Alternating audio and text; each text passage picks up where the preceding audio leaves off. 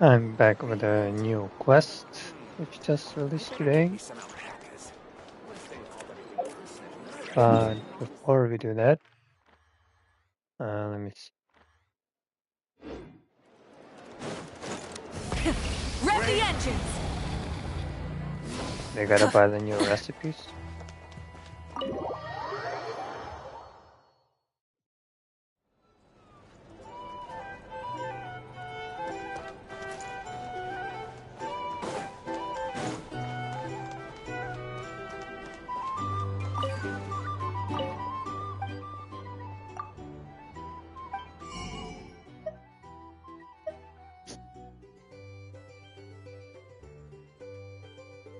Oh wait, no, those are not recipes.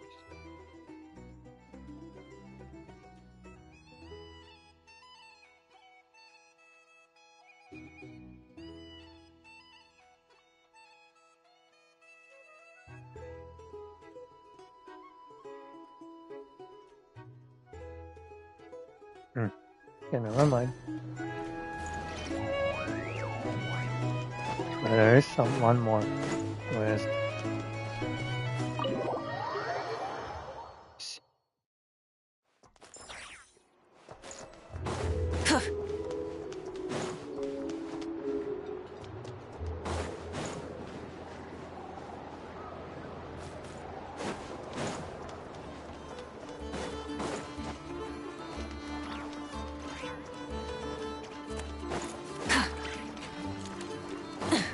Full throttle!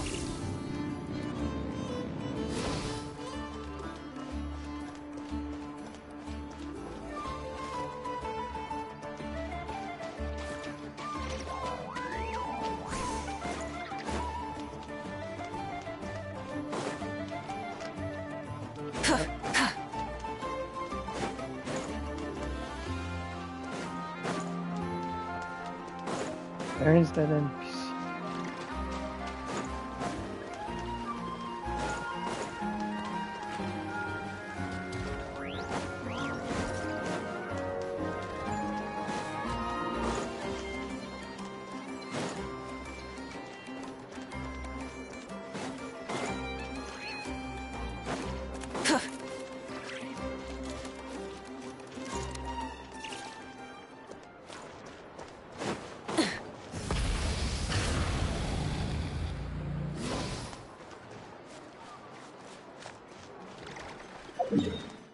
Wait a second.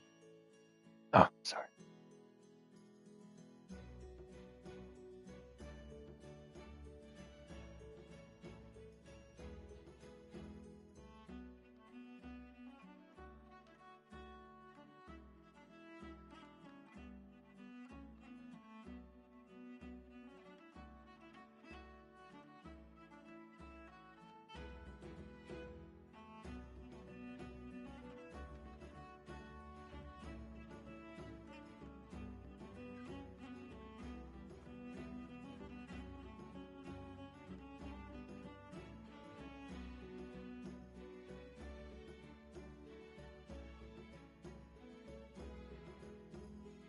Oh yeah, she's probably on top. It's probably over there.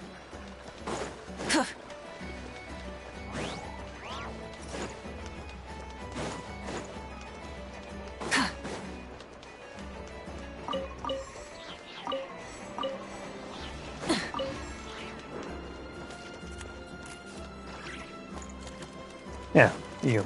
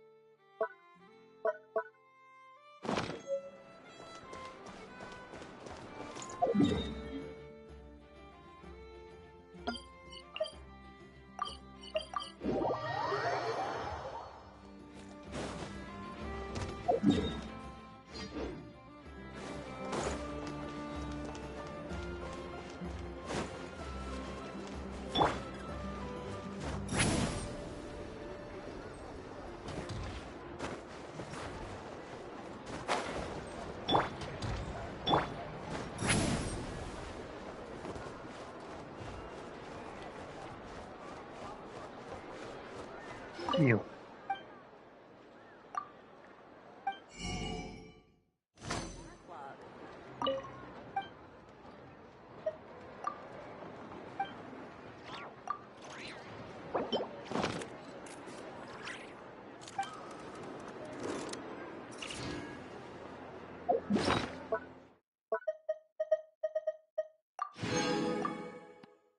Bro.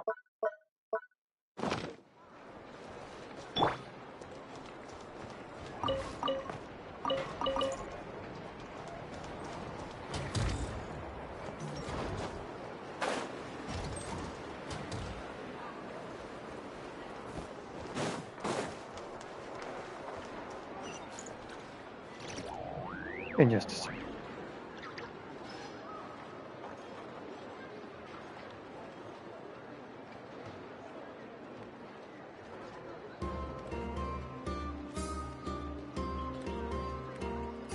Ah, jeez.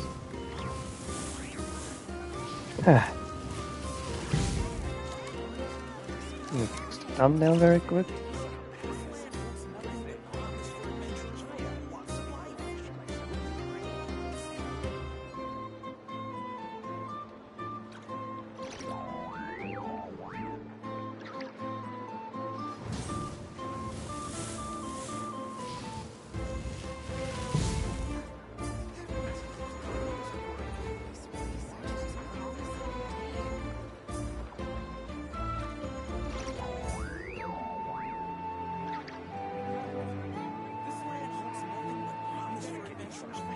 So let's go.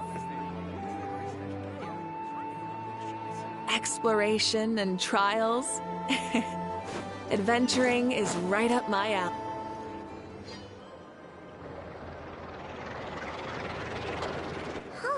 It's been a few days since we said bye to the others in Nasha Town. Still no news about Rarer, though. Where could he have slunk off to? If only he was gone for good. But with all the trouble he stirred up before, there's no way we've seen the last of him. Hello! You must be the traveler in Paimon?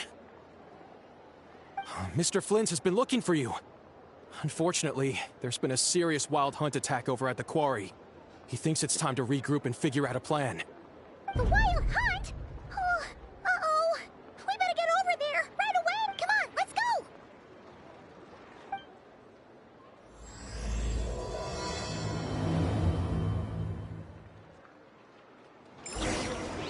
This is better not be 8 hours long again.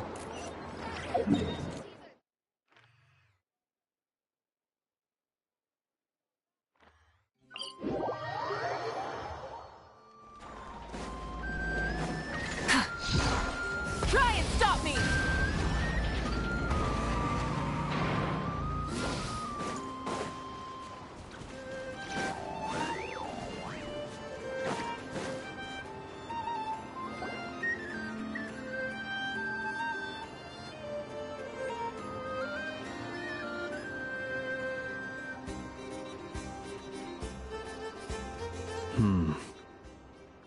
I can barely sense any Kuvaki at all. This whole area feels like a soulless husk. Looks like his appetite truly is insatiable. As if the power of that energy cannon wasn't enough. He's not seriously still getting stronger? What's his endgame here? Ah, everyone's here already. Hey, we made it.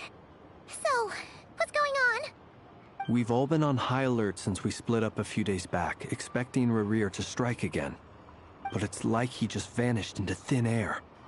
No one has seen him nor found any trace of his presence. That is, until this morning, when a ratnik found signs of wild hunt activity while out here on patrol. As you can see, the Crystonite itself is physically intact, but the Kuvaki it contained is all but completely diminished. And we're sure that Rarir did this. Who else? He's the only one who could pull off a stunt like this. Kuvaki loss has reached critical levels. Reikir of Solnari set to maximum threat level. Warning, unless de-escalation measures are taken soon, he will pose a threat beyond our ability to contain. The consequences could be catastrophic. Traveler, do you remember when we encountered Rerir just after regaining his body? There wasn't a shred of sanity left. Nothing but madness and rage. Yeah, didn't he shout out a bunch of names? Then he started raving about how nothing in this world mattered to him. Oh, Paimon gets chills just thinking about it. Oh, but the thought that he's still out there, lurking somewhere in Notcry, waiting for his chance to strike? Oh, even chillier. Last time we fought, we were already at a disadvantage. If he has such overwhelming strength, why would he suddenly go into hiding? Yeah, if I were him and I wanted more Kuvaki, I'd just take it by force. No point staying in the shadows. Unless something went wrong.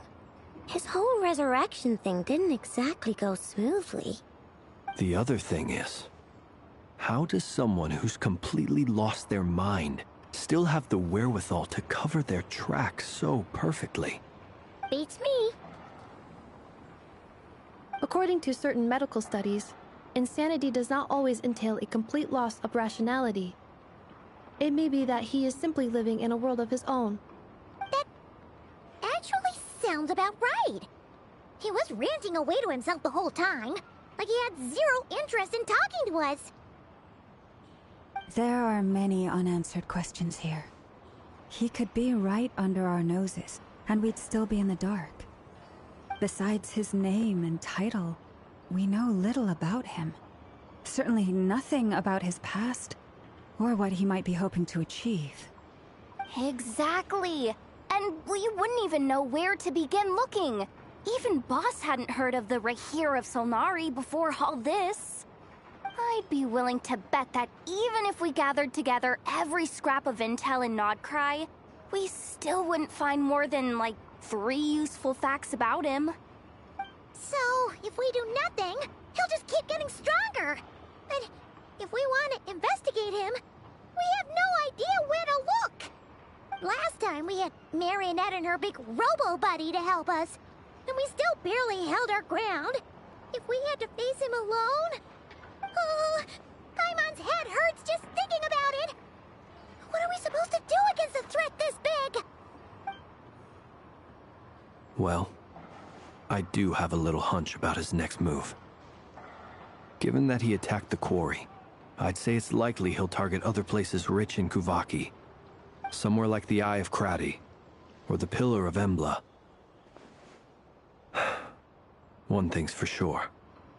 If we just sit back and let him keep absorbing Kuvaki, we really won't stand a chance against him. A perfectly reasonable hypothesis. However, it is worth noting that these two locations are quite far apart. To investigate them both, we'll need to split up. I agree, we should split up. Right now, Rerir's goal seems to be gathering Kuvaki, not fighting us directly. Once we're done, let's regroup on Hisi Island. Wait, why Hisi Island? If I recall correctly, your largest goddess statue was carved from Kuvaki-rich ore, was it not? That's right. Yes, it could well be a potential target of his. I should head back and start evacuating the pilgrims. Oh, you run better. Well, this guy will come. Splitting up's always gonna be risky. But I guess we don't have much choice, right? We're in a race against time here. And if we do run into Rerir, what then? That's when you follow the 3rd rule of treasure hunting. Run like the wind. Didn't you say the 3rd rule was go with the flow? I don't know. Did I? Anyway, whatever. In this situation, go with the flow means go find backup. Agreed. If anyone finds so much as a trace of Rerir, do not pursue him. Get out of the area and alert the rest of us as soon as possible. We need to put safety first. All right, we'd better get moving. Come on, Anefa, let's go. Sorry.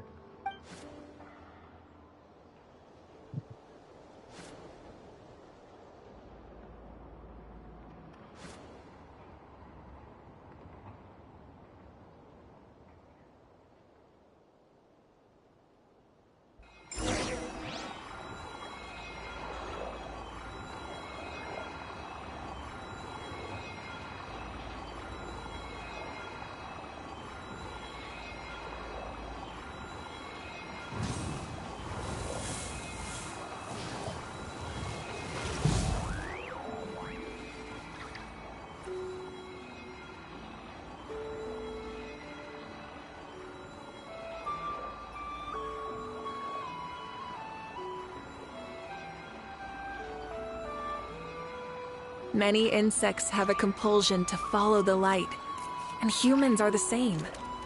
Except we call that light hope.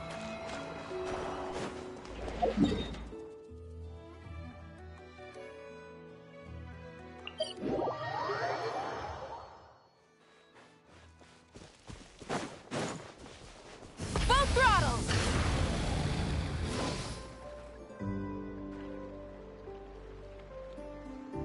Any leads? Nope. Diddly squat. No clues to where he might be hiding. It's like he's a ghost. It feels like we're sitting on a powder keg that could go off at any second. Ugh, I hate this feeling. I'd rather face him head on than be left hanging like this. So, you guys didn't find anything either? Not loving the word either. How about you, Flint's? I questioned a few Ratniki and eventually narrowed my investigation down to one suspicious individual. But by the time I got to his place, he was already gone. Almost as if he knew someone was on to him. Either that, or he's just extremely cautious and doesn't stay in one place for long. He's been biding his time for a while now. The question is, where, or what, is his next target? No idea. Since regaining his body, he seems to have lost all interest in the fragment in my possession. If he did still want it, he's had plenty of chances to take it. All we can do now is hope that Ino and Anefa turn up some leads. Darn it, Rarir. If you've got the guts, come face me one-on-one! Wait, he's actually here? I didn't mean it! I swear! No, it's coming from Silver Moon Hall. The Lady Kutar might be in danger. Let's get over there, quick! What, already? What, already? Are you joking?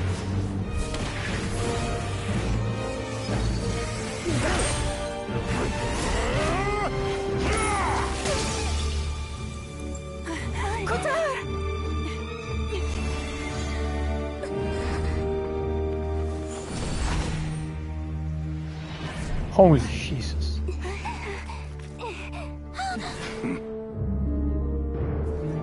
Why is he attacking the damsel elect? What's going on? No time for questions. Stop him!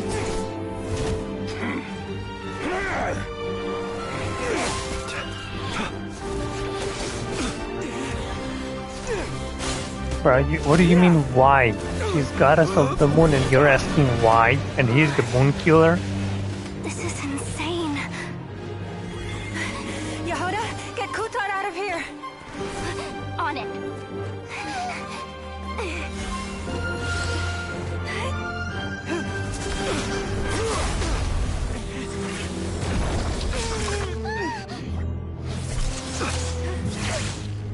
Goddamn. Your feeble light has gotten you. Now, you shall plunge into darkness. Felindus, soon, I will find a way. Watch out!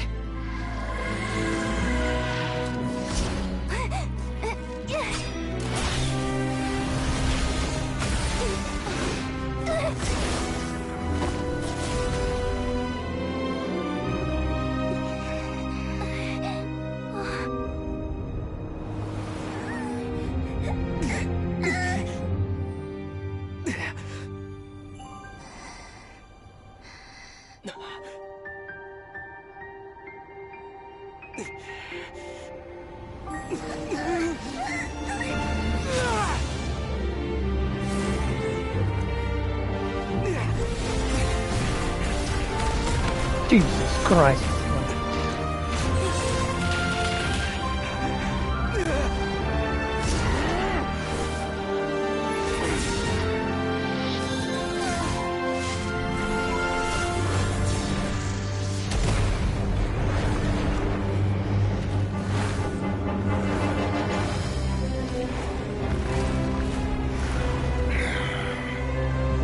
Find them.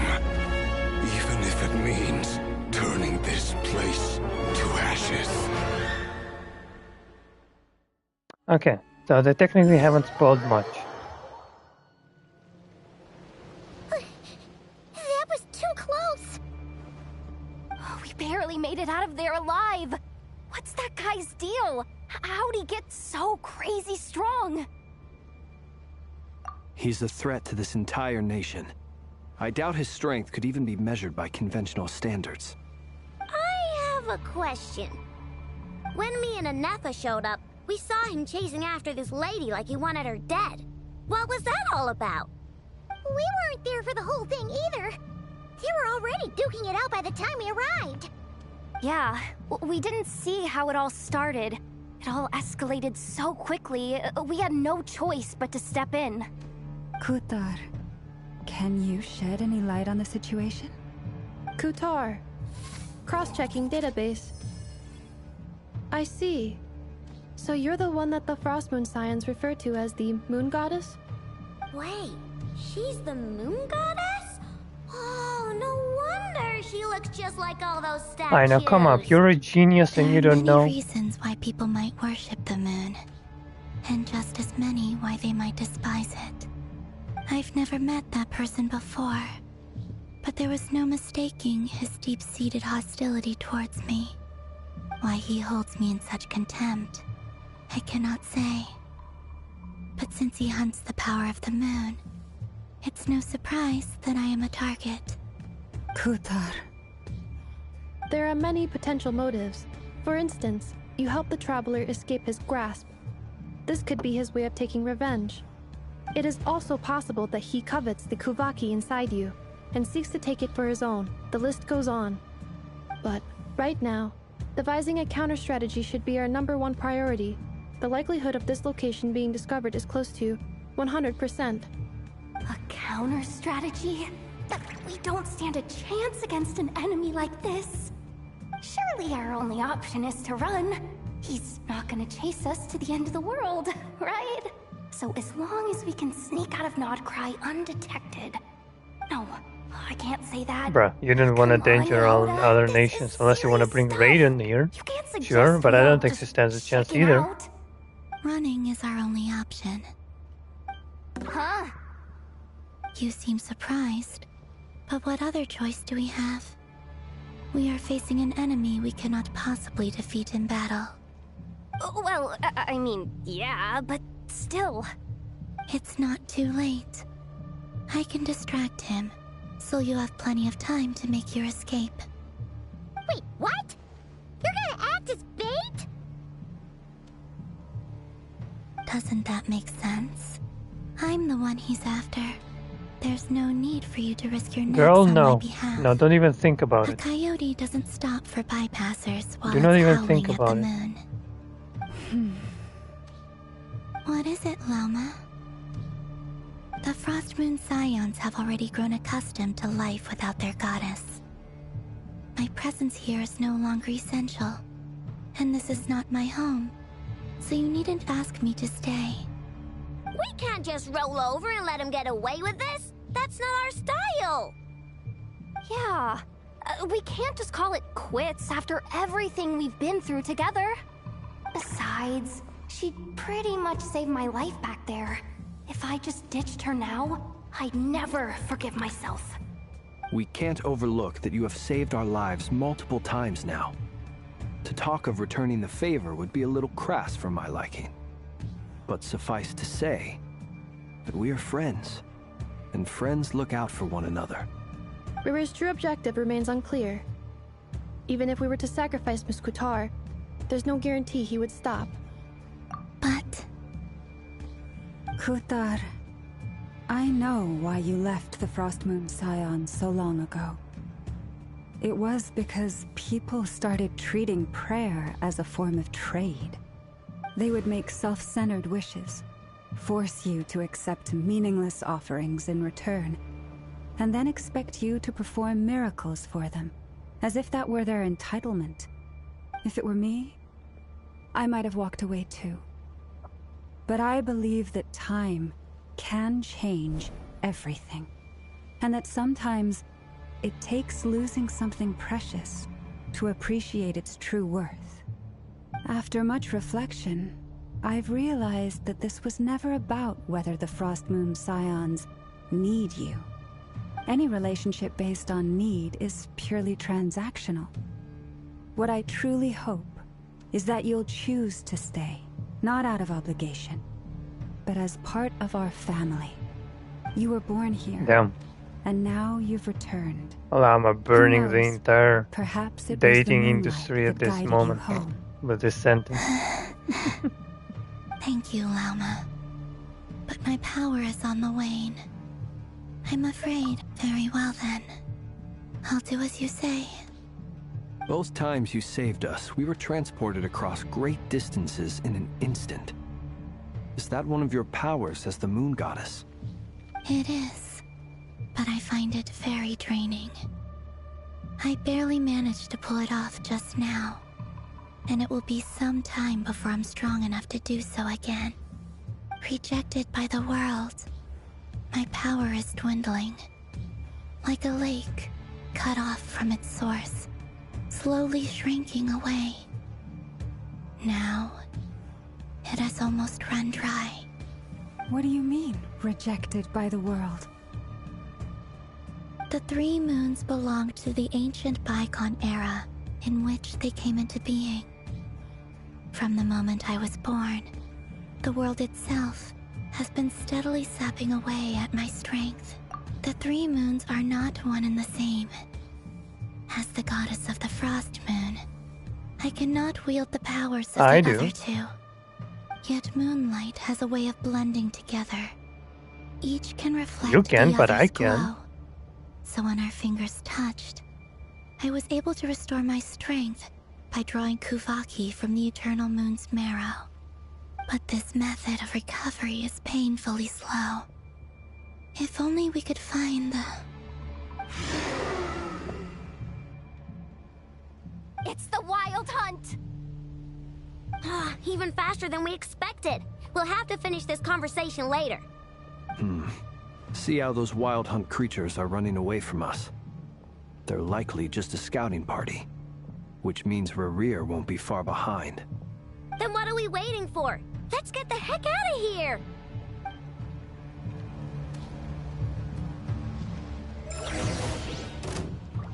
Rush is the moon. You on this! With one heart, we pray. Installation chamber deployed. Preparing for dust up. God, they just keep coming! This is driving me nuts! Rerir's closing in on us. We need to pick up the pace. There's too many of them! And this time, we can't go back on Kitar's help to escape. This goes on much longer.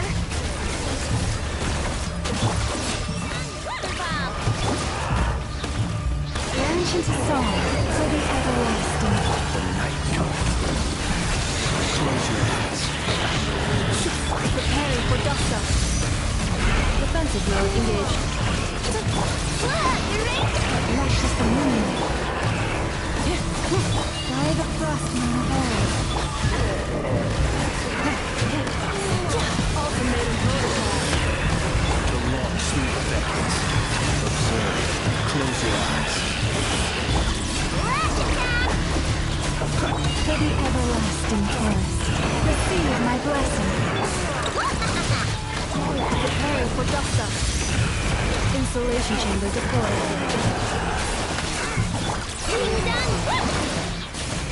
Branch into song. Close your eyes.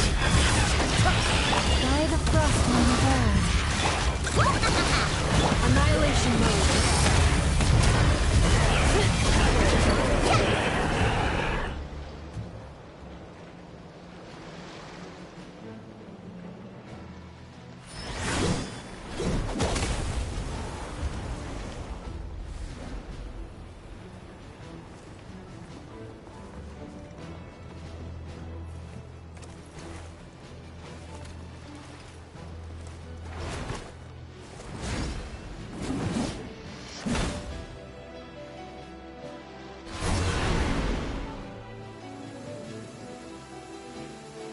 What's the matter? Bit off more than you could chew?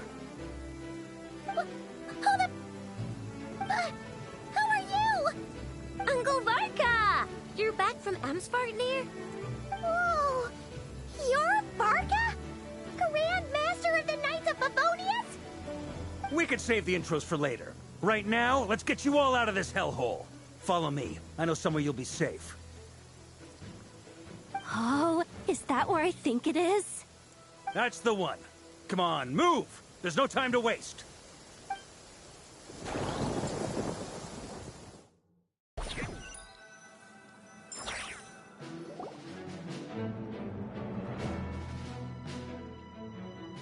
Wow! Where are we? This is so well hidden. Well, that goes without saying. This is the Knights of Favonius' meeting place in Nodcry, and a contact hub for the Northern Intelligence Network, aka the Black Market of Intel. No matter what faction you're with, it's the place to buy and sell information. Their headquarters are in Nodcry, but they've got contacts in every nation. As an expeditionary force on foreign soil, working with them has offered us the most effective way of getting our hands on reliable local intel. This is where we meet, so naturally, it's secure. Anyway, where were we? Folks from Nodcry should be pretty familiar with me by now, but I believe this is the first time we've met. Allow me to introduce myself. I am Varka, Knight of Boreas, and Grand Master of the Knights of Favonius. We've heard all about you. This meeting's been a long time coming. You look way younger than Paimon expected, but you definitely have that Grand Master vibe. Well, I'm no spring chicken. Just not showing my age yet. Definitely feeling some of that back pain today, though. Rushed back from Amsvartnir without a wink of sleep, only to get right into another fight with that freshly revived maniac. Another? You mean you fought him before? Yep. He wasn't nearly as strong back then, but he was still a formidable foe. I brought some of the knights along to give him a little surprise, but he saw us coming from a mile off. My squad took heavy injuries, and I barely made it out alive myself. We knew it might have been our last chance, so we staked everything on it. But still, it wasn't enough to stop him. I tried tracking him down afterwards, but he didn't leave a trace.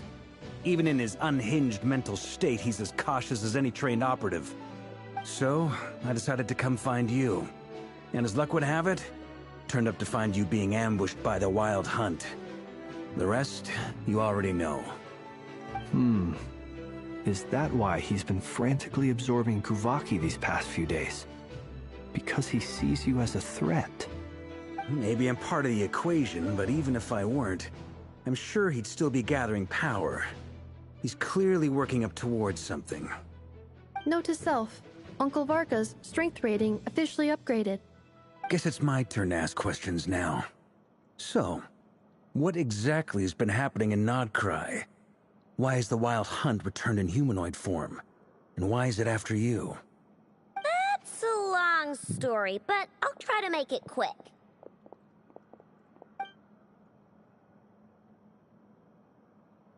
Wow, I had no idea so much had happened. Sounds like you guys have really been through it. So, the Kutar is actually a Fatui Harbinger.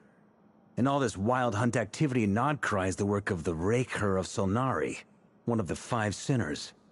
Oh, that's a lot to take in. Need some time to wrap my head around it all. I'm truly sorry, Mr. Varka. You stood with us against the Wild Hunt, and did everything you could to stop it from escalating into a full-blown catastrophe. And then, the one time you're away, it all comes to a head and all your hard work gets undone. You've got nothing to apologize for, Miss Moonchanter. You can plan 100 steps ahead and still slip up. That's just life. No one knows what tomorrow holds. You can't predict which way the wind will blow next. And, to be perfectly honest, I can't say I'm surprised. For all the times we've defeated the Wild Hunt in the past, we've never been able to completely wipe it out. Turns out, we were just delaying the inevitable. But now that a new variable has come into play, fate may well take a different course. A new variable? You mean us? Who else? And in a strange way, I think his resurgence might not be an entirely bad thing. The Wild Hunt is like an unrelenting force of nature, but Rerir is an individual with an agenda. He's gotta have a weak spot somewhere. That said, while Aino was explaining everything just now, some of the points that Mr. Flint's added caught my attention. You mean about our mystery ally? That's right. From what you've said, not only did they lead you straight to some key files, they also shielded Hisi Island from a lethal Kuvaki blast. I don't know who or what could pull something like that off. Heck, even Miss Columbina doesn't have a clue. I hadn't heard the story about those files. Would you mind repeating their titles for me? Wild Hunt Phenomena Log. A Nodcrian Ratnik's Field Journal. Oh. No. Still doesn't ring a bell. Another dead end. Guess all we can do now is hope that our mystery ally keeps showing up when we most need them. Still, it's safest to assume they won't be intervening again. From here on out, we'll have to resolve this crisis by ourselves. Which is impossible. Your intel also explains something else I've been We need wondering Hexagon about. Circle here, bro. The reason Where is I led my Alice? team to Amsfarnir was because we'd had reports about a possible source of the Wild Hunt showing up there. But once we looked into it, it turned out to be a red herring. I don't know who was behind it, but clearly, it served its purpose. I doubt it's by chance that he happened to make his comeback while my attention was diverted. And from everything you told me, it sounds like his scheming began well before his return. So maybe luring me away was all a part of his plan. But is it even possible that he orchestrated all of this by himself? The Moon Maiden and the Raker of Solnari, Nodcry of all places. The way everything is unfolding, it can't be a coincidence. So, what do we do now? Got any ideas? Right now, we've got at least 3 things to consider. Let's go through them one by one. First, we need to figure out how to take down Rerir. If we can't beat him in a straight-up fight, the rest won't even matter. To my knowledge, the bulk of Nodcry's fighting force is already gathered here.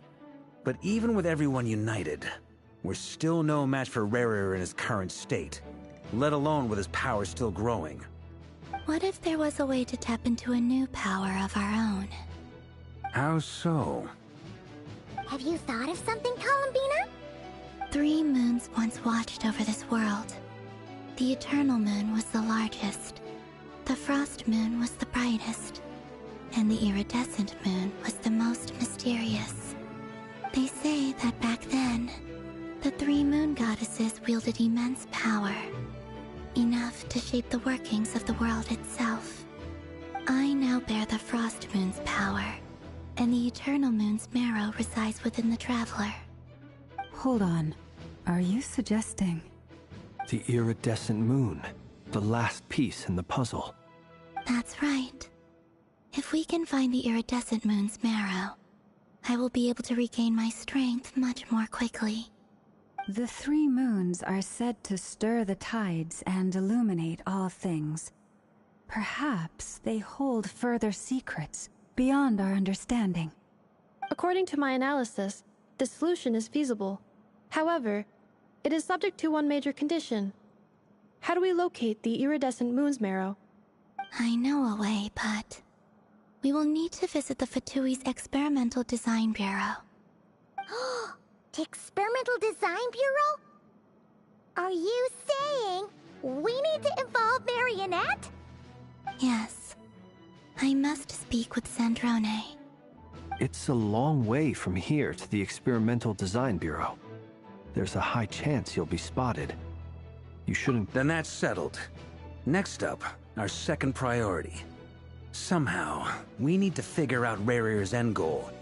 As you saw for yourselves, when he was still in his Wild Hunt form, everything he did was for the sake of recovering his body and resurrecting himself. His first act since then, after laying low for a while, was to try and assassinate this young lady. People's obsessions often reveal their greatest vulnerabilities. There must be a reason why he despises the moon so deeply. Perhaps it sheds some light on his title, the Raker of Solnari. The Wild Hunt has plagued Notcry for centuries now. If we want to stop it for good, we have to get to the root cause of what's driving it. It's true. We still know very little about him. If Kuthar hadn't given us that lead, we wouldn't even know his name. But where would we even start? I doubt even the Intel Queen of I Notcry knew has it. a clue. And she has info coming out of her From ears. Dane. Oh? That's a rather hasty conclusion for someone who's so painstakingly meticulous when it comes to dealing with machines. She heard me.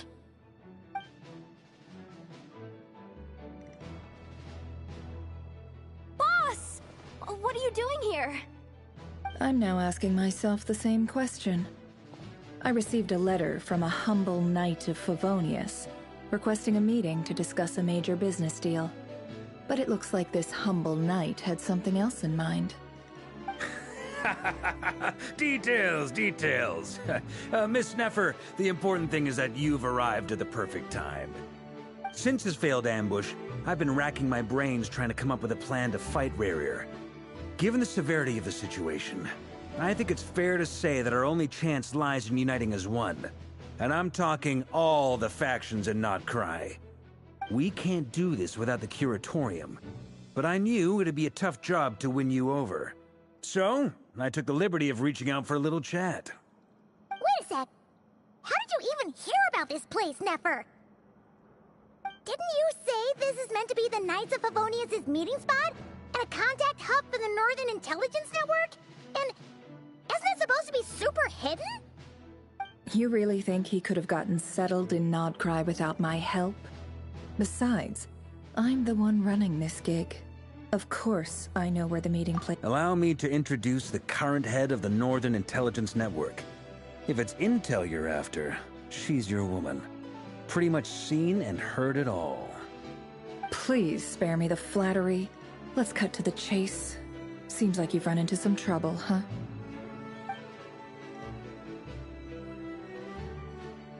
Well, this certainly qualifies as an unforeseen crisis. On behalf of the Curatorium of Secrets, I wish you all the best of luck. So you're just going to sit this one out? Why should I get involved? What could possibly be in it for me? What if we told you we can't do this without you? Oh? Then I'd say, you'd better make it worth my while. I don't work for free. I can't put a price on something like this. It's just not in my nature. But then again, you and I have always been polar opposites in this regard. Well, there are a lot of So I can't 50-50 exactly when say I brought didn't her see this there. coming. If you insist on compensation, I will pay you. Consider this a formal commission. Sound fair? You just don't give up, do you? Too bad. I know you well enough to know you can't afford my prices. The riskier the job, the more it'll cost. And a Moonchanter's stipend isn't exactly generous. Unless you're planning to start passing the donation box around among the faithful. Boss, just a thought. If they come up short, maybe you can take the difference out of my next few paychecks. Things got really dangerous during the fight with Rerir. If this girl hadn't saved me, I'd be ley line fodder by now. I'd be gone for good, boss. If there's any way we can make this work, I'd really like to help her. Please? I'm begging you. This is why I'm always telling you never accept favors. They are the hardest debts to repay. You have to be careful who you get involved with, or you invite all kinds of misfortune. Very well, Yehoda, I will help. But just this once. Don't count on this happening again. Flynn's, that fragment that Rerir was after, do you still have it on you? Of course. Let me borrow it. I need it to follow up on some leads. Wait, you actually have some leads?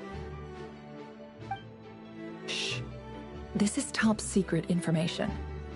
I get it. We all have things we'd rather keep to ourselves. Plus, I know we can count on you. So we'll leave the intel gathering in your hands. And that brings me to the third and final item. We need to find a way to distract him. We need time to make our move, so someone will have to stall him. I'm in for this part, no matter what. Anyone coming with? Count me in too. Come off it, you two. Quit playing heroes. I'm way ahead of you here. Nefa did a scan of the Moon Goddess's Kuvaki signature, and we're gonna use it to make some decoys over at the Kramkake craft shop. Anyone who's in, follow me. Once they're ready, we'll deploy the decoys across Nogcry. So as long as the rest of you keep moving, he won't catch on to your scent and won't be able to track you down. I like it. Genius idea. No biggie. All right then, we'll split into 3 teams. Once your team has finished their mission, return here and wait for the others. Dismissed!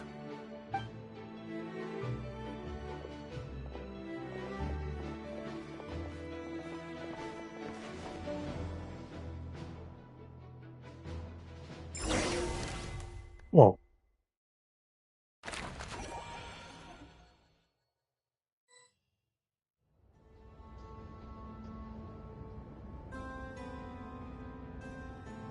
Lady Damselette. Wait. And you two? What are you doing at the Kuvaki Experimental Design Bureau? We've been doing our best to mind our own business lately. But if you're just gonna waltz up here like this, you're seriously pressing your luck. Don't blame us for doing what we have to. Huh. You really think that's gonna scare us off? We're not looking for any trouble. I just want to see Sandrone. Do I need to remind you that you're still a wanted fugitive for deserting us? Out of consideration for our former ties and the crisis we're all up against, we'll let you leave in one piece. But don't even think about trying to get inside. Let them in. But... Are you going to make me repeat that? No, my lady. Sandrone seems to be in a good mood. Must be maintenance day.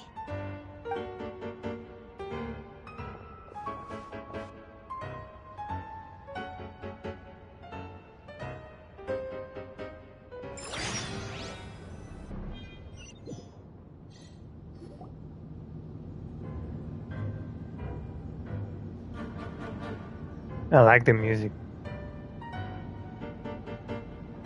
Like So royal. tell me, to what do I owe the honor this time? Actually, before you answer that, just so we're clear, we're not colleagues anymore, Columbina. I don't owe you anything. I promise it's nothing big.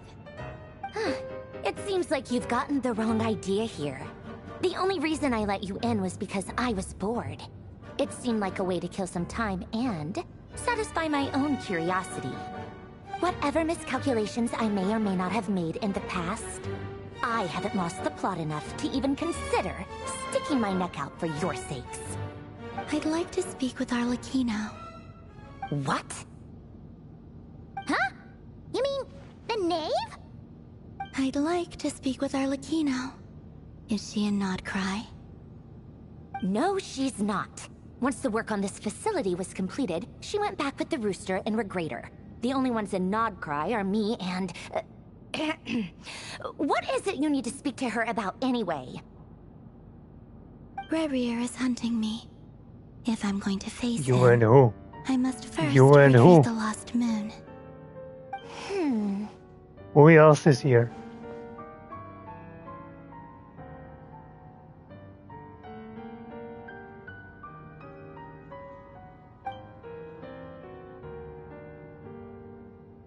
Is that a no, then?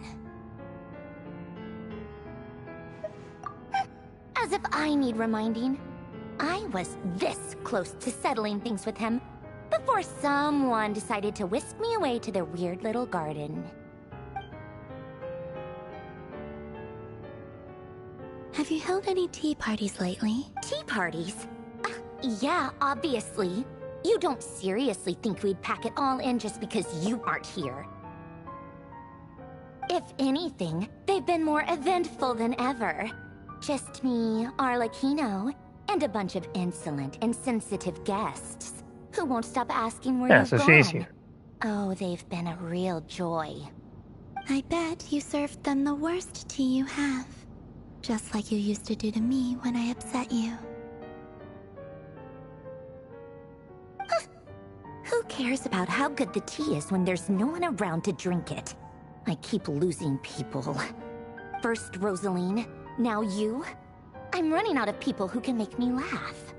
Honestly, what could be more ridiculous than a multi-centenarian goddess who's only ever had the plain herbal tea she received as offerings? You'd always brew a different type of tea for me each time. Was it really just to see how I'd react?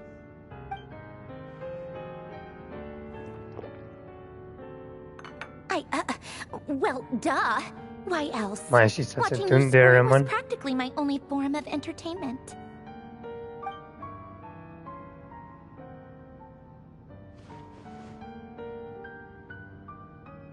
Oh, yeah. And Capitano sometimes used to bring Tartaglia around, too. But I guess we won't be seeing him again. Well, I guess we are overdue for a get-together. Polonia, have Favronia pass a message to Arlecchino for me. It's time for tea. Will suffice. Pass along a message for me, too, if you would. My body cannot contain the marrow of 2 moons, so I'll be leaving one of them in her care. Excuse me? Who said you were on the guest list? If my tea meant that much to you, maybe quitting the Fatui wasn't your brightest move. Back when you were under the Tsaritsa's protection, no one would have dared come at you so openly. But that protection didn't come for free. In fact, I paid dearly for it. At the end of the day, it was just another transaction. I just got tired, that's all. I never wanted any part in their grand ambitions, and I've had enough of being treated like a bottomless supply of power. It brings back memories from the old days, when I was still worshipped as the moon goddess. Centuries on, it may be a different group of people, but I see the same greed in their eyes. I figured you'd leave eventually. You didn't have as much of a reason to stay as I do. The Tsaritsa gave you shelter and protection, but that was it. Nothing more, nothing less. Meanwhile, the Fatui demanded everything from you in return, until it was more than you could bear. I get why you left. And frankly, I have no interest in dragging you back just because the higher-ups told me to. But if you keep hanging around with this riffraff, the next time we cross paths, we might be enemies for real.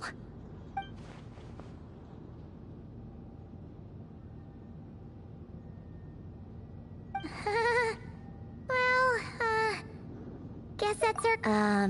That might be your plan. But it sounds like someone else wants you to stay a little longer. Huh? What do you mean? Listen.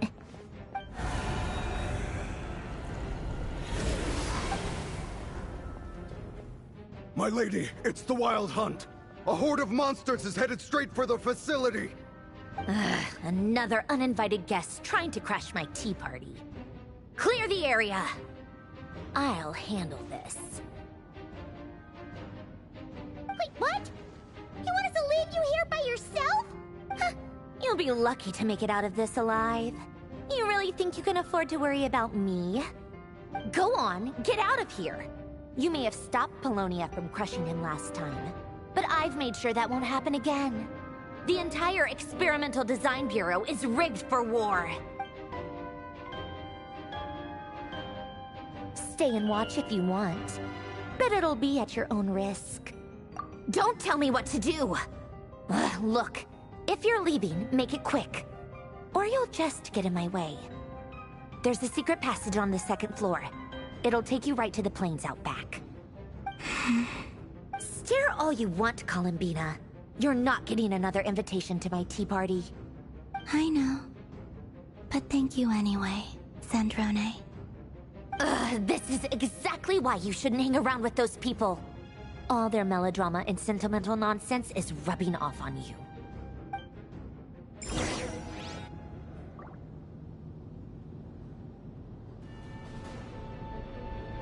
Come on then, Mr. Ray here. Let's pick up where we left off. It's your Wild Hunt monstrosities versus my beautiful creations. Let's see who comes out on top.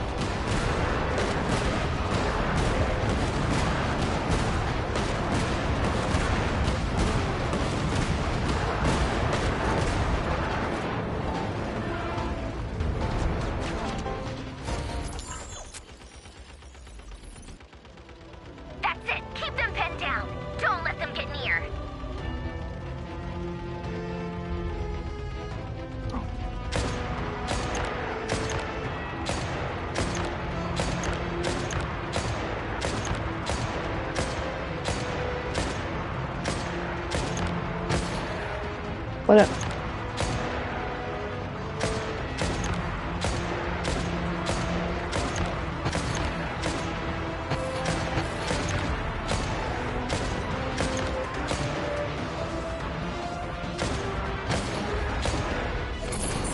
Rotate out. Deploy all backup units. Get in there and hold the line.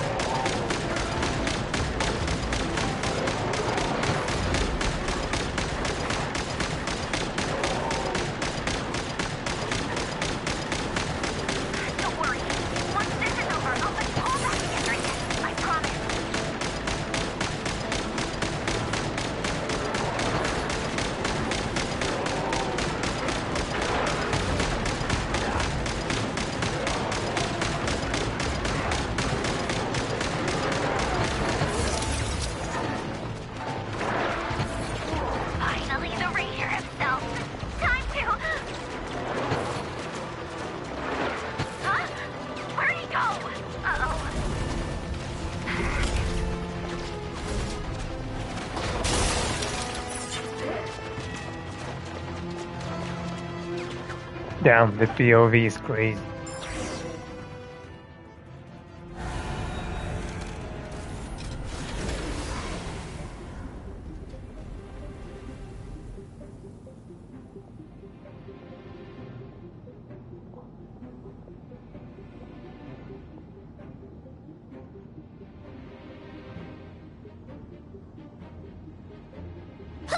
Yeah, get him!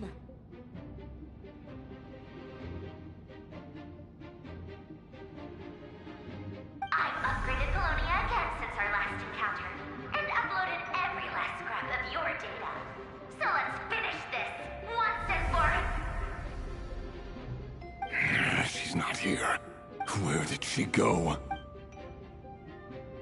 Hey! Over here, you big... Curse it. Moon. Go. Keep searching. She cannot have gotten far.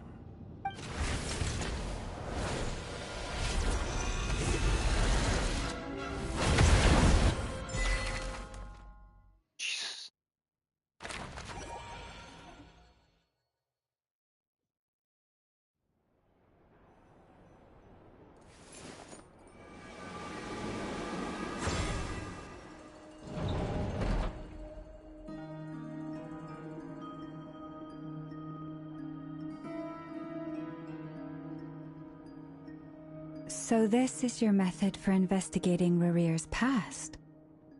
It almost looks like some kind of ceremony. Good deduction. But it's quite a different affair from what you're used to with the Frostmoon Scions. Whoa! First time I've ever been in here. Boss always said it was off limits, so I pictured some kind of creepy dungeon. But it's actually kinda nice. Oh, I guess this must be Sumero decor? That's where Boss is from. And that nice shopkeeper who sold me my treasure compass. I'm not sure exactly what you've got planned, but it looks like you're all set. When do we begin? Whenever we wish. But for some reason, I've got a feeling this isn't going to end well. I've never faced Rarir myself, but from what you've told me, his power is beyond anything I could imagine. I, on the other hand, am just an ordinary businesswoman. Our paths should never have crossed, yet here I am, forced to make an enemy of him. If you ask me, you're about as far from ordinary as it gets. Exactly. So what are you saying? You're getting cold feet? Once I take a job, there's no backing out. Still, I have to ask myself if the power I'm relying on will even work on an opponent of this caliber. And also how to make sure I come out of this alive if things spiral out of control. Death is the one thing we can take for granted. It is the great equalizer, however fortunate or unfortunate we may otherwise be. So it's important to consider how to spend what lifespan we have left. Come on, boss. Lighten up. Quit talking about death. It's bad luck. For once, I agree with you. When you're up against a foe like Rarir, there's no such thing as being too prepared. Is there anything I can do to help? That won't be necessary. I've already made up my mind. Time to cash in a precious favor I've been saving for a rainy day. Yehoda, I need you to find someone for me. The sooner the better. Eh? Find who? That shady merchant who sold you an overpriced treasure compass the other day. Come on, boss. You're pulling my leg again. In what way is she shady? She showed up when I was completely lost and sold me a neat little gadget that was exactly what I needed. Trust me, she's a good person. Anyway, I know who you're talking about. Don't go anywhere. I'll be right back. Quit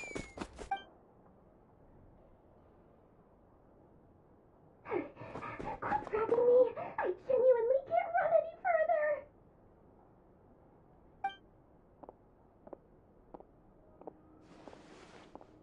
Hey, aren't you? What is it? What's the big rush? You dragged me out of a dream where I was literally swimming in Mora. I'm charging double my usual attendance fee. See, look how easygoing she is. After that rude awakening, she could have completely snapped at us. But instead, she kept it together and just asked for an extra fee. Dori Sangama Bay? I never would have pictured you two doing business together. If you want to make it big in Nodcry, it's all about connections. Lady Nefer just so happens to have a lot of intel that interests me. And she also did me a big favor in the past. It was back when I first arrived in Nodcry. My trusty assistant, the genie in my lamp, had an adverse reaction to the Kuvaki and fainted. And wouldn't you know it, that's when I suddenly find myself in a life-or-death situation. Good thing my compatriot was there to swoop in and save the day. I've been giving her a 30% discount off all of my goods ever since. Now, so that no one here feels left out, I'm willing to extend a 20% discount to fellow friends of Boss Nefer. Plus, any other friends you send my way will enjoy 10% off. What can I say? The great Lord Sangama Bay is nothing if not generous. So, let me guess. You've run into some trouble? I've got everything you could possibly need. And the more you buy, the more you'll save. You guessed correctly. What have you got in the way of survival gear? The one type of gear I've never been short on. What are you looking for? A jetpack fresh from the Academia's labs? An ancient suit of armor dredged up from the bottom of the sea? At the very least, I need to know what kind of opponent you're dealing with here. If even you're worried about staying alive, it must be pretty serious. What if I told you it's someone with the power to bring a nation to its knees? Is that so? Then we really are talking top-shelf treasures. I don't have anything like that in stock right now. I'll have to ask my supplier. Your supplier? A powerful woman, make no mistake. I can't reveal her identity, but luckily for you, I hear she's planning to visit Nodcry in the near future. If you're willing to wait, I can ask her when she's here. Can't say exactly how long that'll be, though. Then, let me put it another way. What would you do if you encountered an enemy like that? Roll over and serve yourself up on a silver platter? Of course not! I have a handy little trinket from one of my generous suppliers, which... Hold on. What exactly are you getting at? No, no! This is for my personal use only! Let's just say I'm borrowing it, all right? Just for insurance purposes. You'll get it back later. Favors are the worst kind of debt to owe, and now you've got a chance to repay one. A win-win situation, don't you think? Fine. You can borrow it for 5 days. No, make that 3. And for every extra hour after that, I'm charging you 1,000,000 mora. Deal? Deal.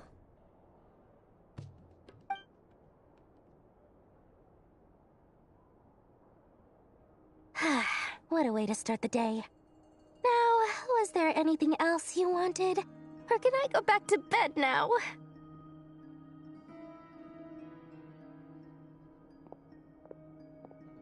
That will be all. Take care now.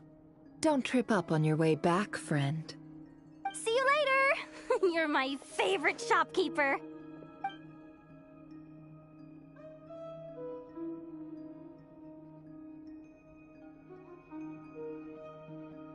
Excellent. Everything is well and truly ready. The ceremony can now begin. After initiating the ceremony, your minds will follow me wherever I go. You will see many strange things in your mind's eye. So remember, don't be frightened, and don't make a sound. Now then, let us peer into the Raker of Solnari's past.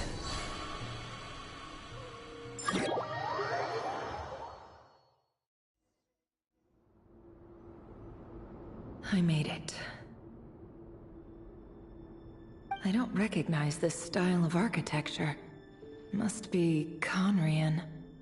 Simple furnishings, table and chairs. It's a more ordinary house than I might have expected. Looks like the fearsome Raker of Solnari came from surprisingly humble beginnings. Unless this passed for luxury in Conria. Unlikely. It was said to be a very prosperous nation in its heyday. Anyway, I'll keep exploring.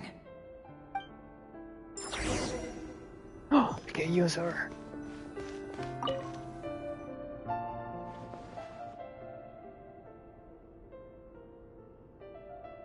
Hi, River. Since you're working extra hours tonight, I thought I'd keep myself busy by checking out that new kebab shop. I've heard good things about their menu. I'll test it out, and if it's as good as everyone's saying, let's go back together sometime. P.S. New stash from the Universitas Magistrorum. I brought some goodies home. A few teacups and a pin rack. Hope you like them.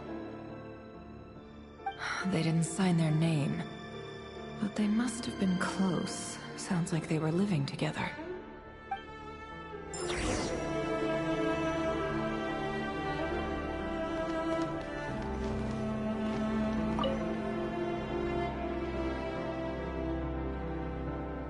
I went over to Joseph's for drinks today. They have a fine collection, but I went alone.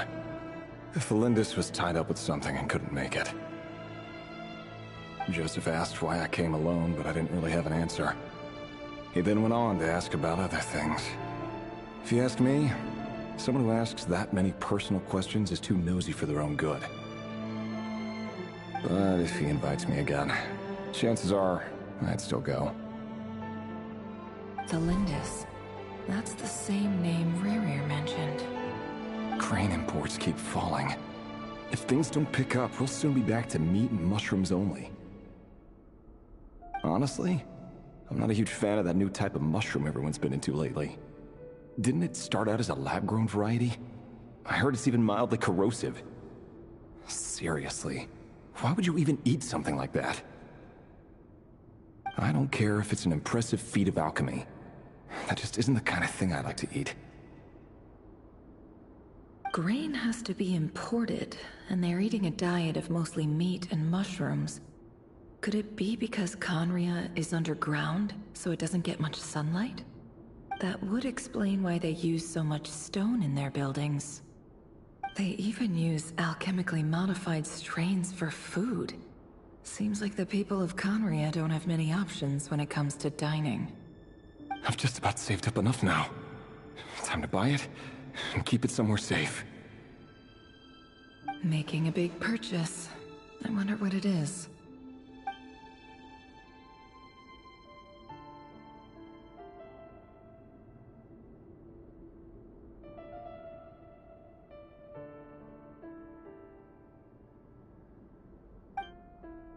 He really is a professional. No wonder he's so good at covering his tracks. Despite what he's become, it seems like he's retained certain habits, at least in this regard. Did Rerir rip it out himself?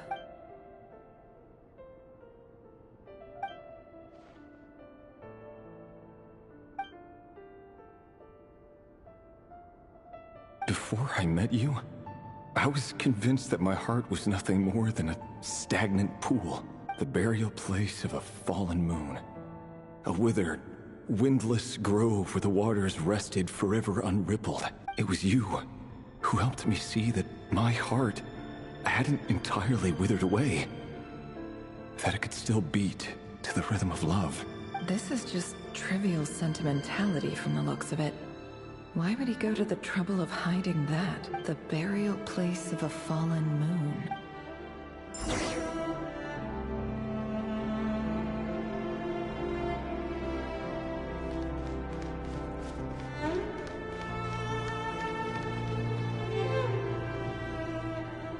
Rerir, over here. Dane! Oh, and, Vedalfin here?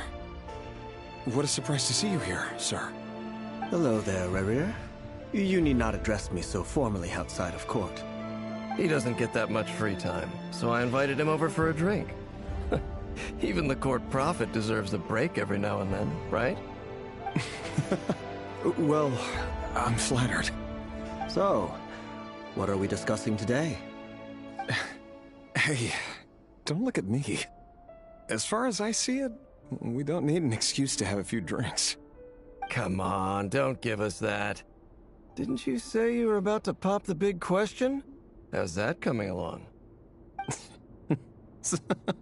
Who'd have thought the great Twilight Sword was an even greater gossip? I just didn't expect you to be the first one to settle down and get married, that's all. Yeah. If you told me that a few years ago, I wouldn't have believed you either. So, are you planning to come clean about your job then? I'm guessing you still haven't told her. Sure, I'll have to tell her at some point. But I'll need to pick the right time and place. To be honest, I have no idea how she'll take it. Come on, stop being such a pessimist. For all you know, she could be thrilled. I bet she'll be much more impressed by your actual job than the one she thinks you're doing now. A member of the King's Guard. Quite the cover story. Does the king himself even know? Of course he does. Anyway, enough about me. How have you been? Me? Same old, same old. Nothing much to... Huh? What's up, Ved? It's nothing. Vedifulnir, Daneslif's elder brother. Renowned throughout the court of Conria as the Visionary, and said to possess a wisdom far beyond the reach of any ordinary man. And yet, despite the gulf between us, he seems to have something to say about me. Does he even know me? Does he see me as a friend of his brother, or just another of the Vinster King's blades? Why did he react so strongly? Brown, curly hair and brooding blue eyes. So this is what Rerir looked like back in the day. Perfectly normal. No different from anyone else. As frightening as this monster is in the present, there's something even more unsettling about seeing the human he used to be.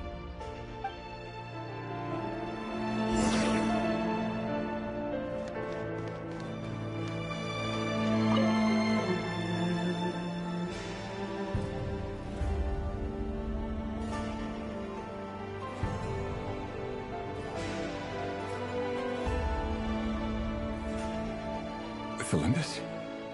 You're back early? Our equipment's being serviced today, so I got off earlier than usual. My How's God, your she's day so been? fucking hot. Aw, why the long face? Is something the matter? Has your boss been giving you a hard time again? Okay, Yingir has competition. Yingir has Went for a competition. drink with Dane and the others after work. Isn't that a good thing?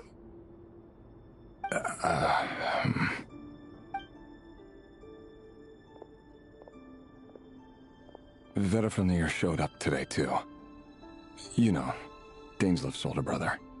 Ah, Mr. Vedifulnir. Yes, I've heard of him. They say that everything he says ends up coming true. He overheard Daneslif mention that I'd recently proposed, and seemed to have an issue with it. But when I asked what it was, he kept it to himself. So, you're worried? You can be such a child sometimes, Revier. We're nobodies. Why would the Visionary be concerned about us? I'm sure someone in his position has much bigger fish to fry. Maybe you're right. You worry too much, Revier. We've been together for ages now, and everything's been going so well, has it not? You've even proposed to me. So, you do remember. Tell me then. What's your answer? Like I said, I need some time to decide. You can't just rush into things like this. We may be nobodies in the grand scheme of things, but if we want things to work out, we've still got to plan ahead. All right. Take your time. Just don't keep me waiting forever. Nobodies. Sounds about right. In the eyes of people like Vedifulnir and Daneslif, what do we matter? Can someone whose gaze is so fixed on a far-flung future even see the present clearly? Besides, the dynasty's fate rests with the king and his inner circle. Whatever I do, it won't make much difference. Meanwhile, every idea they come up with and every decision they make, it affects everything. These days, the king is lost in his research, and the purge of the Crimson Moon bloodline grows ever more intense.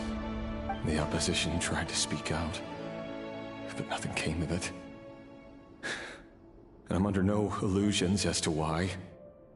Because we eliminated them and got rid of their bodies. A man can have 1,000 reasons to carry a sword, but there are few Crimson good Moon excuses mentioned, to use it. which means Yet the king has never Arlecchino. even considered a gentler approach, and he never will. What becomes of someone who kills on another's behalf? Can he ever find true peace?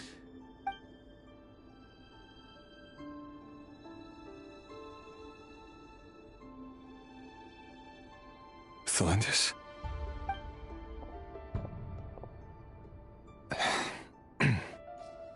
There's no reason we can't keep living happily together.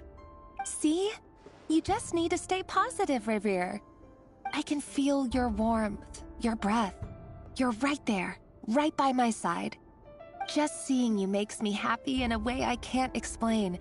And that's something that no one could ever take away from me. So smile, my love.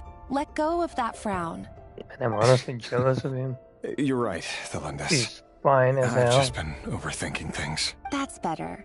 Getting caught up about things like this will only ruin our evening. Speaking of which, all set for the ball tonight? I need to go get ready. You go ahead. I just have a few things to take care of, then I'll come join you. Even busier than the big shots, huh? Fine, I'll go get started. But don't be late. If you keep me waiting too long, I won't be a happy bunny. Relax. I'll be there. Seriously, though, you drive a hard bargain. You're really gonna leave my proposal hanging and still expect me to take you to the ball?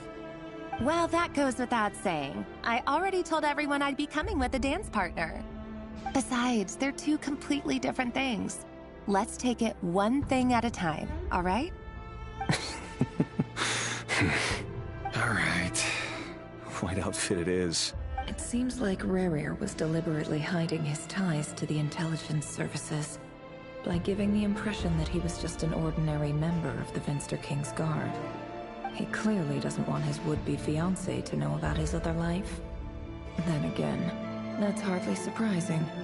People in the intelligence trade rarely do. Who'd have thought we were in the same line of work? Let's dig a little deeper.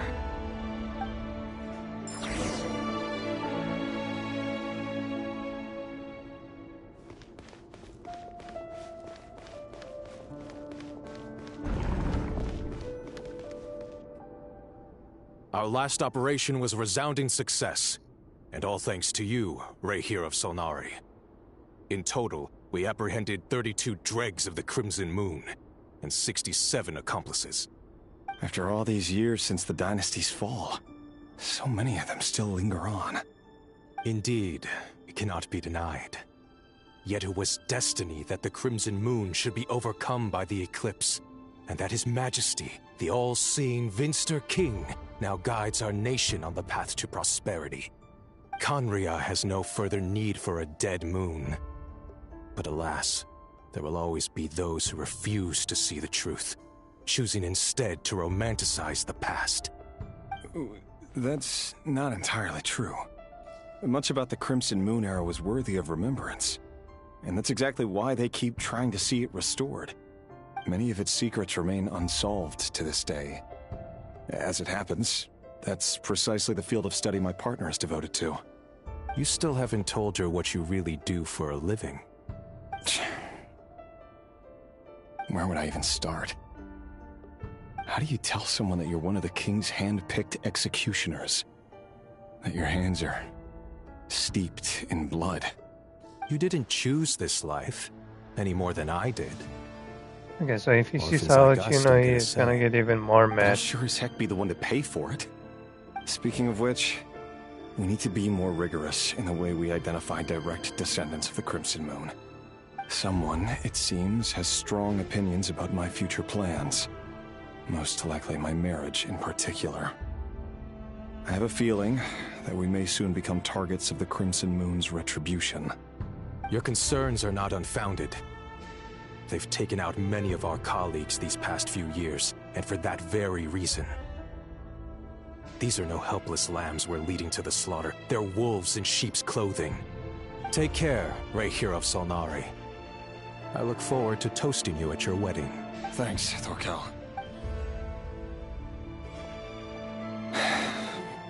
Thalindis, I never wanted to keep this from you. You're the last person I would ever want to lie to. But that's exactly why I can't tell you everything. There are things you shouldn't know. Things you cannot know. The Moonlit dynasties are a thing of the past. Yet even now, with the sun shining high in the sky, there are those who would call forth a dead moon's ghost. Could that be why Vedalfnir held back? Or was it because of some court secret he's not at liberty to share? I have to get a clear answer from him. No matter... Rerir seems to be very concerned by Vedalfnir's reaction. Vedalfnir and Dainsleif, the Visionary and Twilight Sword. So that's what they were really like. I've investigated this whole area now. Should I try somewhere else? Wait a second. What's this black smoke?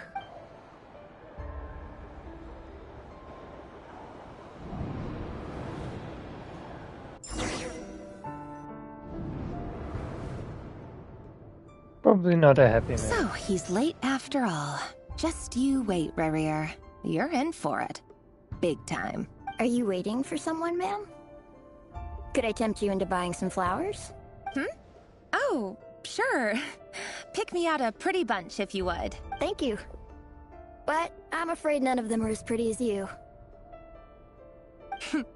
For someone so young, you sure have a way with words, don't you? I'm only telling the truth. Look me in the eyes. You'll see I'm not lying. May we have a word in private? Who are you? And what do you want? It doesn't matter who I am. Too many of our kind have fallen lately, so I decided to take the risk of reaching out. Not long ago, the Rahier of Solnari led an assault on one of our strongholds. We suffered many casualties, and many who came to our aid lost their lives as well. Sorry, I don't know why you're telling me this. And I don't want to get involved. Wait, hear me out. This time we finally got a clear look at his face and learned his true identity.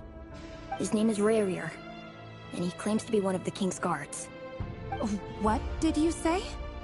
A cruel irony, isn't it? The man you're set to marry leads a double life as a brutal executioner. But surely, you must have caught a whiff of the blood on his hands.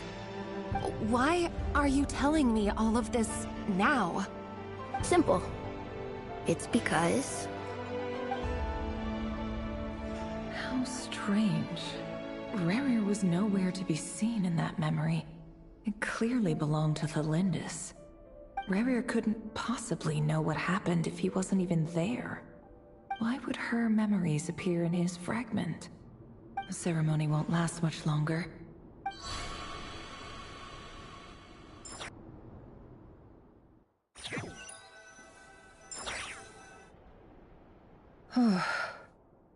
So that was your doing?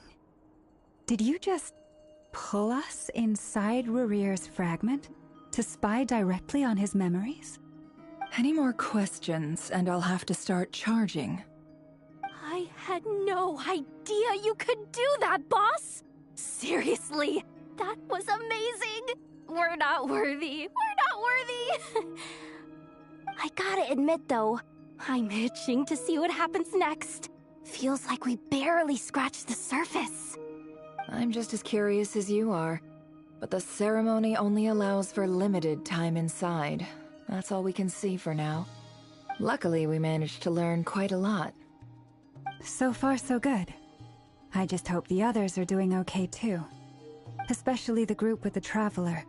Their mission is a risky one. If you're worried about them, go see how they're doing. If I know Boss, she's gonna need some time to write up all the details and make sure it's all coherent.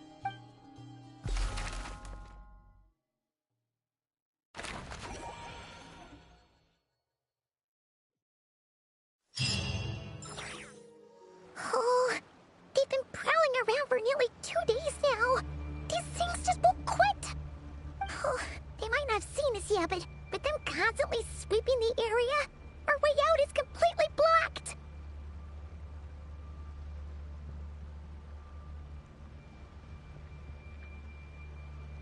Oh, that's never gonna work. One little slip up and it's game over. If they spot us, they'll run straight back to Rear. And once he knows we're...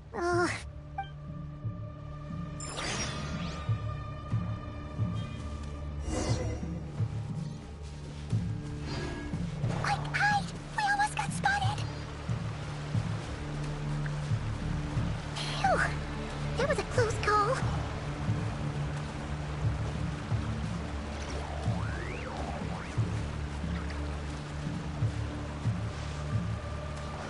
Watch out! He's coming this way!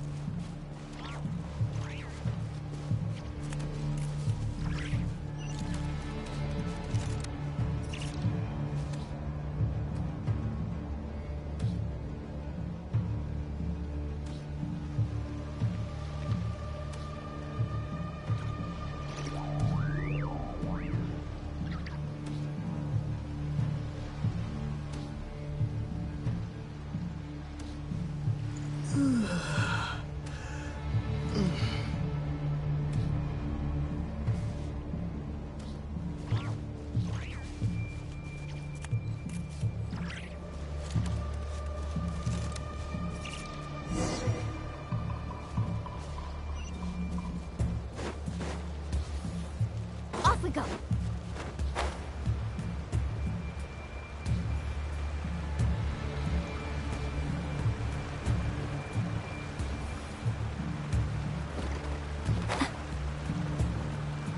Oh, they might not have seen us. Oh, that's never... If they spot us, they'll run... Oh.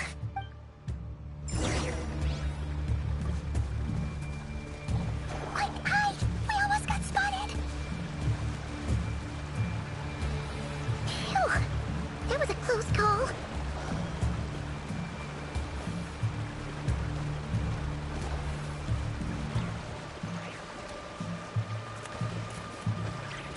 Watch out! He's coming this way!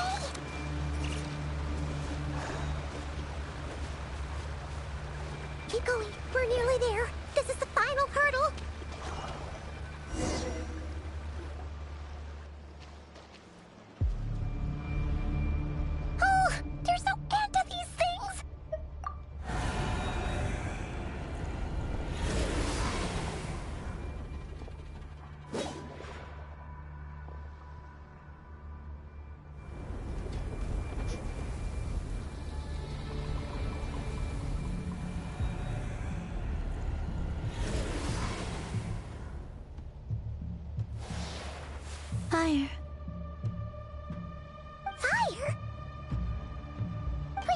What's that smell? Oh no! There's a fire!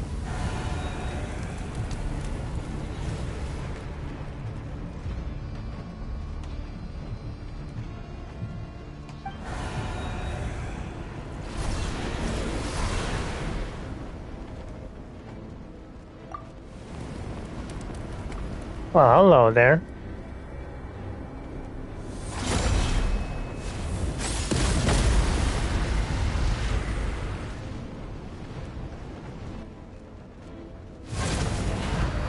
Sandrone was right. You look weak, Columbina.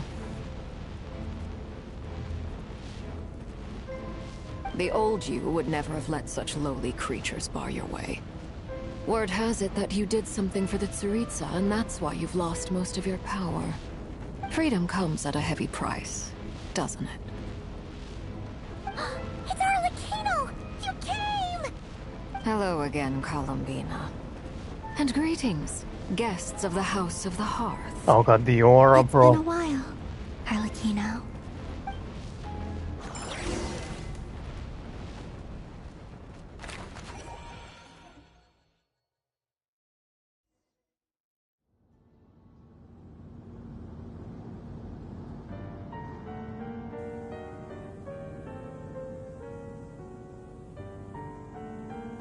Stupid right here of stupid Solnari. Ugh, whatever. I've got all the data I need. Next time we meet, you're finished. He sure doesn't pull his punches. Excuse me, do you need a hand? You can do me a favor by staying out of my way. Can't you see I'm busy? Wait a minute. I recognize that voice. Hello, Miss Sandrone. Father sent us over to help. Hey yo! Fontaine Squad is here! Oh my god, bro, this is left dangerous. Fremine, get over here and help me fix this. Lenny, you do your thing. Just keep your sister away from my machines. Nearly every machine that cat girl touches ends up going haywire. Go put her on cleaning duty or something. Oh, they clearly don't like each other. Then let's start downstairs. Fremine, we'll leave this place to you. You've got it. Wait a second. Pretty sure there's still some tea in the cupboard. If you want some, you'll have to make it yourselves.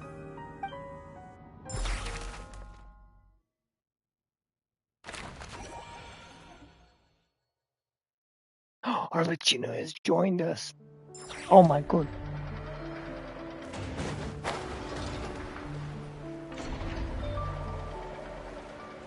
Bro, it's actually crazy. It's actually fucking insane. Need a surfboard?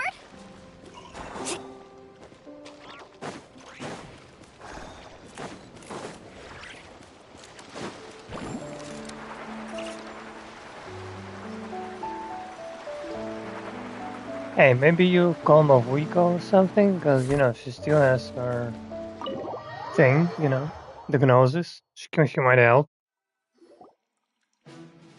You might call for Mavuiko. It's a relief to see you all made it back in one piece. Huh? Feels like there's quite a few people missing. I returned ahead of them.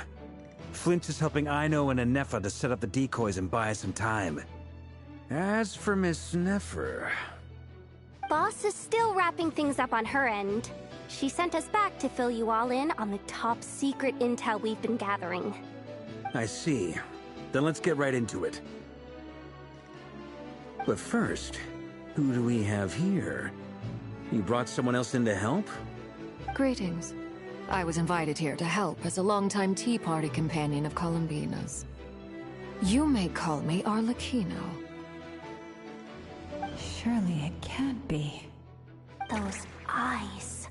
Oh, where have I seen them before? Wait, of course. In those memories we just saw. The only Arlecchino I know is the fourth of the Fatui Harbingers. So either you share a pretty uncommon name, or you're more than just a Tea Party buddy. You are well informed, Grandmaster. A man from Mondstadt living all the way out here in Nodcry, and yet the people and affairs of Snezhnaya seem to hold a special place in your heart. Oh, the feeling's mutual. Sounds like you know all about who I am, too. A Fatui harbinger. The atmosphere in here just got really tense. Hey, you shall not fuck with her, okay? She is the aura incarnate, okay? Do I not must fuck admit, with her, though, okay? I'm a little curious. Seeing as the moon goddess no longer belongs to the Fatui, what makes you so willing to put your neck on the line here?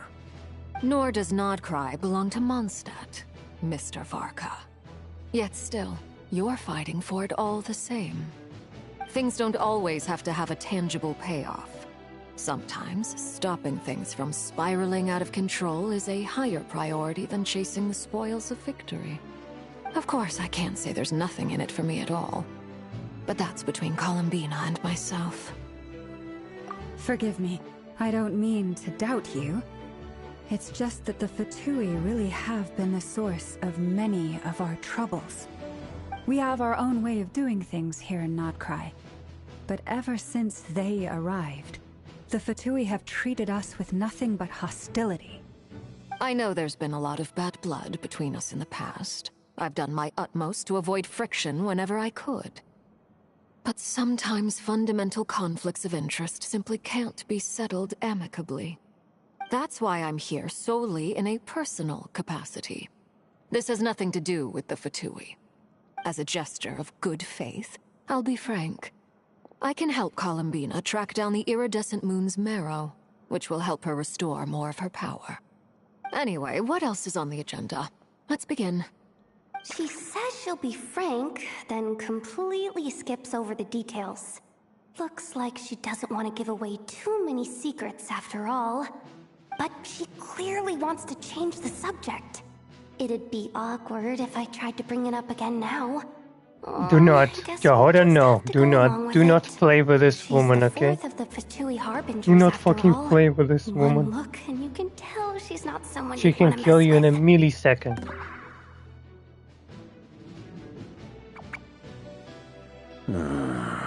Well, since Miss Arlecchino sounds confident in her ability to handle that, we'll proceed to the next topic. Yehoda. Alright, listen up everyone. First, we now know that Rerir was originally a Conrian secret agent whose primary mission was to hunt down and assassinate the so-called Dregs of the Crimson Moon. The Dregs of the Crimson Moon? Mm-hmm. In the memories, there was a lot of talk about the Crimson Moon and Eclipse, and a whole bunch of other stuff from the time of Conria. To my knowledge, those were the names of two different Conrian dynasties. Long, long ago, it is said that the people of Conria worshipped the Crimson Moon, drawing a mysterious power from its reflection. But one day, a coup saw the Crimson Moon eclipsed, hence the name of the new dynasty that replaced it, and how it became the new emblem of Conria.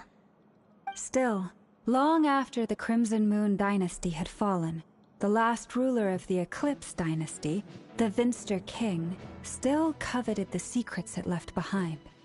So, he sent the Rehir of Solnari to secretly hunt down the Crimson Moon's few remaining followers. In those days, Rerir showed no signs of madness. In fact, he was as... What's the matter?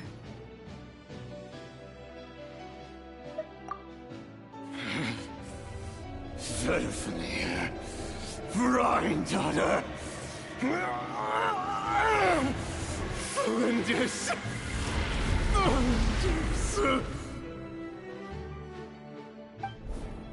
Interesting. Anything else?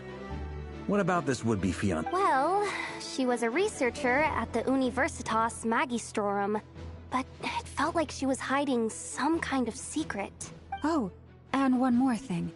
For some reason, Rerir's fragment also contained some of Thelindis' memories, though only a very small portion. Well, no shortage of potential leads, I'll give you that. In any case, it sounds like we can conclude that while Thelindis was still around, Rerir appeared to be lucid and quite normal. Thelindis, it seems, must have been the one thing in this world that he couldn't let go of. Tell me, though, were these pure-blood Conorians we're talking about here?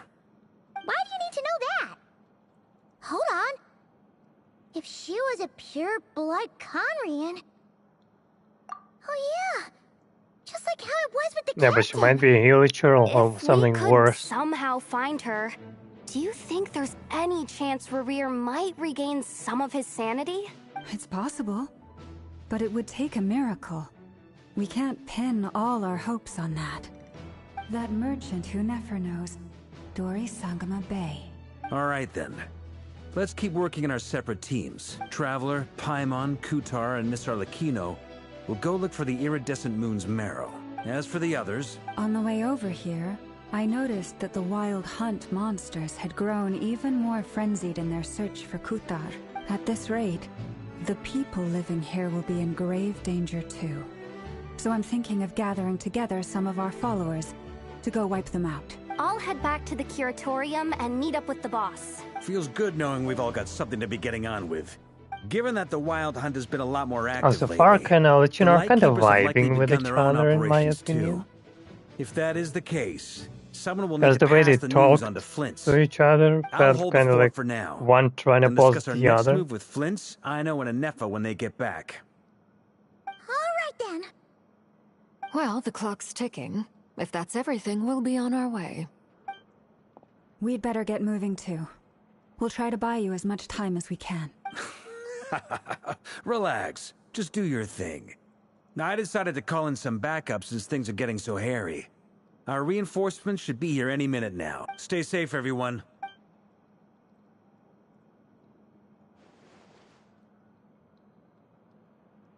Durin, Albedo. Alice. Yeah. Oh, You're back. Oh, no, Did no, we I get missed- here a little early? Or a little late? A tad late. The others have already set off. To summarize, our resident moon goddess has found us a new ally. And everything going smoothly on your end? Not great. I don't know how long we can stall them for.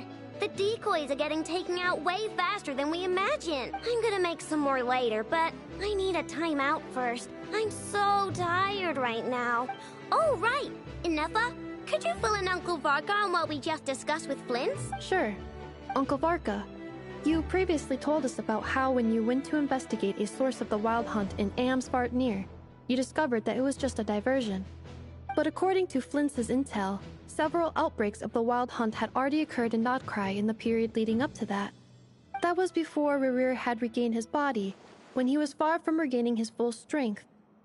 In other words, in theory at least, he still lacked the means to act in two places at once. Flint's, with everything that's been happening, the Lightkeepers across Notcry are rallying to fight back against the Wild Hunt. They're gonna need your help.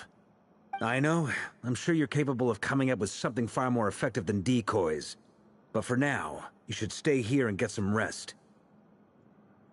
Anefa and I will head back over to Amsvartnir to see if there's anything I missed.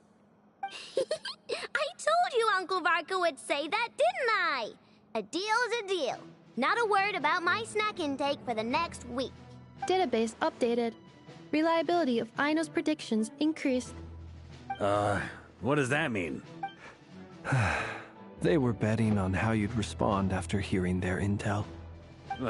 It's the obvious choice, isn't it? We already decided that Anefa should go investigate. Someone needs to hang back and oversee our strategy meetings. And besides, you still haven't fully recovered from ambushing Rerir. So I've ended up with the easiest assignment. Well,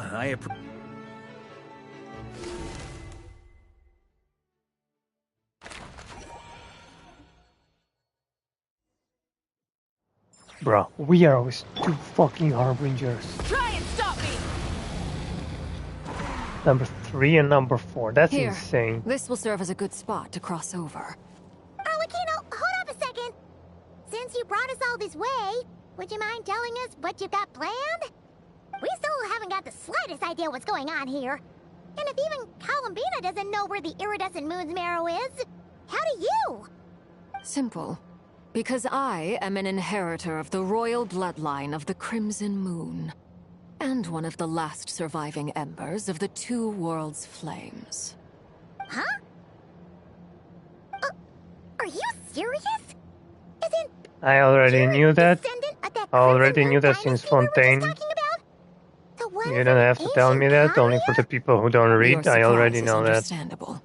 I was also taken aback when I first learned of it. But the more I thought about it, the more I realized the signs had been there all along.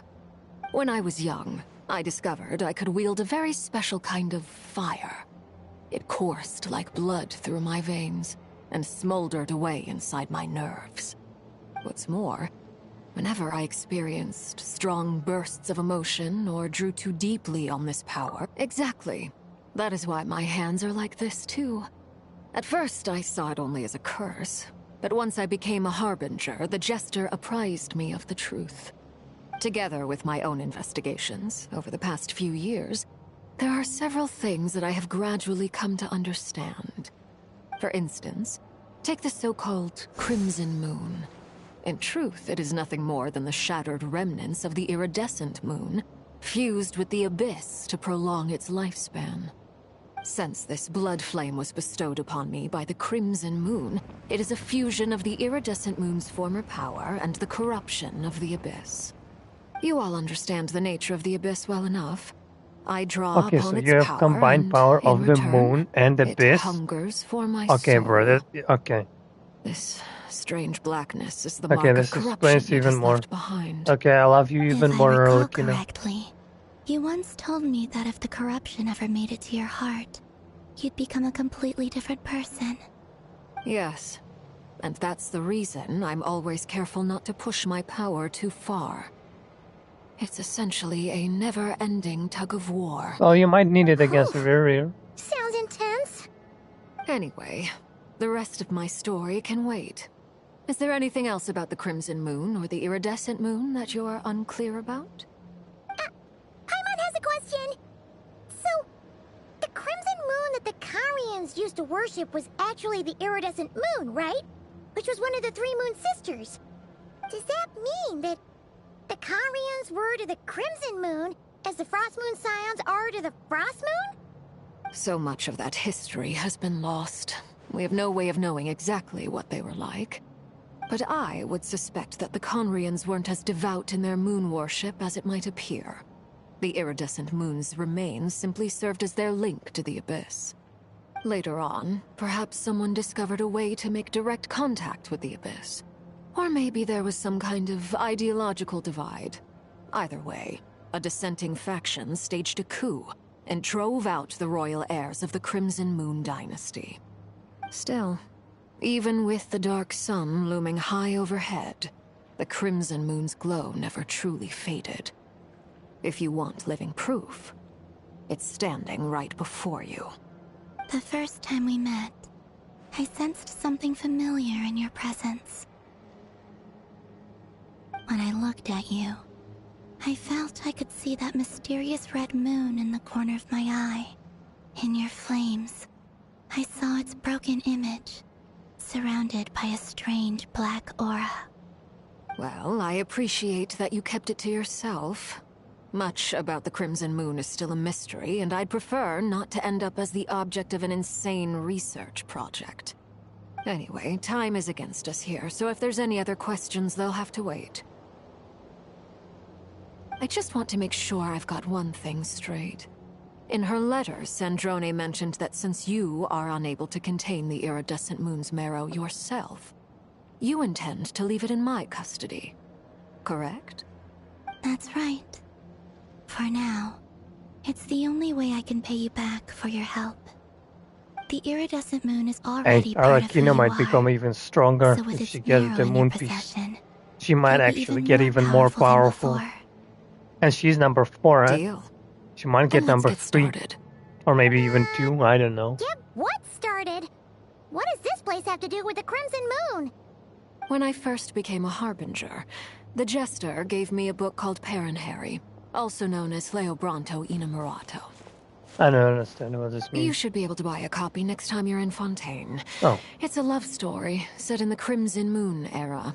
Maybe I have it Setting and then I aside should the check it. tangled romances of its characters, it I've also read a lot of records a books in few the game, I interesting already don't details. remember.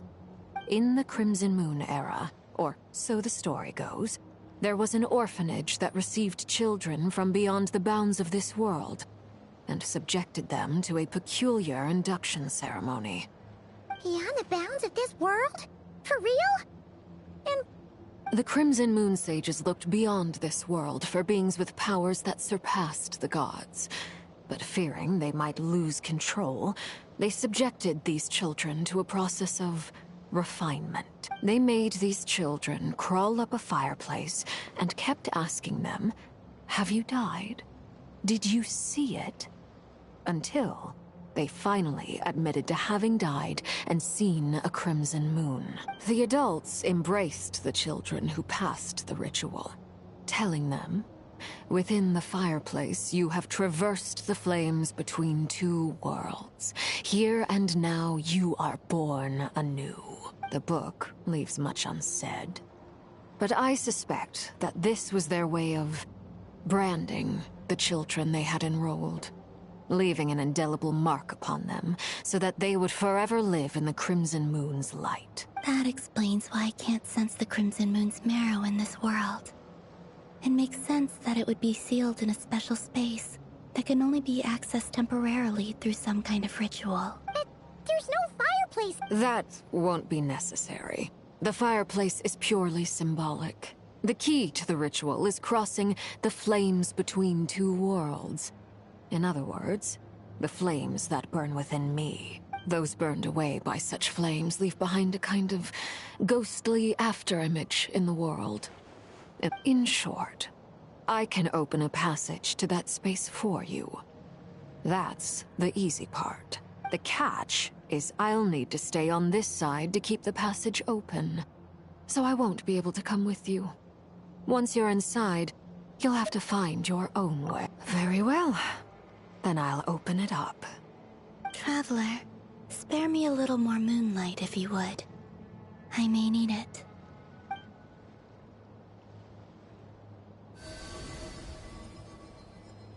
Thank you.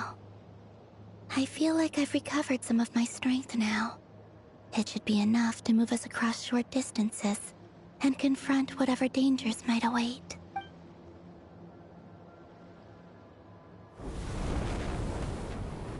Mistress of the seven hues of ages past, great mother of the present, crimson-clad sovereign of the two realms, by fire severed, by fire renewed, I offer myself now and beseech your descent.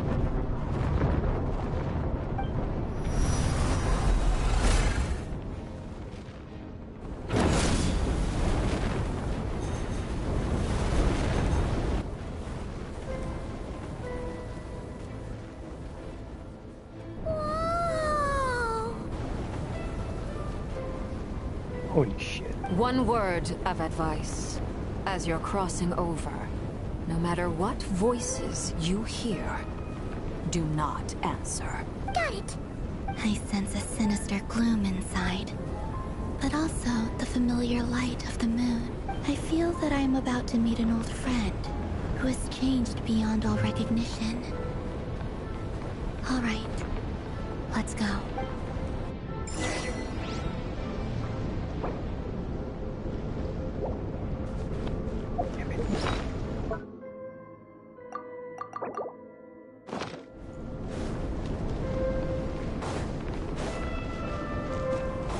Full throttle!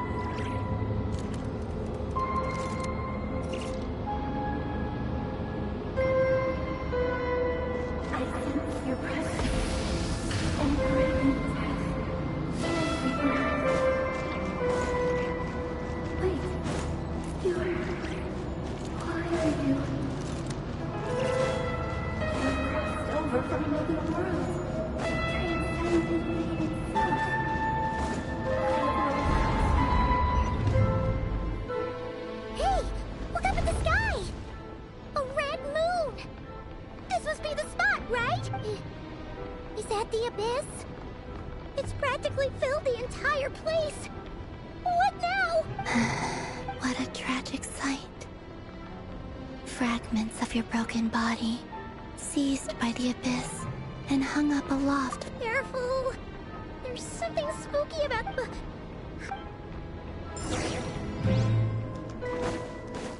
By the way, Alambina, didn't you tell us that the iridescent moon had shattered into pieces? The moon up there looks pretty whole to Paimon. How is that possible?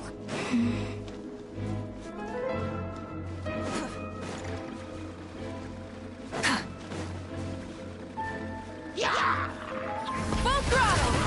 Show no mercy! You two! Tight!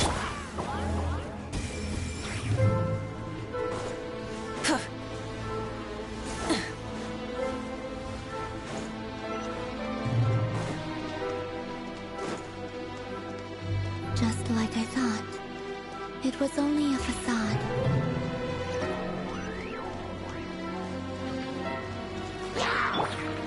Fulfill our pact!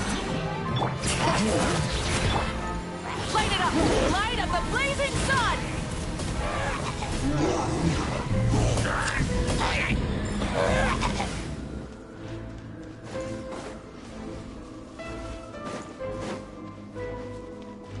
Music is certainly creepy.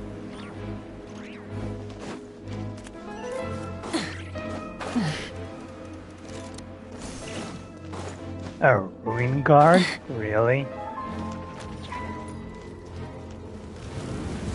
Show no mercy!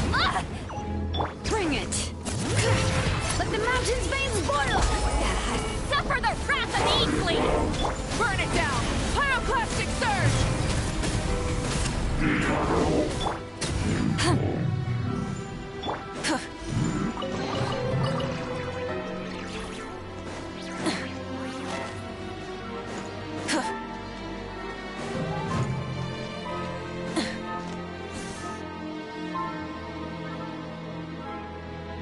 Huh? Huh? For real? That's way too high! There's no way we'll be able to reach it! No. I'm not sensing anything up there. It's coming from under the mountain. Let's see... Ah! There's some kind of weird shadow over the water! Wait, see that? Looks like a mechanism of some sort. Let's check it out!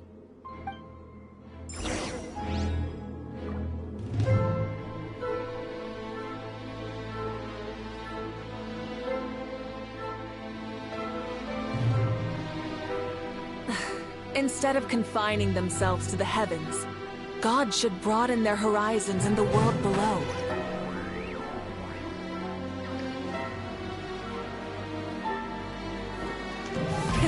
Rev the engines! Looks like a device from the time of Kalia. Maybe people once came here to study the Crimson Moon's domain, and they left this behind. Oh, if we can activate it, we might find some clues.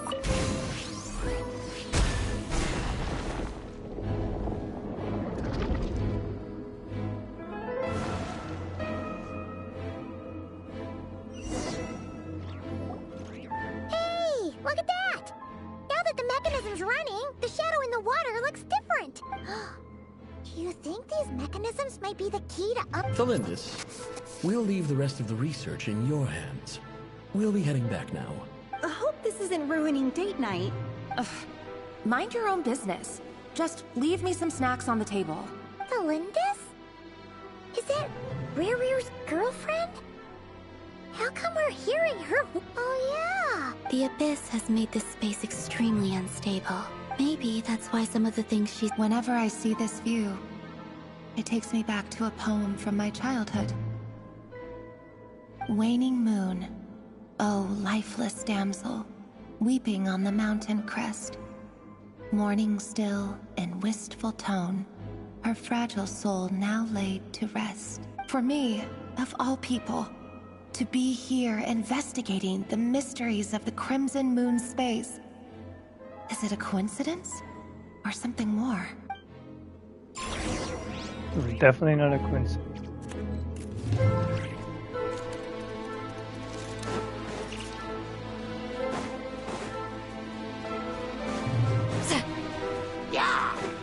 Show no mercy!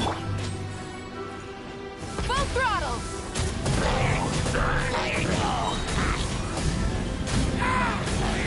I'm sorry, guys. I'm sorry. I don't want to kill you.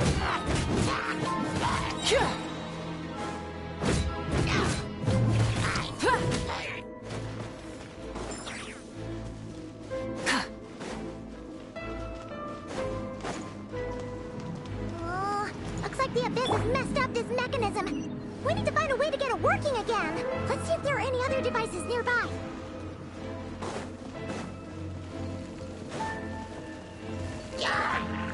Get to work! Rise with the sun! Pyroclastic surge!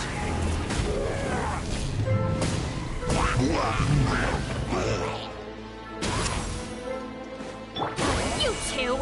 Time to end them!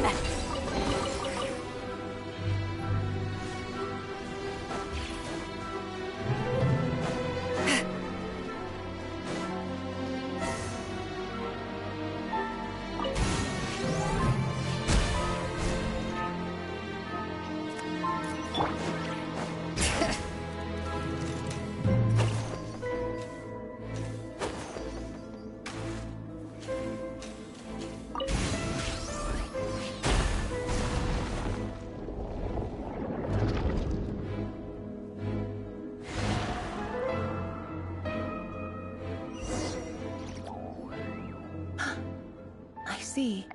So the moon marrow, or rather the power of the 3 moons, is the key to unlocking.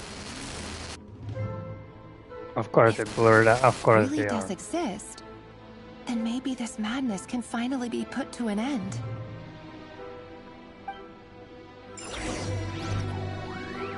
Of course they blurred. Of course they are.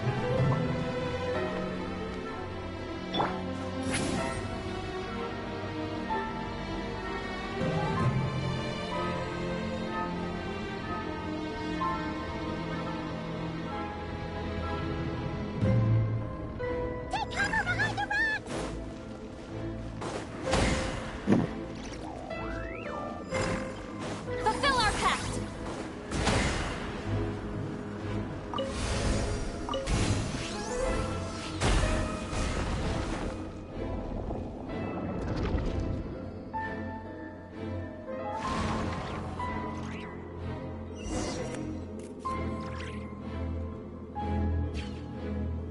With the Abyss inhibitors in place, I should be able to access the chamber with the moon marrow. Oh, Revier, with every step you take, you're drifting further from what you truly desire. But you're not the root of the problem. Ever since that outsider set foot in Conria, the Vinster King has sunken deeper into madness. If only I could get my hands on that outsider.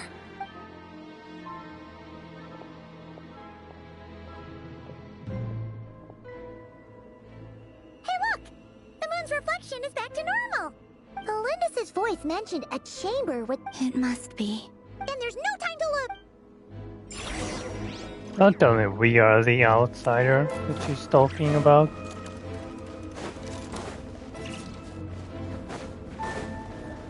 Oh, we can walk.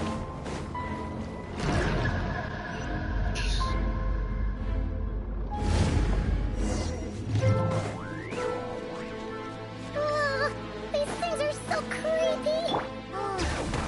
Looks like we'll have to destroy them if we want to get to the iridescent moon's marrow!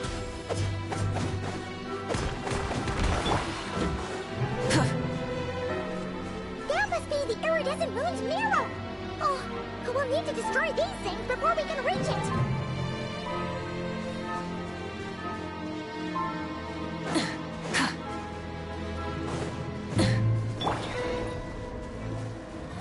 Bring it! Hear the echoes of the valley! Show no mercy! Light it up! Wrath from the sky!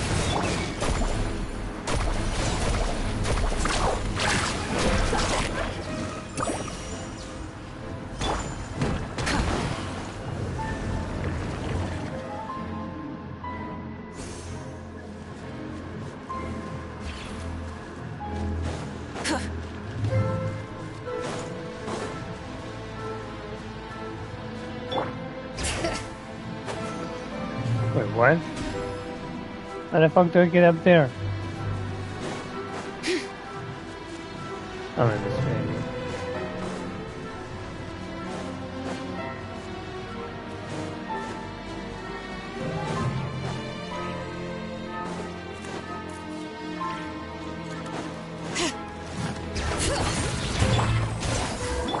Pyroclastic surge!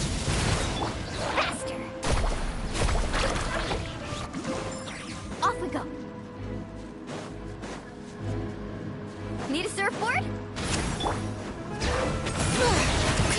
Let the mountains be! Get to work! Rise with the sun!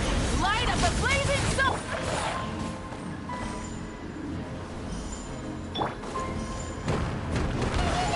We're so close!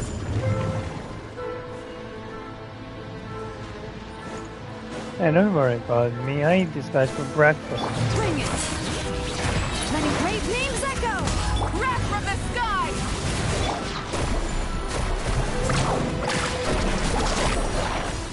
Let's shred, Sharky! Fulfill our pact!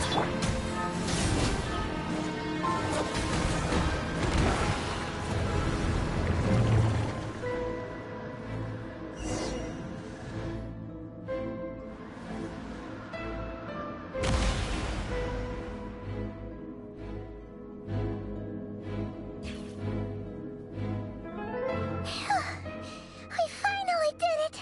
The iridescent moon's marrow, still burning away like an undying flame, yet now contaminated by the abyss. If we can purify the abyssal power...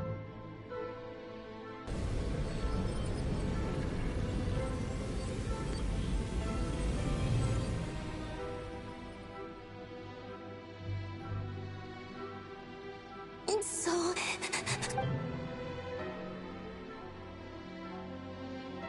Is it you? Are you here? Huh? Are you talking to us?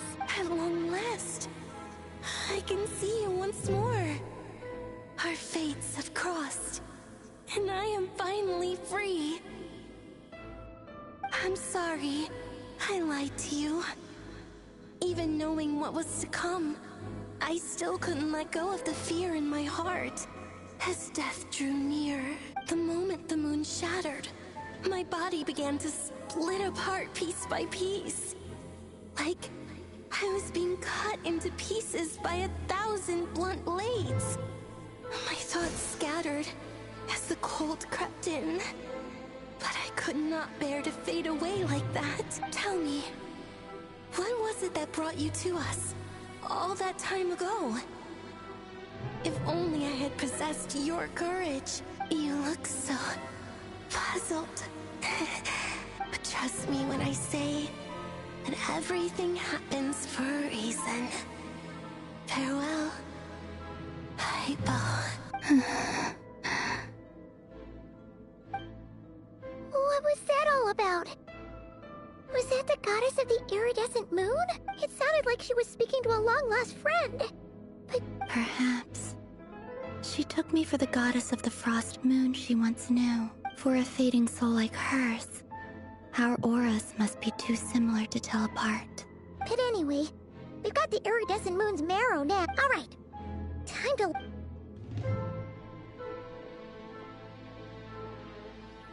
That's odd. This place looks different than when we came in. Waning moon, Huh? oh lifeless damsel. Oh.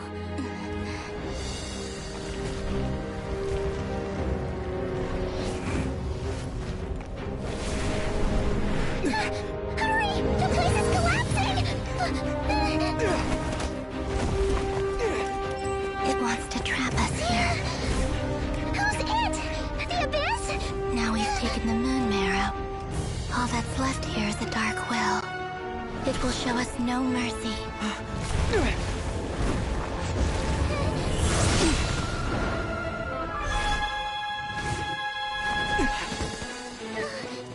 Give it back! The crimson moons! My marrow! My heart!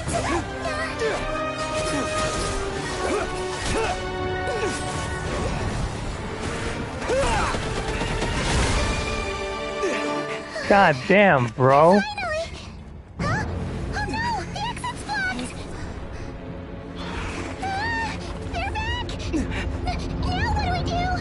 This is where you fall. Witness my rise.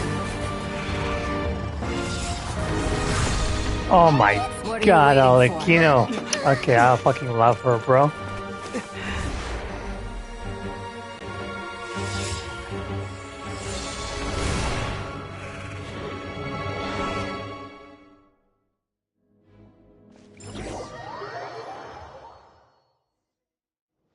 My goodness, bro. Holy fucking shit.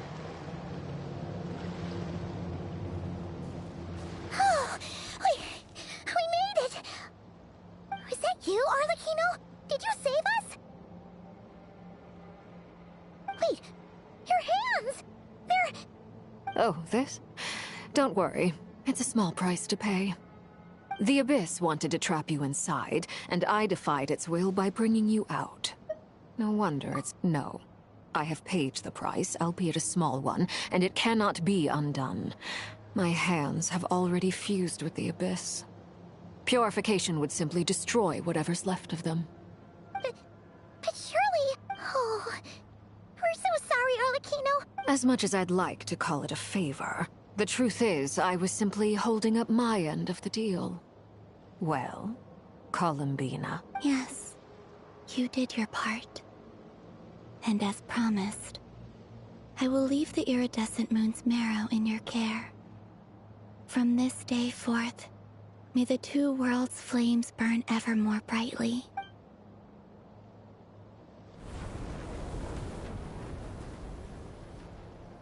I'll take that as a blessing. Now, Columbina, give me your hand. Accept this moonlight I offer in return.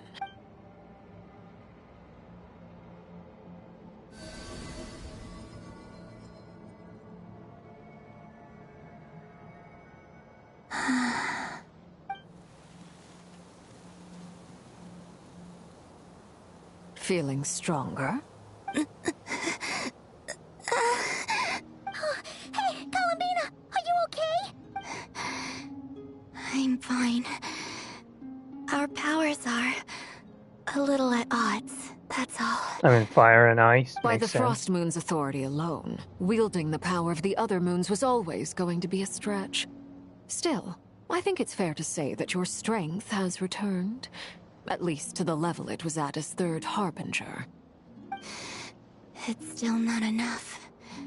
There's no way I can hope to challenge Rayrir like this. Just one more ray of moonlight. It's okay. I can take it.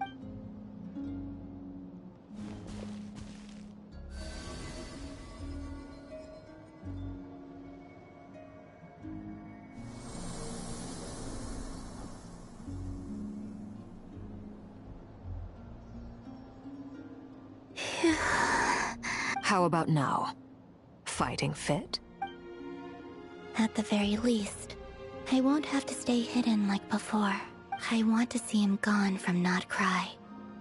The Rayhir of Solnari and his wild hunt must be sent back where they belong.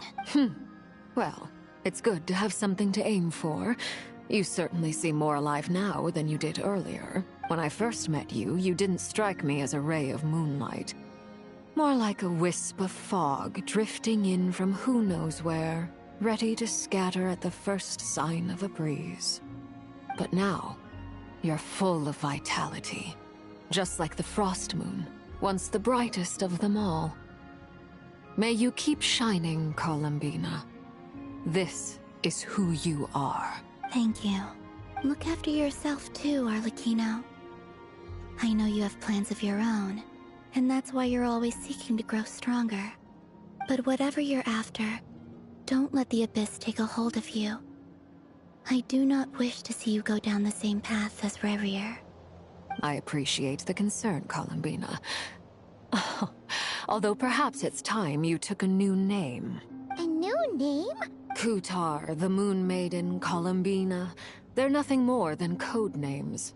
They describe who she is and the roles she's played, but they're not her real name, We often use code names in the House of the Hearth, too. But it's knowing your real name that keeps you grounded. Up till now, you've been living a wandering life, so you've probably never really cared. All I'll say is this. Once you've defeated Rerir, give it some thought. All right, that's it from me. I'll get you back safely first, then go meet up with Sandrone. You're the best! I appreciate the gesture.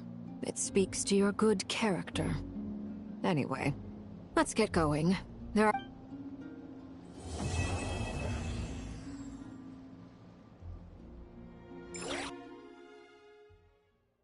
And now we're going straight into part 4. Call, but we got the iridescent moon's marrow, and we still...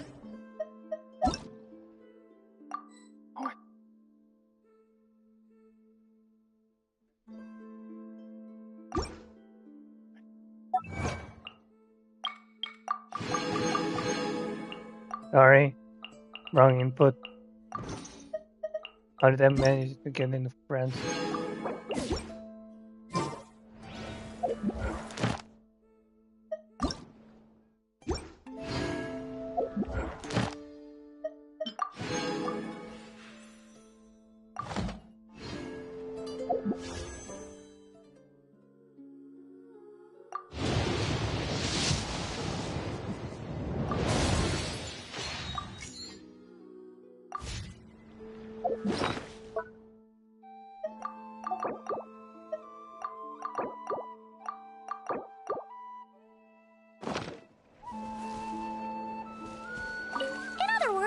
Mission accomplished!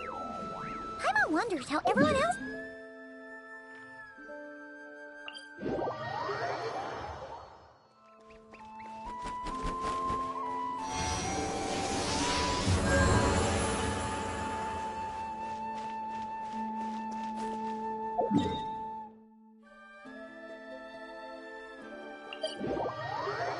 Shall we go to the part 4? Has been just 2 hours.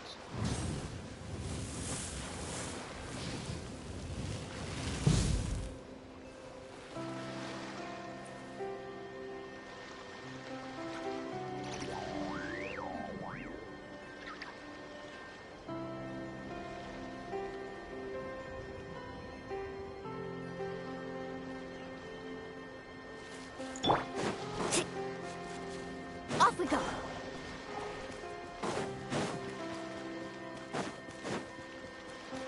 Need a surfboard?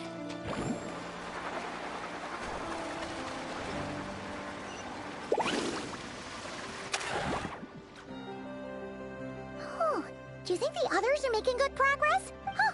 Hey, look, Flint's! What? All is well, thank you. I ran into Miss Inefa and Miss Aino on the way back. Their work is still in progress, so I suspect they won't be back for a while either. You seem rather cheerful today, Mr. Flint's. I certainly am. I achieved what I set out to do and came away with more than I bargained for. Fighting alone can get quite tedious, but I had the good fortune to run into a pair of brave young warriors. We meet again. How have you been? Albedo! What are you doing here? That would be a natural assumption to make. It's also the correct one. These two courageously lent me a hand while I was fighting the Wild Hunt. When they told me they were Servarka's colleagues, it all made sense. And given how people of outstanding talent tend to cross paths, it's no wonder you're already acquainted. So, who's your travel buddy, Albedo? Why don't you come and introduce yourself?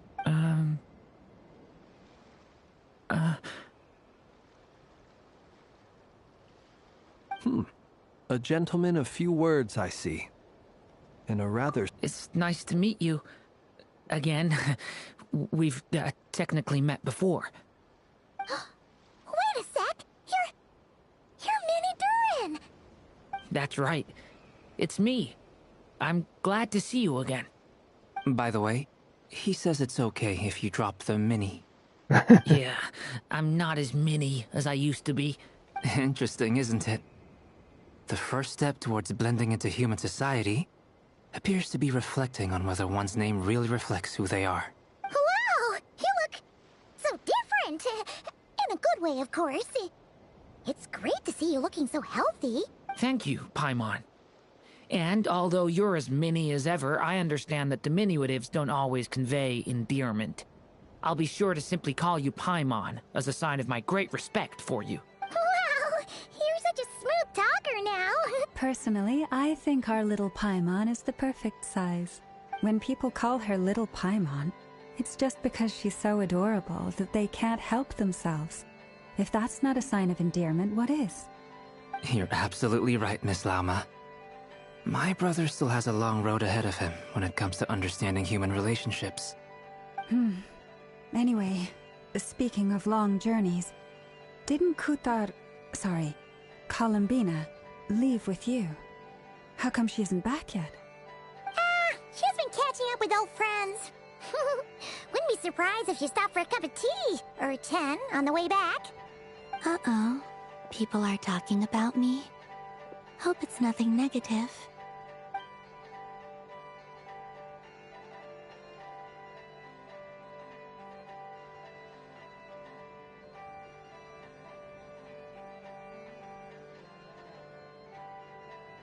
Judging from your expressions, I'm guessing it all went well? It's getting crowded here. I'll go grab some chairs. No need. This is a job for an alchemist. I'll whip some up momentarily. Thank you for your hospitality, ladies and gentlemen, but I was merely escorting my friends back. I'll be meeting Zandrone shortly, as we still have some things to discuss. It's been a pleasure, everyone. But this is where I'll say goodbye. We really appreciate your help.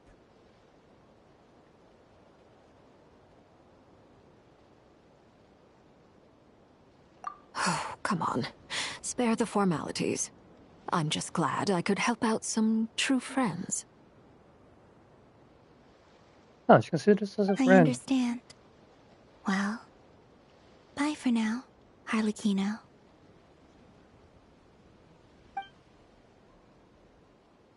Oh, this place is hopping. It's probably a good thing one of us left. Otherwise, we might not fit all these people in. Are you saying we're about to run out of chairs? As a matter of fact, I am. Come on in and see for yourself.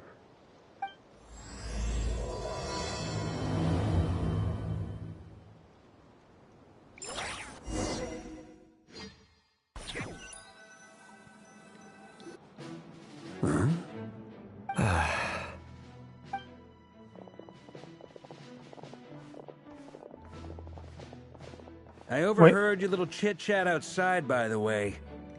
With Miss Columbina's colleague gone, we should be back to the original crew plus the other colleagues I brought in.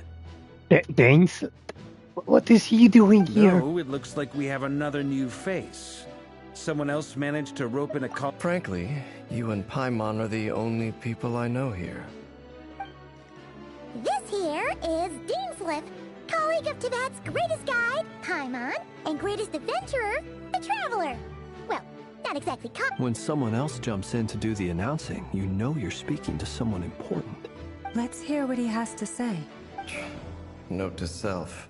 Once Paimon knows your name, the rest of the world will soon follow. When he comes looking for us, it's usually something important. Paimon's guessing you've heard about What the wild is he doing here? From the looks of it, you're He's about to hold a 5 meeting. patches too early. If I were to say that the Wild Hunt is our mutual enemy, would that earn me a seat at the table?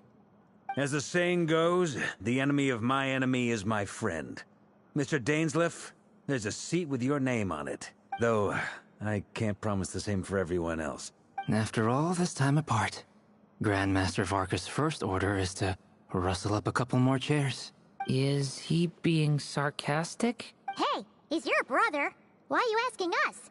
I've still got a lot to learn about the nuances of human conversation. Trying to decipher Albedo's way of speaking has been like jumping in at the deep end. Oh, good point. Paimon gets you now. I wonder what's taking Nefer so long. Perhaps you should go and check in with her. I just got back from the curatorium. Besides, aren't you curious to see what— Miss Nefer doesn't strike me as the type to share secrets. And since gathering intel is her specialty, I'm guessing she'd prefer to keep her methods confidential under such circumstances. Would it not be tactless for me to impose? Oh, but it's fine for me to impose. What can I say? You have an unrivaled ability to garner people's affection, Miss Moonchanter. Besides, you have far more in common with her than I do. All Right, right, you're then. about Dendro. Impressive. She barely fought back at all. I admire your powers of persuasion, my friend. As I'm sure Miss Lauma will realize soon enough, the trick in life is to always pitch in with other people's responsibilities so that... Another trick is to simply hide in the background. Spoken like a true sage. Anyway, looks like we've got some time to kill before the meeting. Feel free to chat amongst yourselves.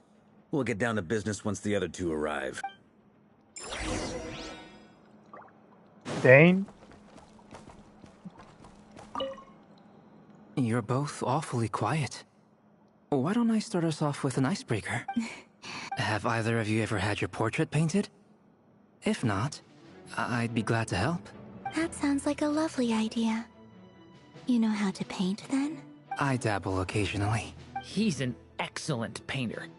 Tables, chairs, people, dragons, you name it. He'll paint it for you. I'm flattered. If I ever get the chance, I'd like to give it a try myself. I'll bear that in mind. Anyway. Oh, I'd be fine with anything. Whatever style feels best to you. Very well. Then I'll play it by ear. You can replicate any style I want? I can try. If you show me a sample, I'll do my best to match it. Thank you. In that case, I'll dig up some reference material for you. Where's Dane? Dane? Is there something you'd like to say to me? Yeah! For starters, why'd you just show up here without even giving us a heads up? If you think back to our previous interactions, you may recall that that's hardly out of character for me. You do have a point there. Oh yeah! You'll need to find somewhere to stay the night too, right? Want to tag along with us? You never know. We might get a group discount. Sure, let's do that. Great! Paimon will handle it. And in return, we can get Dane's lift to be our... If that's what you had in mind, you should have said so sooner. I'd be happy to help. Oh, okay then. Anyway, since we're all here together... Indeed. I'm still very suspicious. Why are you here so early? Like, I get it. You're hunting the sinners, and we have a sinner right here. But like, bruh, you're 5 batches too early. Like, what do you mean? What do you mean? Truth be told, I can't remember the last time I was in a meeting with so many people. You're not alone there, my friend. The Lightkeepers also struggle to bring everyone together for a serious discussion. I don't doubt that. I've only ever met 2 Retniki, one being you, and the other being that young guy, Itlua. Itlua is a good apple. I'll give him that. He's kind, honest, and regularly delivers supplies to my lighthouse. A true Ratnik to the core. In that sense, he puts me to shame. So you're what? A fake Ratnik? That's what it sounds like you're saying. But I get the feeling that's not quite what you meant. Come on, why the awkward silence? Sorry. I'm not even gonna bother trying to hide it. You've known all along, haven't you, my friend?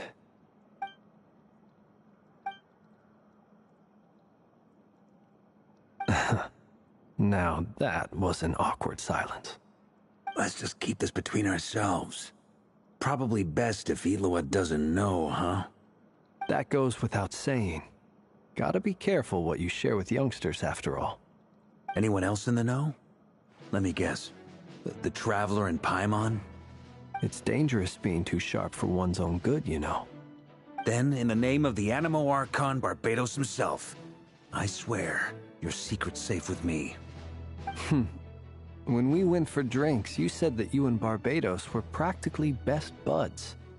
In the light of that claim, do you really expect me to take your oath seriously? Of course. Just as long as you don't go spreading around the fact that I'm close with Barbados, all right?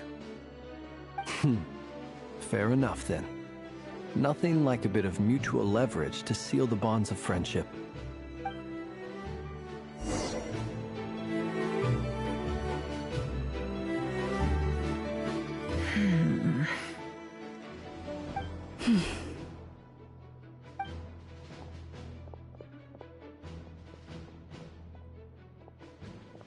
Ah, Miss Nefer. You made it after all. But what about Yehoda?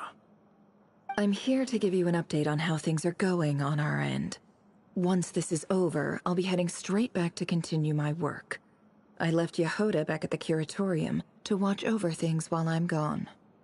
Huh. So much for just this once.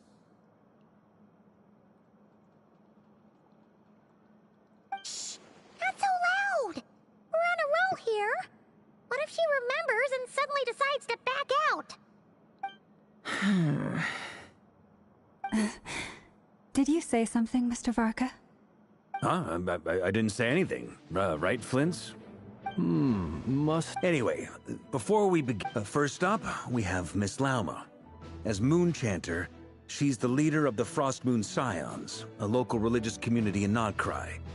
Then there's Miss Nefer, boss of the Curatorium of Secrets, an intel gatherer extraordinaire. Nefer is leading the investigation into Rerer's background, assisted by Yehoda and Lauma. From the little I've heard, they're making some great progress. Over here, we have Mr. Flintz, a ratnik and guardian of the abandoned lighthouse. In our last operation, he courageously distracted the Wild Hunt to buy time for the rest of us. For those of you who've never met, this is Mr. Albedo, a renowned alchemist and captain of the Knights of Favonius investigation team. By his side is a new face for us all, myself included, Mr. Durin, who has come to lend his aid.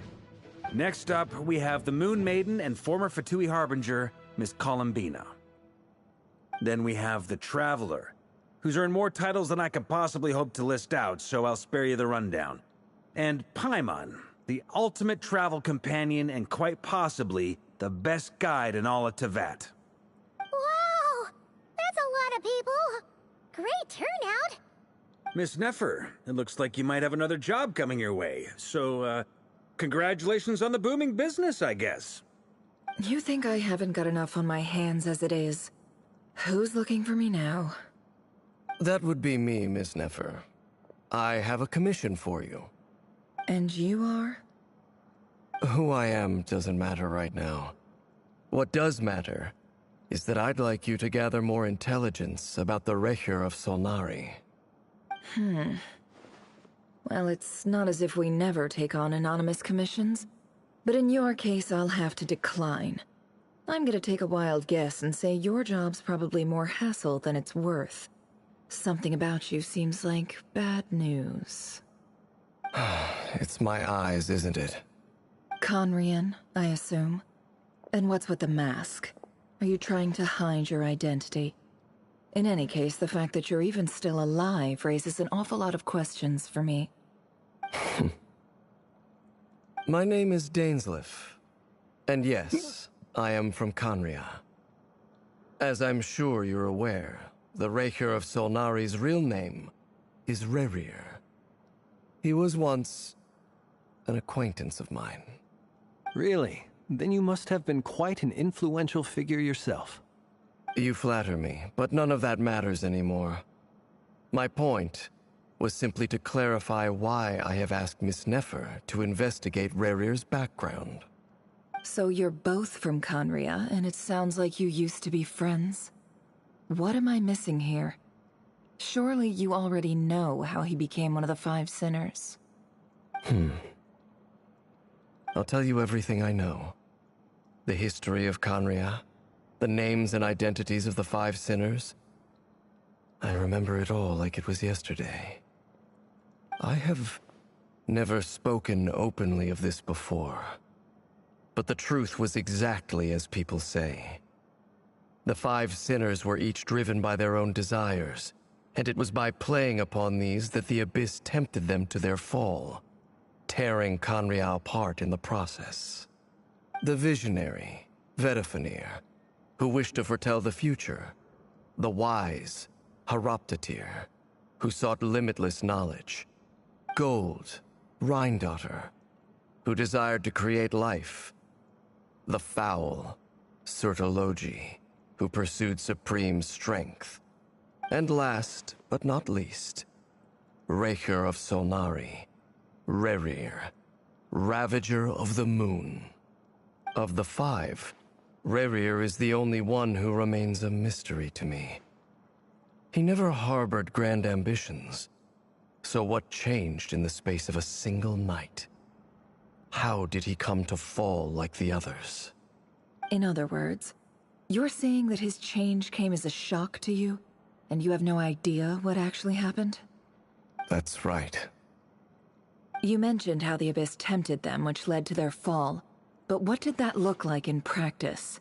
And what other context can you give me about the events of that time? The more detail you can give me, the better. Strangely, now that it comes to it, I hardly know where to begin. The fateful night took place during the era of the Eclipse Dynasty.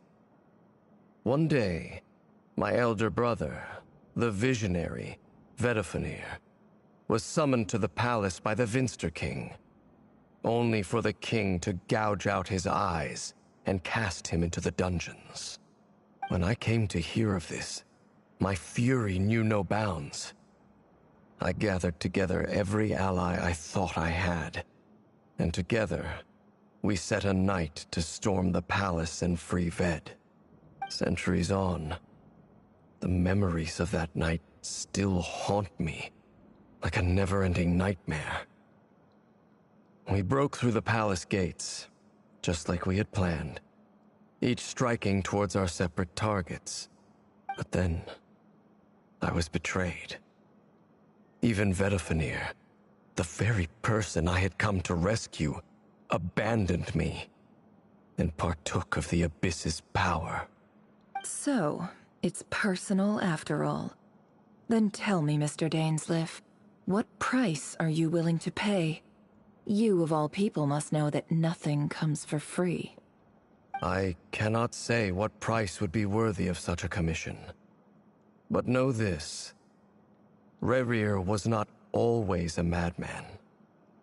Believe it or not, there was a time when he was just an ordinary man, working for the Conrian Intelligence Service. Uncovering the truth of Rerir's past is the only way to unravel this mystery. But before you decide if you will accept my commission, I will tell you more about him. Enough, I hope, to help you plan your next move. Sounds pretty good to me. Feels... Can I borrow your halo? It could be useful in the lighthouse. Hey, enough with the wisecracks! Besides, isn't that lamp of yours bright enough already? Relax. It was meant to be a compliment. If that was a little over the top for your liking, I'll make sure to tone it down next time. I'll give your proposal some serious thought, Mr. Dainsleif. Let's speak in private once the meeting is over. Before that, there's a few things I'd like to share.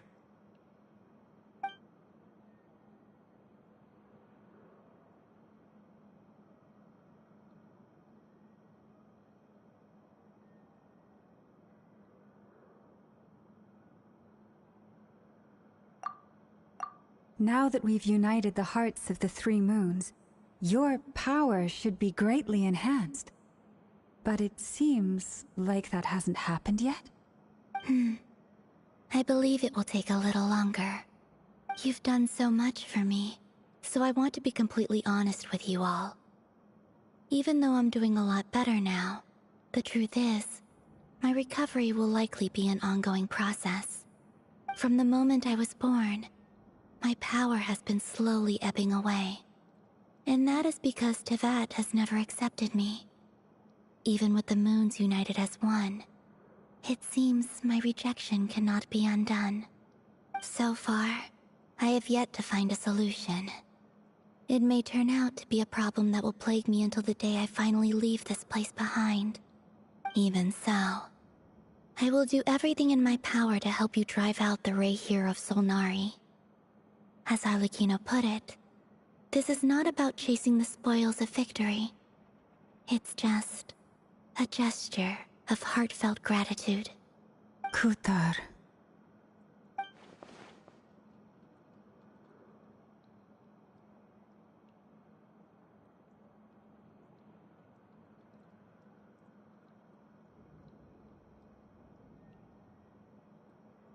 Defeating the Rayhir of Solnari will be no easy task. While my strength slowly recovers, we'll also need to gather more intel. Naturally. We should take all the help we can get if we hope to defeat him. We've considered several viable plans now, but our choice hinges on the answers to a few key questions. Is it even possible to kill Rayhir? What experiences shaped the person or monster he became? And what's he really after? Given Albedo's expertise in alchemy, I think we should leave him to try and answer the first of these questions. Understood. As for the other two, I'm afraid we'll have to count on you again, Miss Nefer. Believe me when I say it's not my wish to burden you. But right now, relying on your skills is our only option. So you're placing all your hopes on me, huh? We can't thank you enough for agreeing to help us. Honestly, I can hardly believe how lucky we are. You sure have a talent for changing your tune, Miss Moonchanter. Timid like Yehoda one moment, then flinches insincere flattery the next. Ladies, please. I must object to your portrayal of me. That's all. Feel free to keep bickering. Just pretend I'm not here. I almost don't want to leave this room. I'm curious to see how this plays out. I have faith in you, Miss Nefer. Something tells me you'll stand by us until the very end. Oh? And what makes you so sure of that? What if I suddenly decide that my compensation is insufficient? This isn't about the money. I can sense that you've got a deep-seated distaste for Rayhir. And knowing you, that alone is motive enough. Look at them getting along so well. Like two peas in a pod. And I'm the one they accuse of insincere flattery. There is no justice. Miss Lauma, you have to understand something. Unlike you, I don't actually enjoy having everyone's hopes on my shoulders. Is that right? Well, maybe the fact that I'm willing to put my hopes in other people says more about me than you. But the fact is, I also trust you. And that's because I know that you're someone we can count on. Anyway, we've got our plan, so let's get moving. Mr. Dainsleif, let's talk. And Traveler, once we're finished, if you've nothing else planned, I'd like you to come with me. This whole experience is teaching me a lot. For instance, I now know that when other issues come up in the future, I'll have far more luck getting Lauma to convince Miss Nefer than trying to do it myself. Hate to say it, friend, but that's one of the funniest things I've heard in a while. Why? You think I've got it wrong? Quite the opposite. But what makes it so hilarious is how long it's taken you to realize.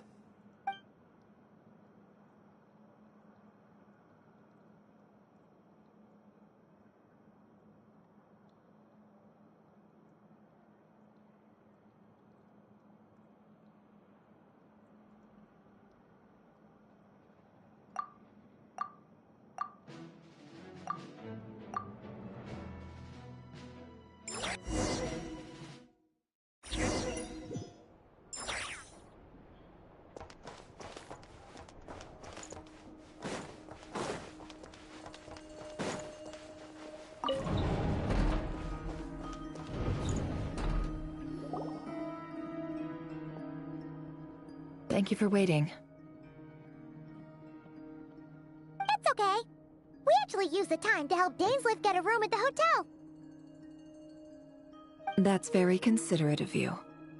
Now, I trust you share my curiosity about Rerir's past, and you seem fairly familiar with Mr. Dainsleif already.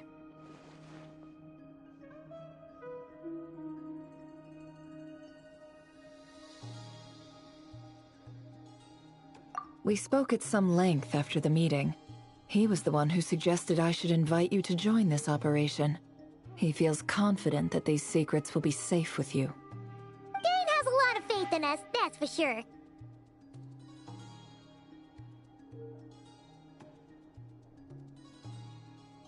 Likewise. I appreciate that you got right on board without interrogating me about why I invited you. It shows that you trust me to explain everything in due course. That's because we know what you're capable of. We appreciate you too, Nefer. You might have been forced to help in the beginning, but this time, it was your choice. That's one way to put it. Another is this, that once a decision's been made, it's set in stone. After that, my only goal is to see it through. Alright, so here's how it is.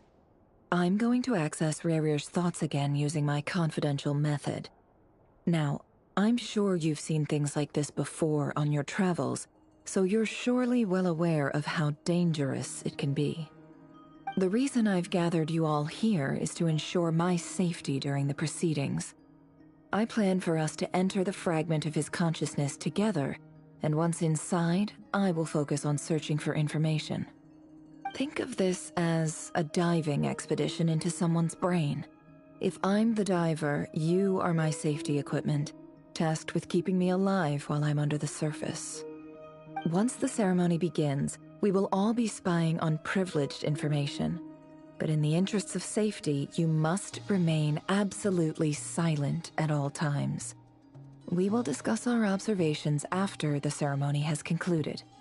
Lastly, any individuals of a weaker constitution are advised not to partake in the ceremony. In any case, Paimon has her own job to do, which requires staying in the room but not joining the ceremony.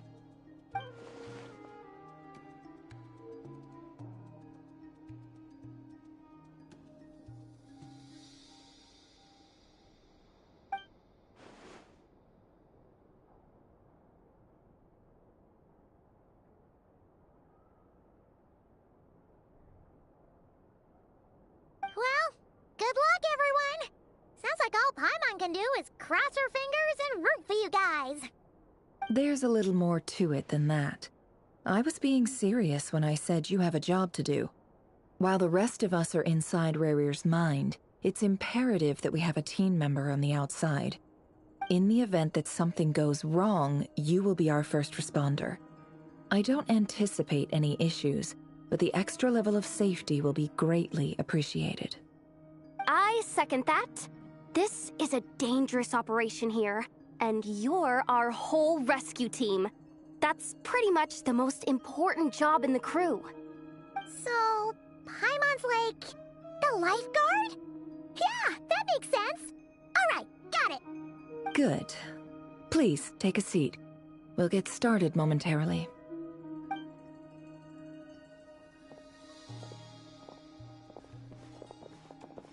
So, did Mr. Dainsleif tell you anything else? He told me that he believes Rerir kept some big secrets in his life. He's not sure that they were the cause of his eventual downfall, but he's asked me to uncover what those secrets were all the same. But surely you're not planning to go through with this, no matter the cost. If you think that, you'd be overestimating me. I'm a businesswoman, not a mercenary. But I do have my own professional reasons for taking this job. You think I'd turn down the opportunity to get a first-hand glimpse into Conrian history? No chance. Well, as long as you don't let morbid curiosity get in the way of safety concerns, we're good. We'll do whatever we can to help you. You're such a killjoy.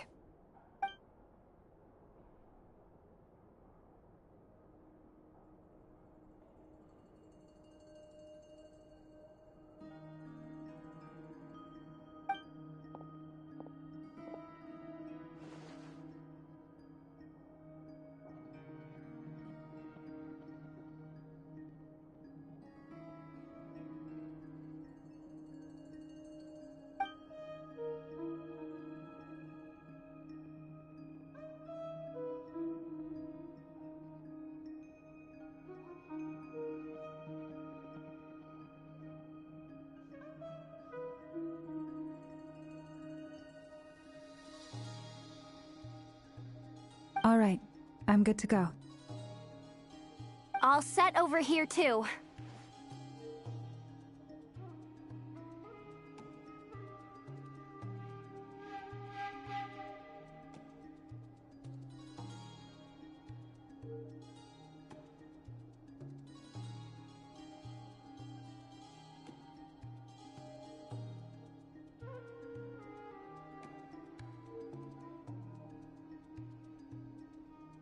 Promise, Paimon, you'll be extra careful. All right. Close your eyes.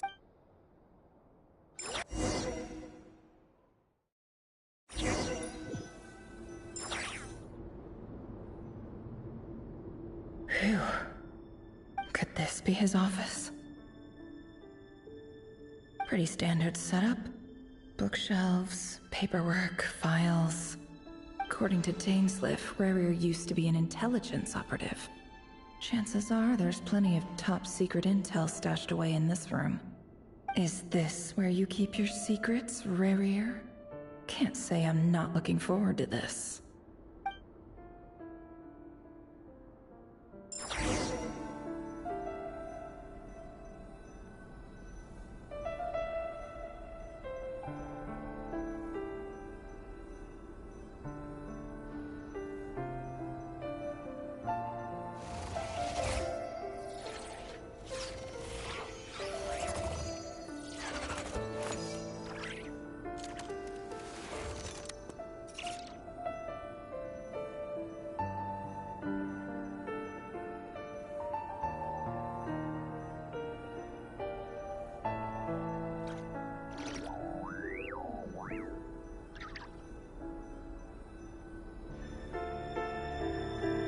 Don't trust your eyes uncritically. People only see what they want to, so don't be your own fool.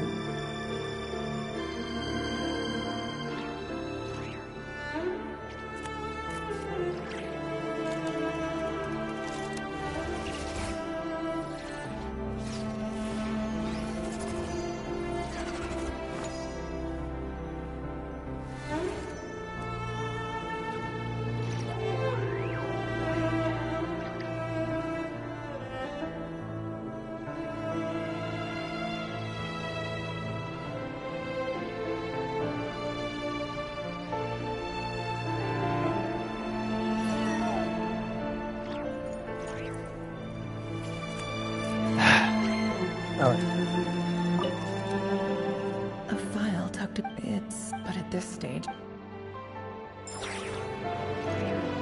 he looks even gloomier than last time.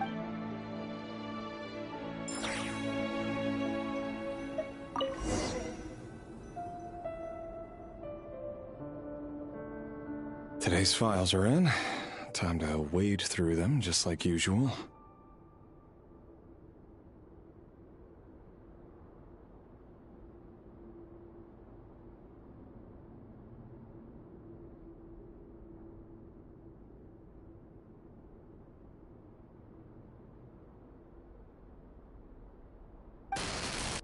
Mail. Neutralized.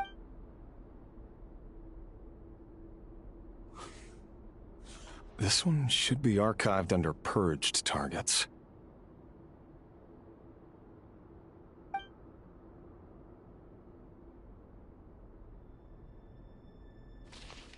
Female, 23. Occupation, office clerk. Confirmed Crimson Moon descendant. Has maintained frequent contact with other descendants over the past year. Poses a threat to the dynasty. Neutralized. Another one for purged targets. Sounds like she was that other man's daughter. No. Male, 40. Occupation, teacher. Confirmed Crimson Moon descendant. Has been observed making contact with other descendants during the past year. Poses a threat to the dynasty. Neutralized. Just another nobody for the archive. Come to think of it, I remember surveilling this man. A case like his never would have been considered a priority in the past. Huh. He barely even interacted with other Crimson Moon descendants.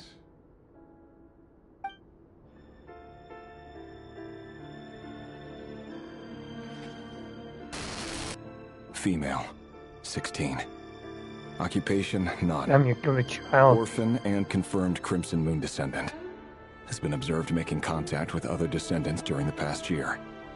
Poses a threat to the dynasty. Neutralized on...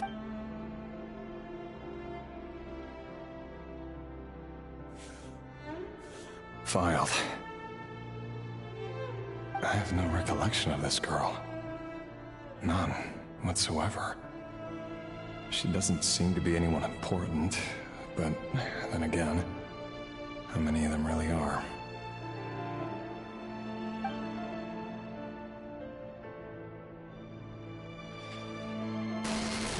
Female, 13.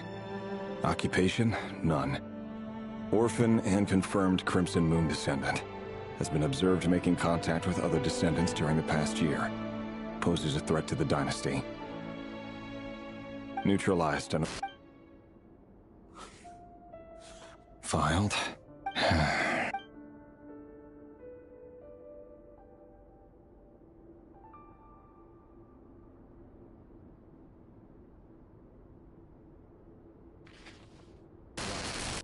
Male, 11. Occupation, none. Orphan and confirmed Crimson Moon descendant.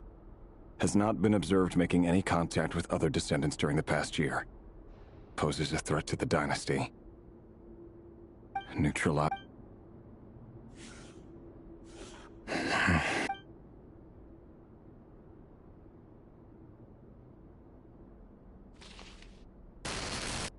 Male. My God, they're getting younger. 6.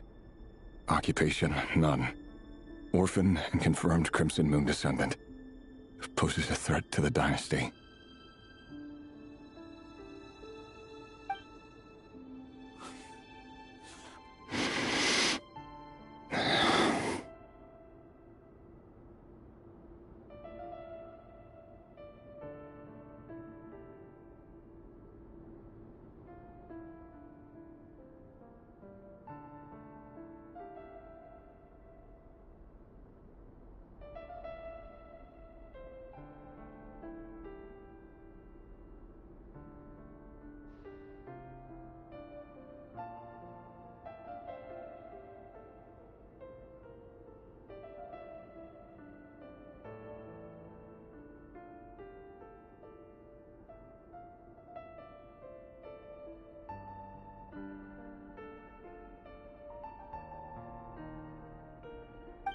It's funny, isn't it? Your job is becoming both harder and easier at the same time, depending on how you look at it. Sooner or later, the Crimson Moon descendants will be completely wiped out. But as their numbers dwindle, they become harder and harder to track down. That's not how it is. Fortunately, however, most of the able-bodied adults have already been taken care of. The remaining weaklings will be increasingly easy to deal with. No!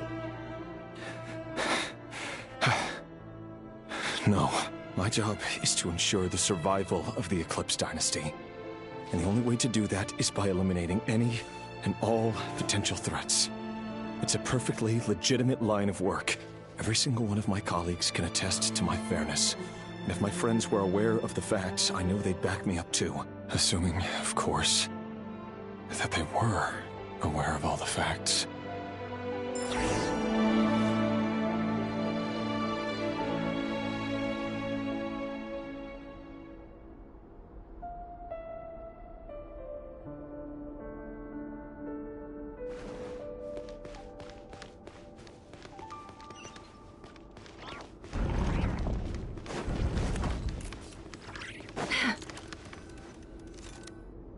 Mr. Vedifalnir, it's been quite some time since we last met.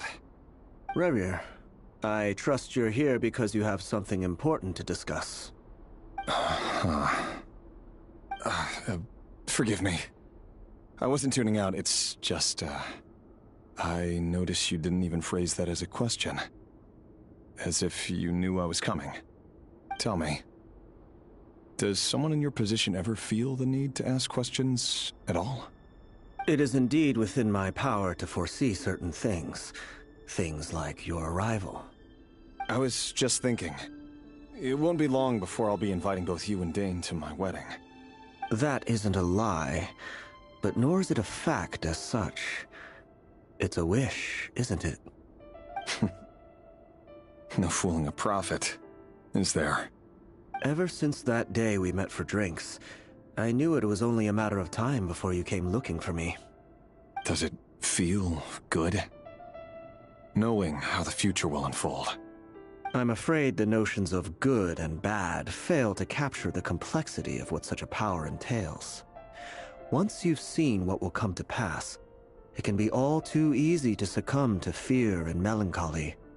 Unless, of course, you learn to abandon these feelings.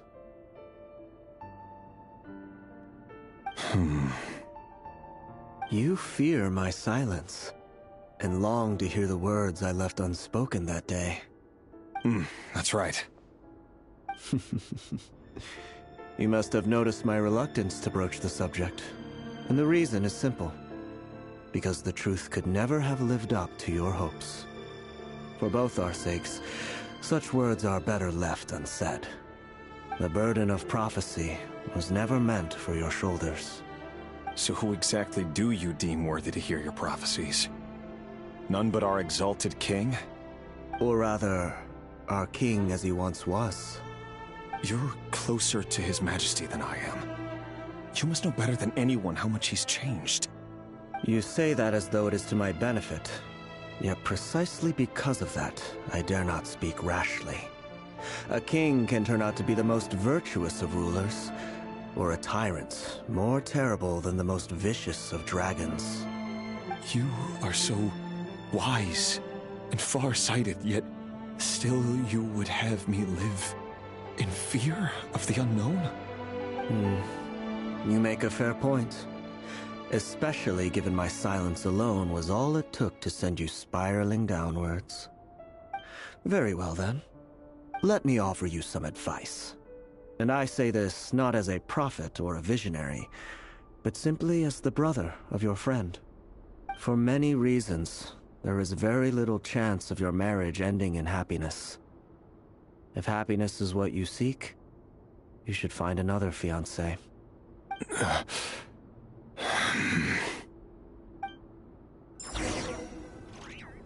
Hold on.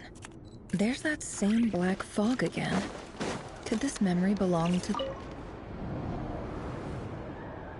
Wait. Hear me out. This time we finally got a clear look at his face and learned his true identity. His name is Rayrir, and he claims to be one of the king's guards. What did you say? A cruel irony, isn't it? The man you're set to marry leads a double life as a brutal executioner. Why are you telling me all of this now? Simple. It's because I want you to kill him. You are the only person he would never suspect. No, absolutely not. I would never dream of doing such a despicable thing. So you'll just stand by and watch him slaughter us to the last? Do not forget that the blood of the Crimson Moon flows in your veins too. The blood of the Crimson Moon? What does that matter now? The dynasty has long been dead and gone.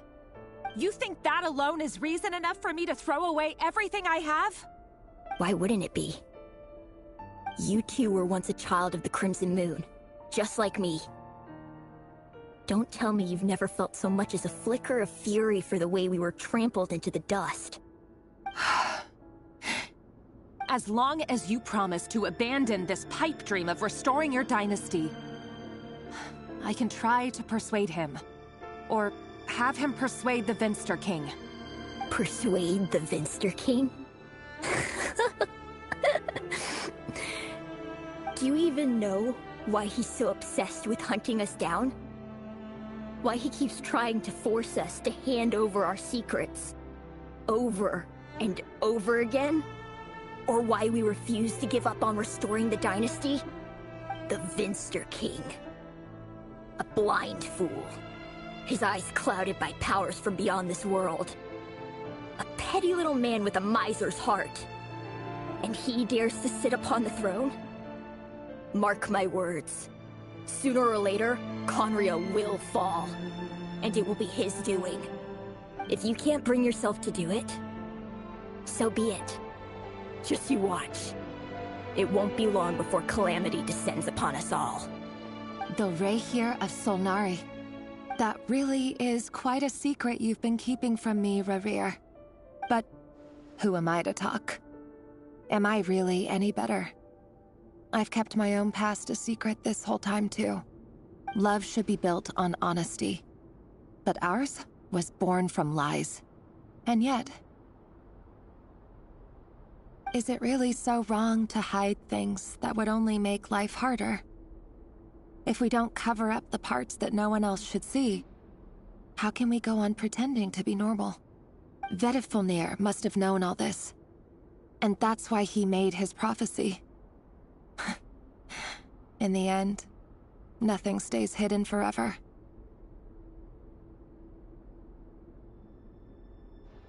But I won't just sit by and watch this disaster unfold.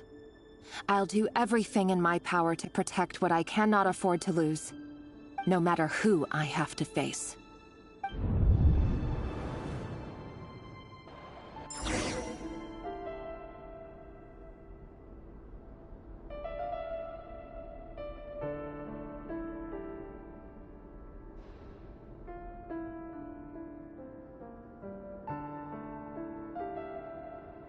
Why does Ashru sit up on the counter?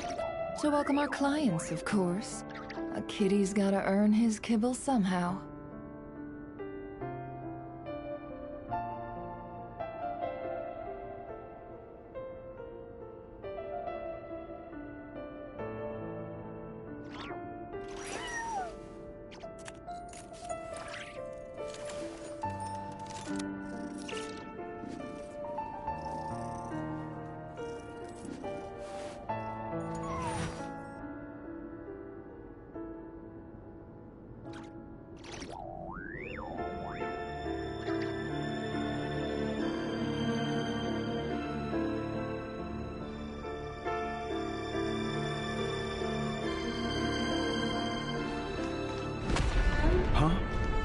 Was that Rerir who just walked past the window?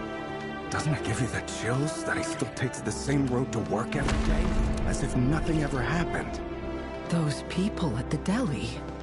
Enough already. They're clearly pretty taken by their own disguises, so just smile and play along. Pull the rug from under beasts like that, and you'll risk having your throat torn out. Deli. Oh. They're talking about those people from the opposition. Right. I'd almost forgotten they used to run a deli. But surely you can see he's not the man he pretends to be! So many have died already, and they say that the king's madness grows with each passing day. We're not going to survive this, are we? But why does it have to be this way? Do we really deserve to die just because of the blood that runs through our veins? Felindis, are you even listening? Sorry, Freether. My mind was off wandering. I heard you, though. You're talking about what Rerir said. He's just following the king's orders. He's a secret agent, and it's his job to hunt down rebels and dissidents. By the time you first met him, he'd already taken lives. Maybe he was using you from the very beginning. No. Rerir has no idea I have anything to do with the Crimson Moon.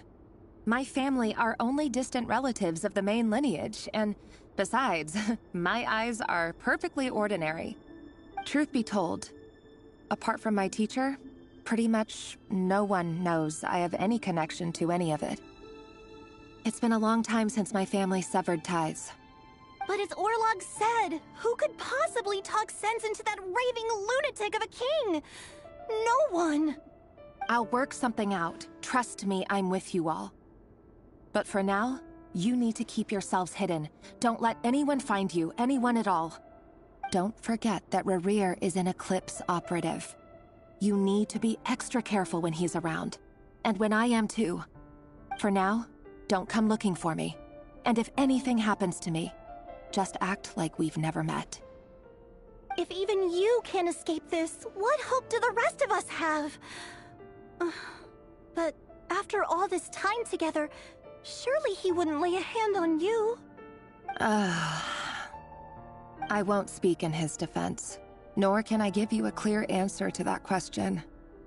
But I'll do everything I can to put an end to this.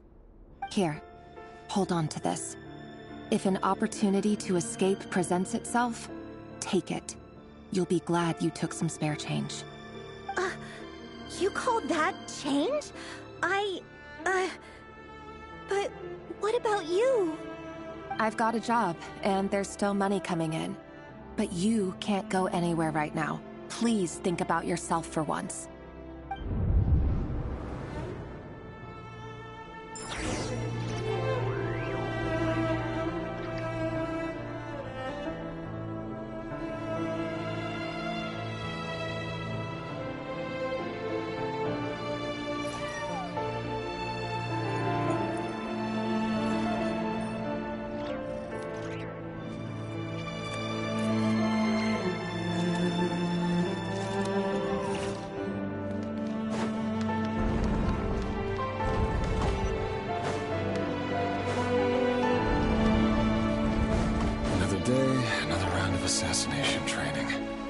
Training ground is just beyond this hidden passageway. When you kill a person, doesn't it bother you when you end up covered in their blood? Why would it? Aren't we all just walking blood? Make sure you have a firm grip on the handle. And choose your ammo well. Keep your movements light and brisk. The prey won't sense a thing. I know that. I'll bet no one's ever died a quiet death at your hands. I work clean. No traces.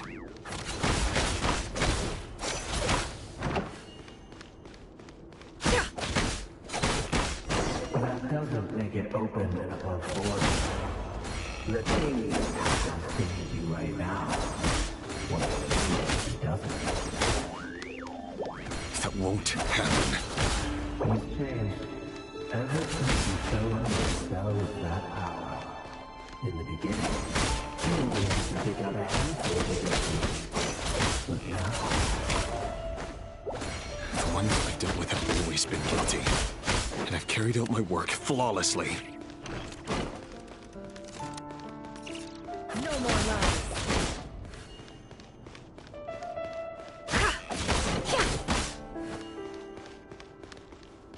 It all adds up.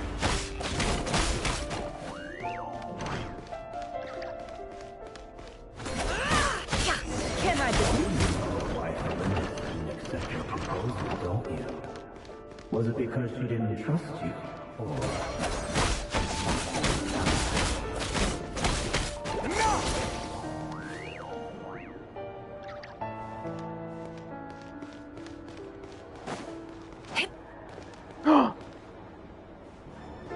Oh my god. Those are children.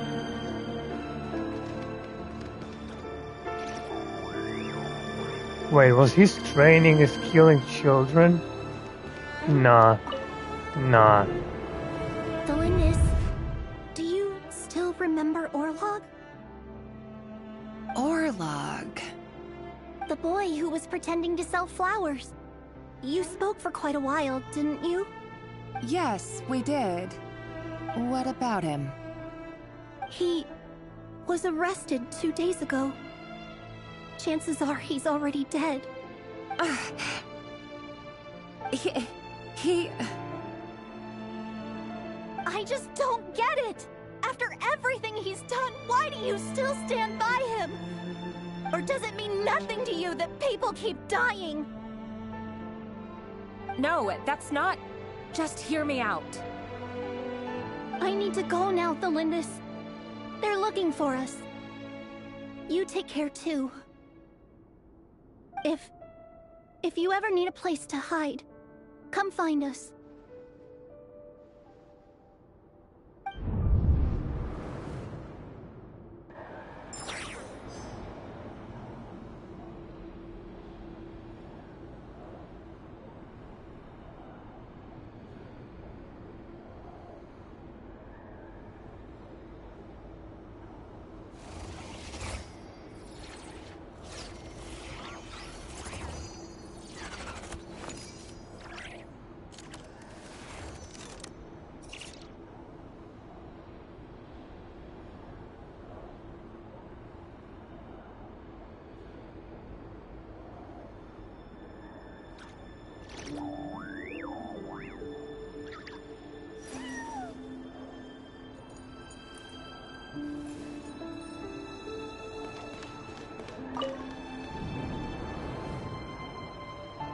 Author, Thelindis.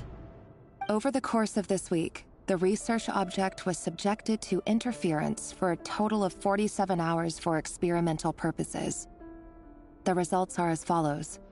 All subjects of observation that were sent inside have now... The situation within is proving more problematic than anticipated. No progress whatsoever. What now? Won't you give me even a glimmer of hope? Things are getting worse by the day. I have to find a way or we'll all be in danger.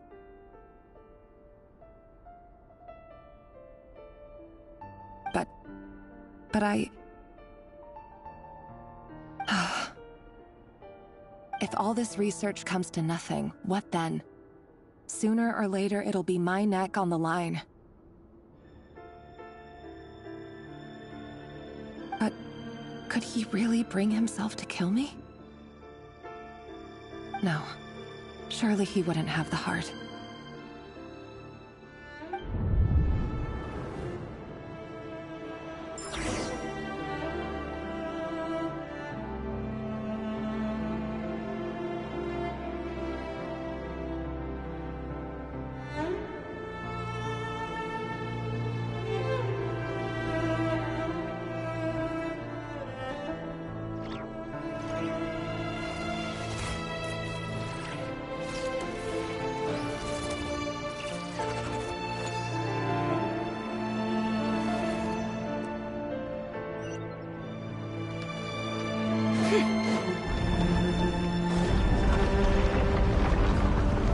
Why won't you just let us go? We don't even know each other. All we want is to live ordinary, peaceful lives. You want to live?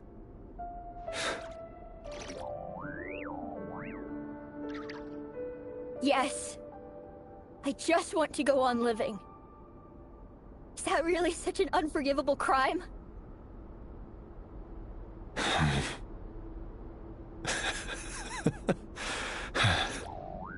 You want to go on living. I want to keep living too. To keep living forever. That's why I have no choice but to continue on the path I'm on. If only some savior would suddenly swoop down and change the way the world is. Too bad that's not going to happen. Imagine that. If there really were such a person, you and I wouldn't be standing here like this, would we?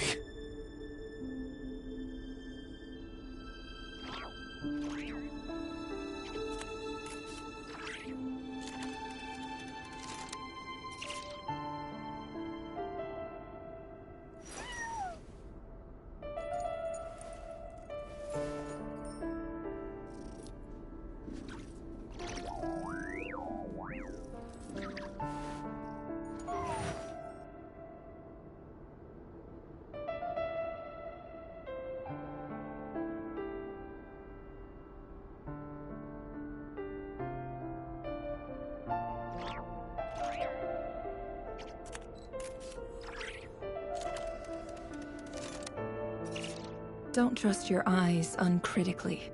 People only see what they want to, so don't be your own fool.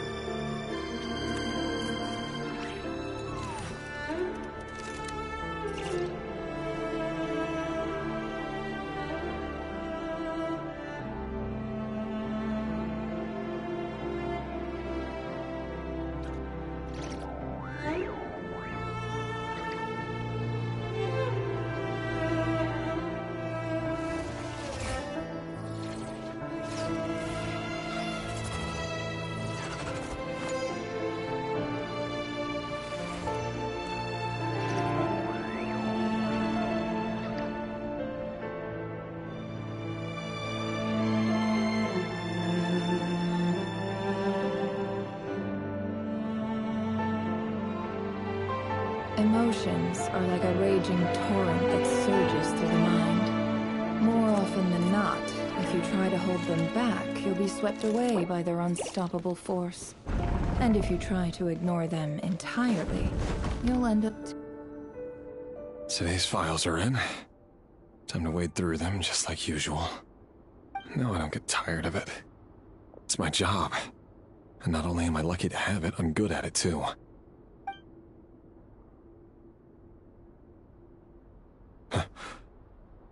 Wait. That's... Thalindis? No. No! No! Why? But you bear no mark of the Crimson Moon. How could you possibly have anything to do with them? It cannot be! A diluted bloodline. Carefully concealed. I see it now. You've been living in the shadows just like me. What a fool I've been. Numbing myself with talk of justice. Even imagining my friends would back me up. But in the Listen, if a woman that hurt died, and I loved her, I would go crazy as well, man. I get it. King, I get it. how far are you going to take this? From the direct bloodline to secondary offshoots?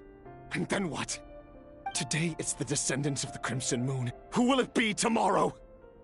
Will you not rest until everyone down here is dead? No.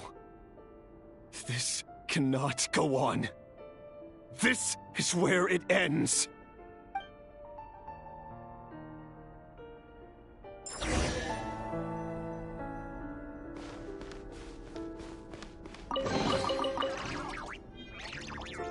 Oh, Marcy.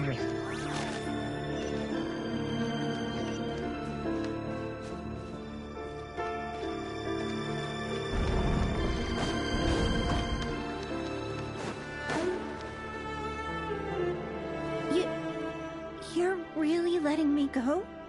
I am. As long as you can guarantee that no one will find you. Don't worry, I'll be extra careful. No one will know I was here. But... what about you? Me? If you let me go, you won't be able to complete your mission, will you? Good point. In that case, maybe you should stay. No, please! I just want to see the outside world again. To... Go on living? Yes! I know you're a man of your word. So please, just let me go.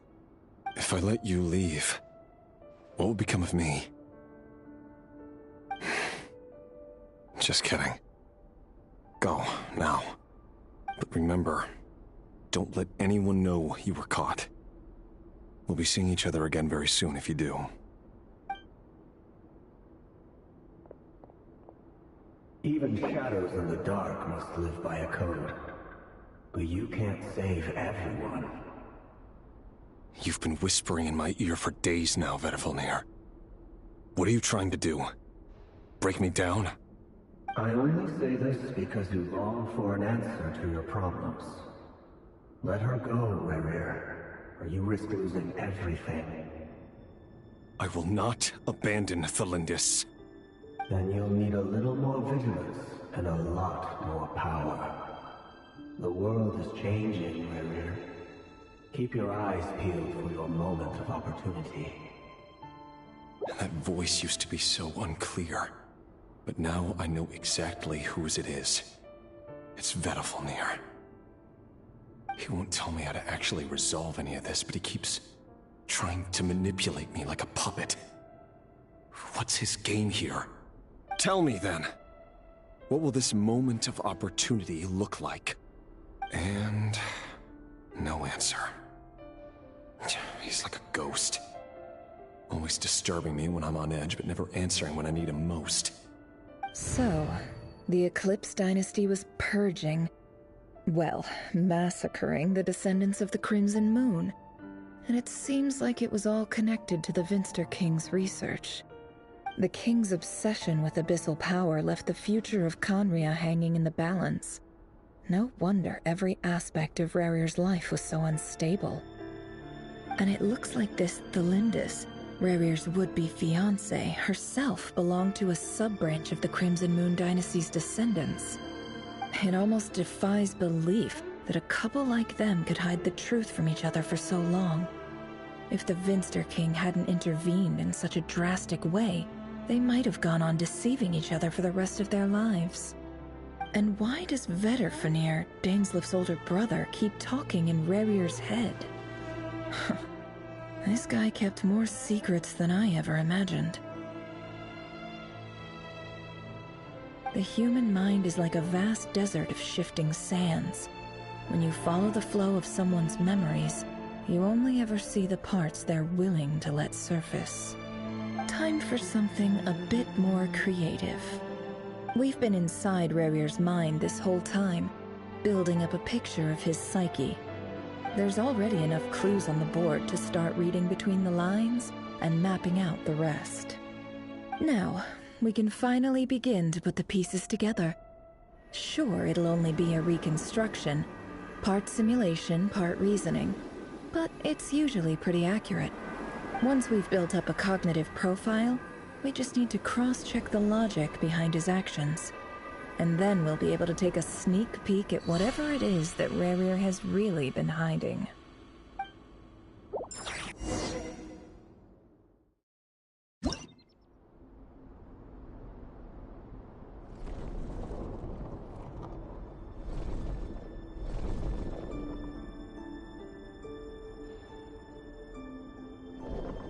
Rarir, are you there?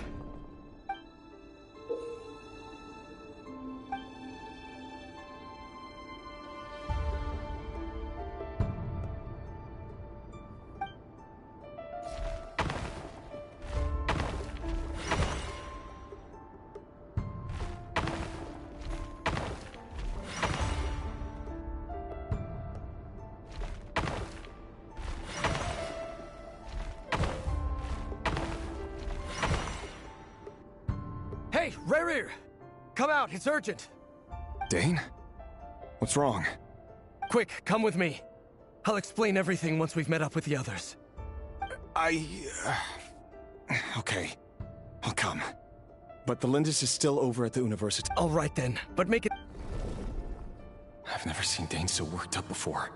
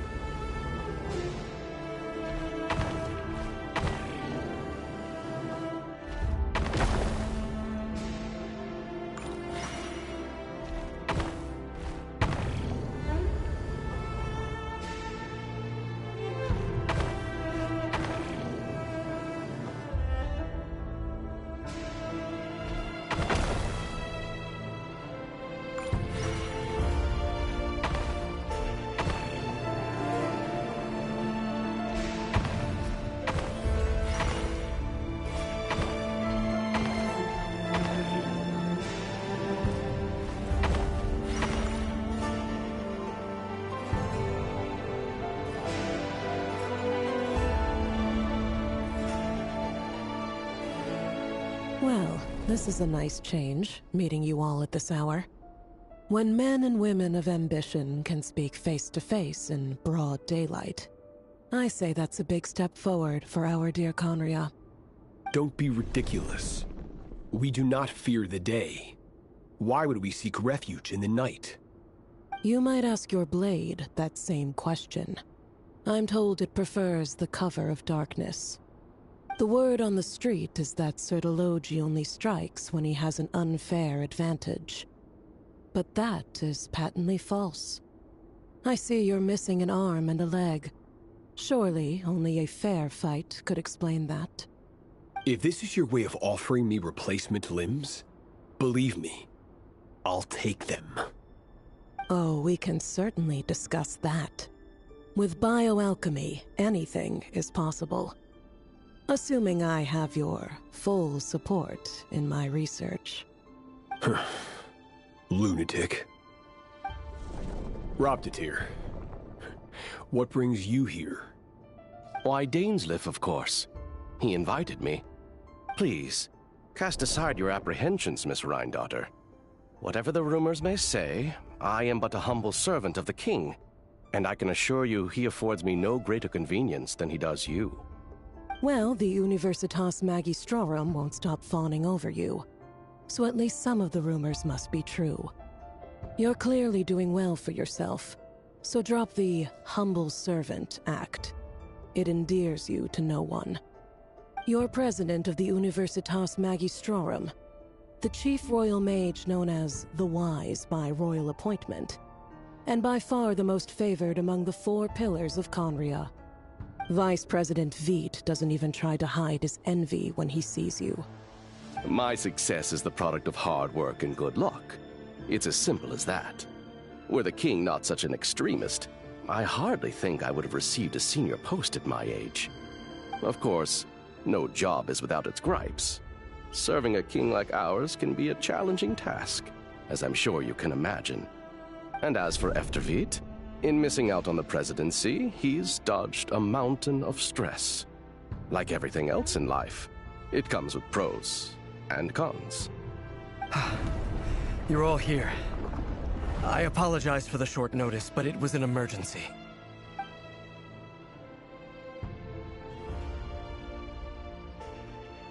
You must be Rerir. Oh shit! Mr. Sertologi. Yes, I handled your case file during your sentencing. Shit, it's Sertologi Nothing personal, himself. of course. I'm pleasantly surprised that you remember me. You're clearly a person of substance if you've been invited here. But Dainsleif, you'd better have a very good reason for convening this little gathering. It's my brother, Vedafenir. After he spoke at the court this morning, the king was so infuriated by his words that he had him blinded in both eyes and thrown in prison. Vedafenir in prison? Strange. I thought the king trusted him and Horoptatir more than anyone else in the world. Does this mean the king's circle of trust just got even smaller? It has nothing to do with trust. It's about what the king wants, which is as clear as day to anyone paying attention.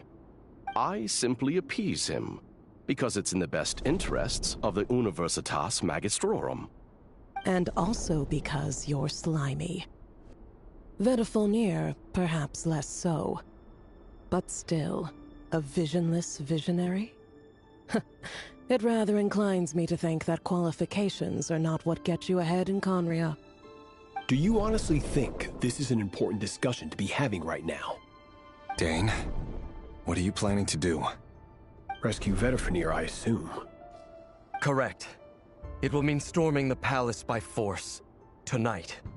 I need all of you on my side. That's far too dangerous. And don't forget, Dainsleif, you're captain of the Royal Guard. You swore an oath to the throne. Hmm? You've been planning this for a while, haven't you? I have no desire to commit treason. But whatever critique the king may have of Vedafenir, disfiguring your most loyal subject for putting the best interests of his court and nation first, this is not the conduct of a wise ruler. My blade will force the king to see the error of his ways. So, Vedafenir's prophecy enraged the king. I'm sure it wasn't what he wanted to hear, but if he won't take counsel even from the visionary, that is deeply troubling news. The extent of His Majesty's madness is now all too clear. The question is, how does a man like me get out of this situation unscathed? You have noble ambitions, Dane. But I'm afraid they don't do much for a guy like me. I'm not interested in saving the world. All I want is a letter of pardon. A letter of pardon? For whom?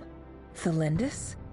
The chances of the Vinster King issuing a pardon for anyone connected to the Crimson Moon seem vanishingly slim.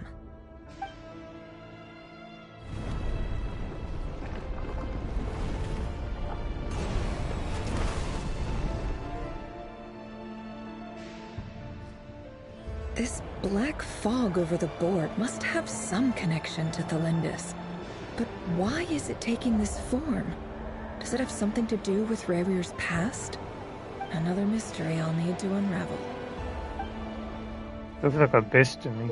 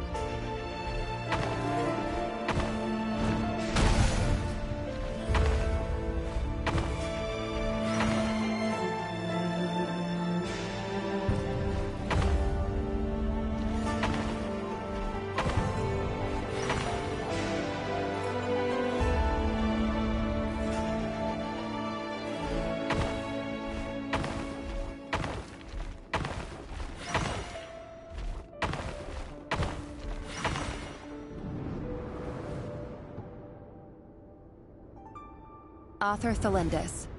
Over the course of this week, the research object was subjected to interference for a total of 60 hours for experimental purposes. The results are as follows. Research dating back to the Crimson Moon Dynasty has established 2 points regarding moon marrow.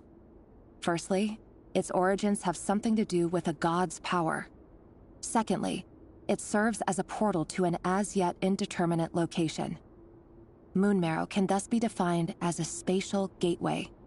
However, there are a number of hurdles to overcome before we can answer the question of where it leads to. To start with, opening the gateway requires a specific power source, which the relevant literature indicates. An enormous amount of power is then required to keep the gate open. Currently, the total power output of our instruments remains in the single digits. To make matters worse, I am now the only staff member remaining in the Moon Marrow lab. The Universitas Magistrorum recently decided to move most of its personnel into abyssal energy research, which has stymied all Crimson Moon-related projects. This is not a wise move. I have always maintained that placing all our hopes in a single source of power is risky. especially one as poorly understood as this. As well as making ourselves overly reliant on a single resource, we are neglecting other promising technologies. I apologize if this comes across as disrespectful. But as a Moon Marrow researcher, I desperately want to see the world beyond the gateway. If we really made it there one day, what would we find? And how would we go about taming the unknown? My imagination is endlessly fueled by questions such as these.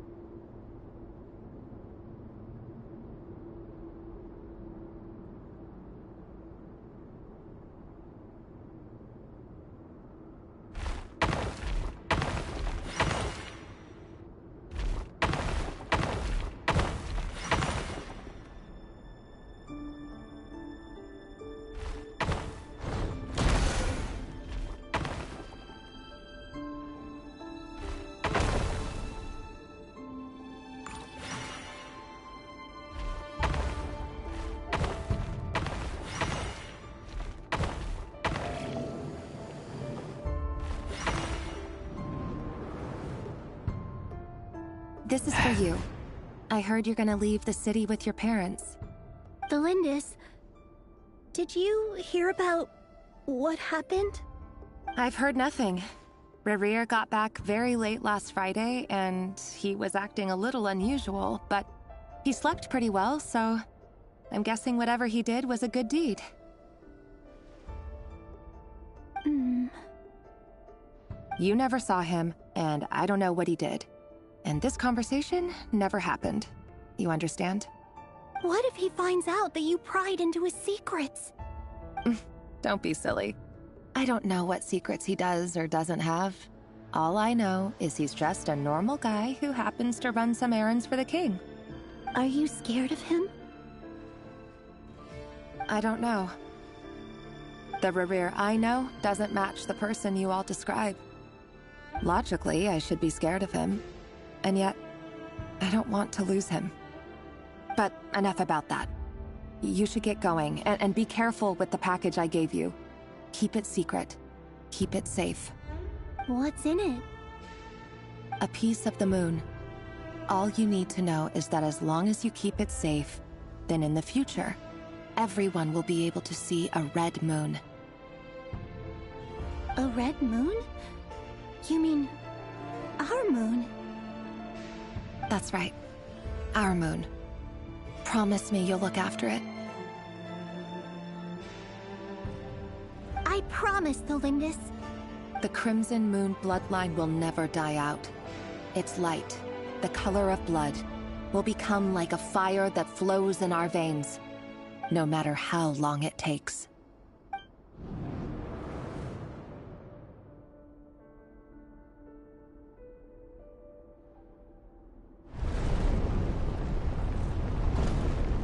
My god, even more?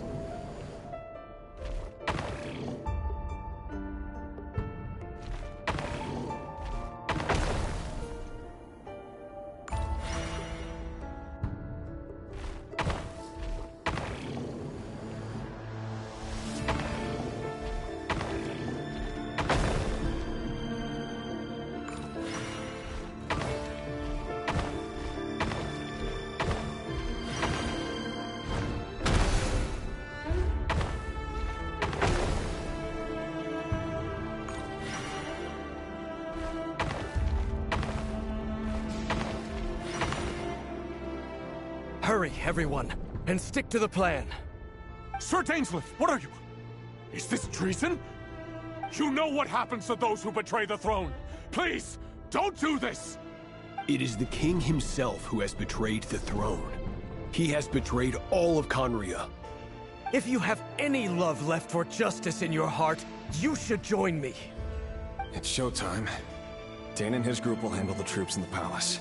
Then Hroptatyr and Rheindotter will disarm the security measures. My job is to enter the prison and rescue Vedifalnir. Stay safe. Wish me luck. Look after my brother. Draw your blade. It is time for justice to prevail.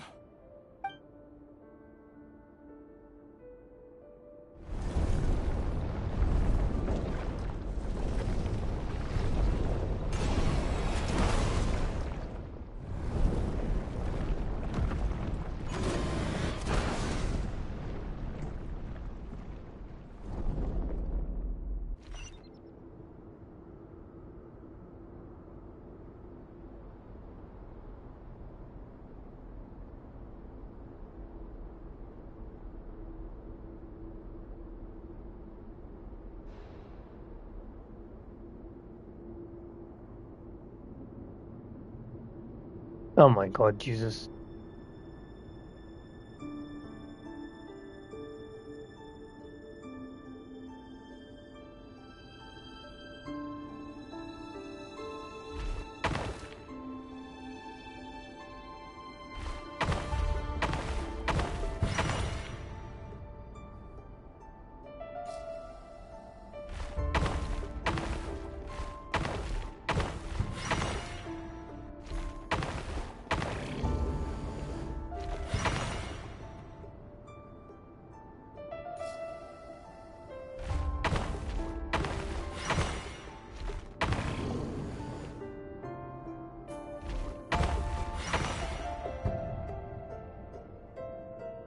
I don't think I'm gonna make it.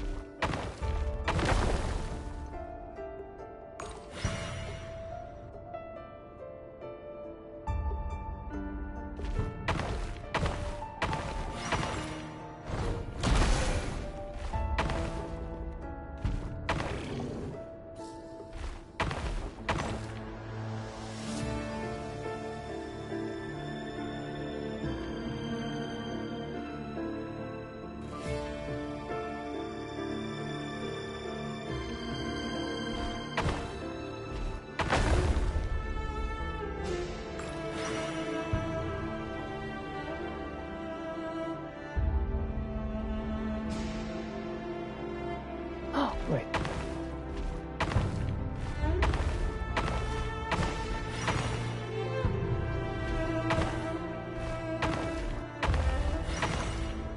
Okay. This place is filthy. And the smell is abominable. Clearly, the king doesn't allow his prisoners a single shred of dignity.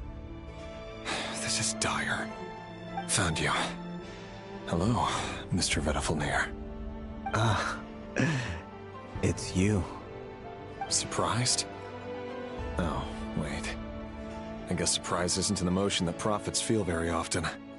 I certainly felt some surprise in the moment when I was blinded. Surprise at the king's sheer ignorance. Surprise at just how unfairly this world responds to words of earnest remonstration. I'm curious. What did you prophesize this time? It wasn't a prophecy. It was a word of warning. Someone had to say it. The king has forsaken all reason in pursuit of his obsessions. I simply told him that if he continues on this path, Conria will surely fall. But he didn't listen. Worse still, he stabbed you in both eyes and locked you away. Dane asked for my help. The court is in complete chaos now, but I'm sure you predicted that. Everything is transpiring as I foresaw, yet I am powerless to change it. Fate is an immutable force. I can but lament as the inevitable unfolds. I do wonder whether giving a man the power to see the future does nothing more for him than slowly crush his spirit. Forgive my curtness, Vedifalnir, But the king did not suddenly turn on you today. His suspicions have been brewing for a long time. You can't have wisdom beyond the reach of your fellow man without attracting his fear and suspicion. There are things the king does not want to see. So, he doesn't want you having visions of them either. He blinded you because he thought this would make the visions stop. He wasn't entirely wrong. I did indeed lose my power to see the future. Right up until... Until what? Just now. I believe I saw something new. Well, tonight could go a lot of different ways. 5 of us banded together to storm the palace, also we could rescue you. This will go down as the most tumultuous day in Conrian history. I sense hatred in you. But also hope.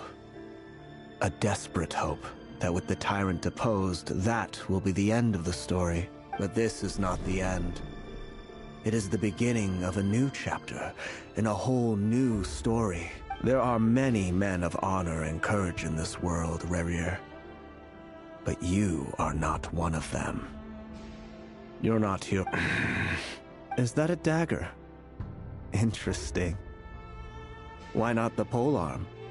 It was always your weapon of choice. With your abilities, I don't doubt that you were able to recover some of your sight. But I also doubt that you want to make an enemy of me right now. Of course not. We're on the same side, aren't we? We could be. But I need you to be honest with me, Vedafilnir. At this point, you're my only hope for the future. You mean your future? With your beloved, Felindis? Yes. And I know there are bigger things at stake here. A dynasty, a nation, maybe the entire world. But forgive me, I care first and foremost about myself. I can't abandon the one I love to save myself. I just can't do it. But you see a broader picture of the future than I. You see the solutions to the biggest problems of our age. So tell me, what is my solution? What's the answer? In matters of fate, answers are either right or wrong. What will be and what will not. Maybe you are willing to pay a certain price in the pursuit of happiness, but unfortunately, fate does not negotiate. That is the cruelest thing about fate. It is unmoved by your sacrifices. That can't be true. I know it's your voice that I keep hearing in my head, urging me to see how the world is changing, to seek more power, so I can protect the things I love. You show me disaster, but you won't show me how to avoid it? Why? Why are you doing all this? My voice. In your head.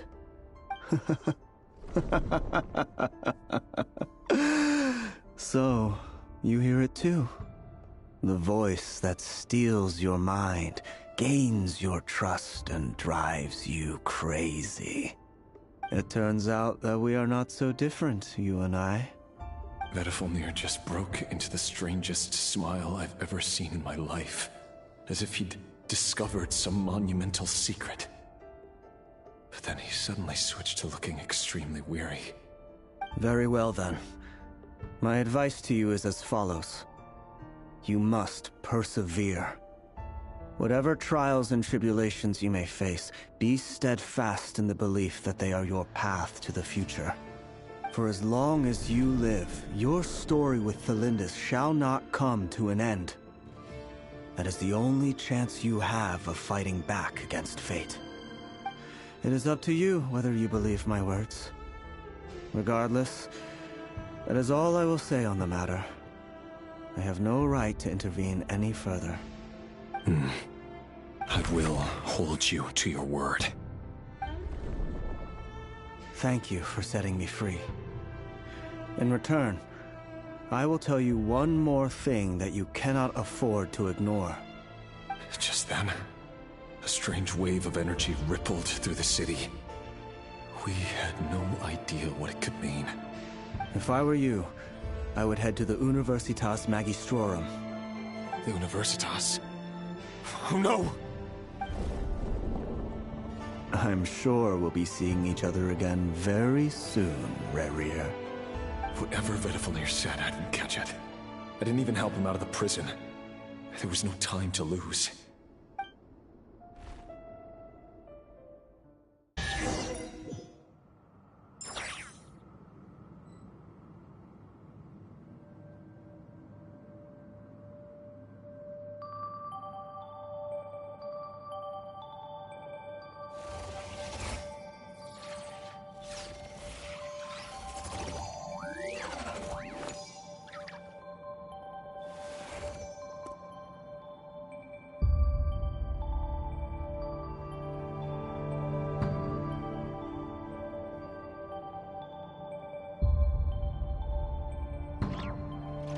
Why does Ashru sit up on the counter?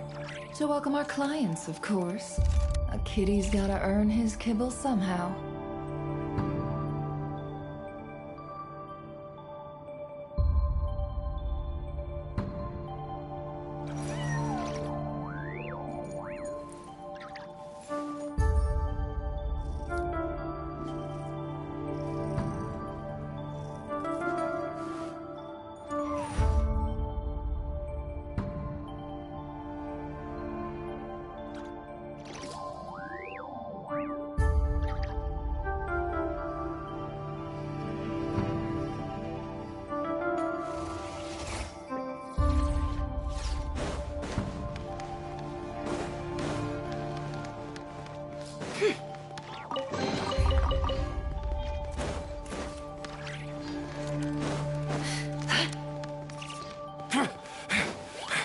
Monsters? Is this Rhine-Daughter's doing? Or the Universitas Magistrorum? Out of my way!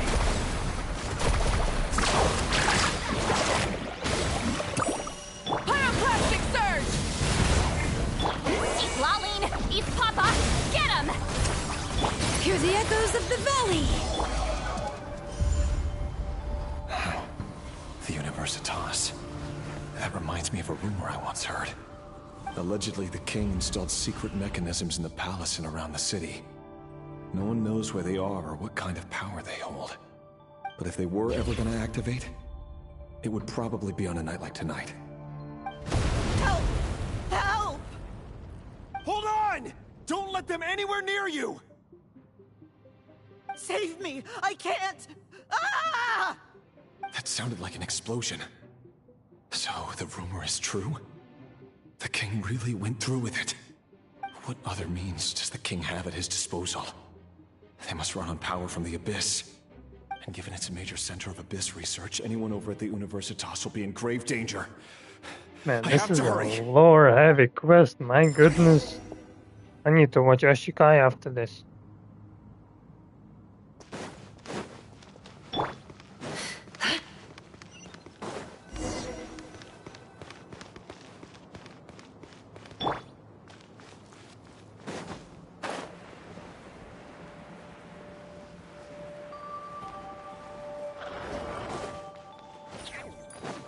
Get to work! Light it up! Light up the blazing sun! Faster! Check this out! Best of luck!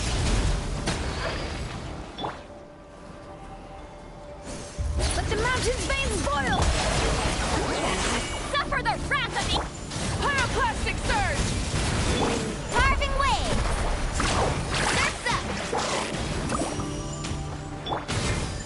The mystery unravels. It all adds up. Hear the echoes of the valley! Light of the blazing sun!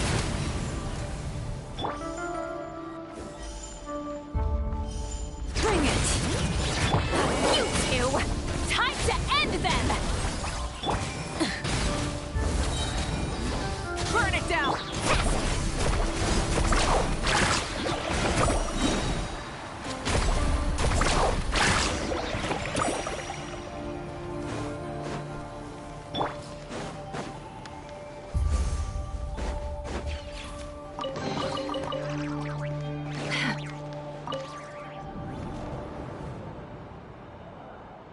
Monsters!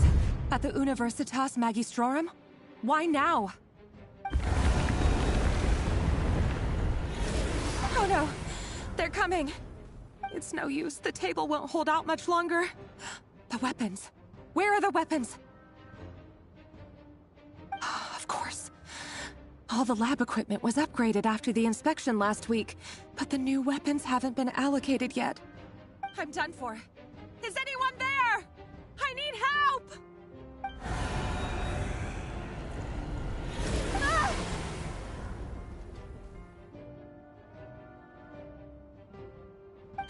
Stay back! Please stay back! Please!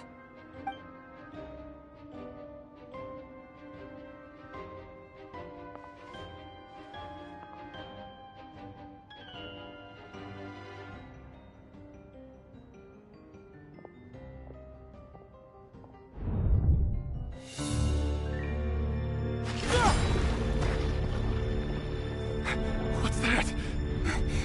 Reverie. So the rumors about your work are true. What? No! Listen, something happened at the palace tonight. We have to leave! You don't need to lie to me anymore. What do you mean? I know why you're worried, and I will respect the decision you've made. But it's okay, because I found a solution. I know how to end all this. You can have it back. The normal life you so desire. But until then, I'm afraid our wedding will have to wait. This? No, don't do it! Cylinders! Cylinders!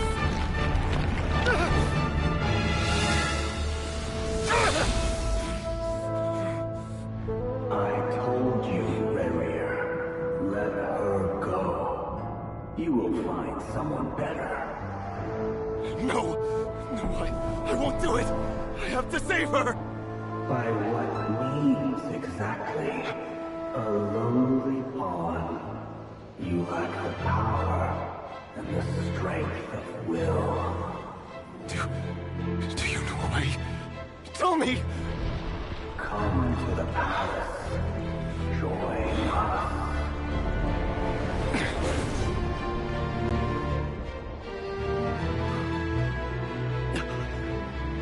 Reverie, thank goodness we... Step forth and take your share. You made it. Not you too.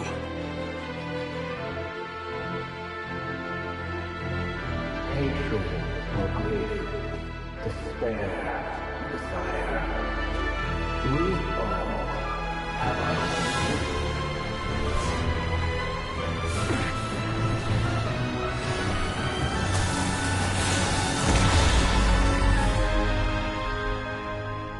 Reverie. Reverie. Lindis? Were you daydreaming?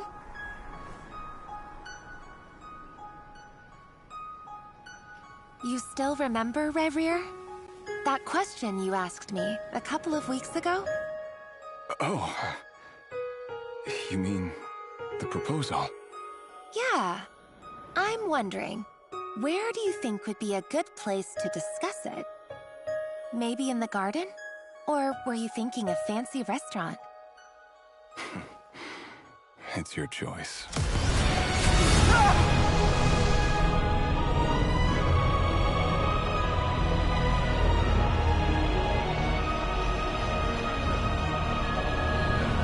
No.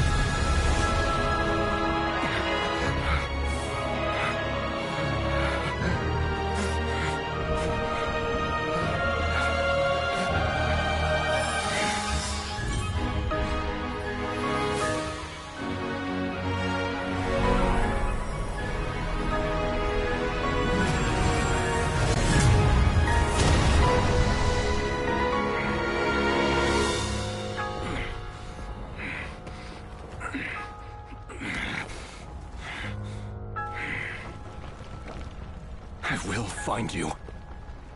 And then... you can give me your answer.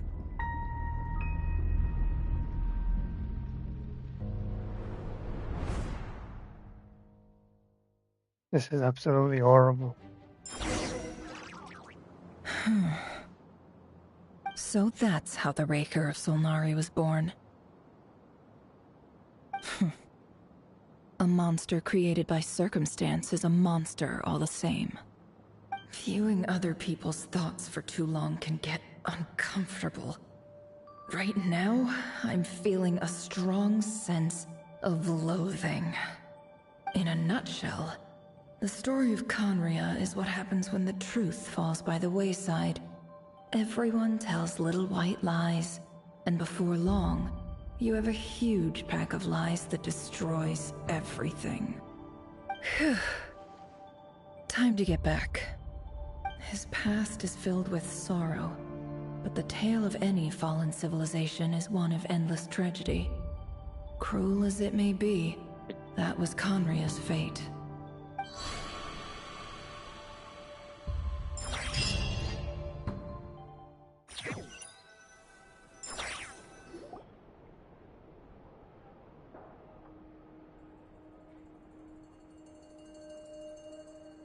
Everyone, I'm back.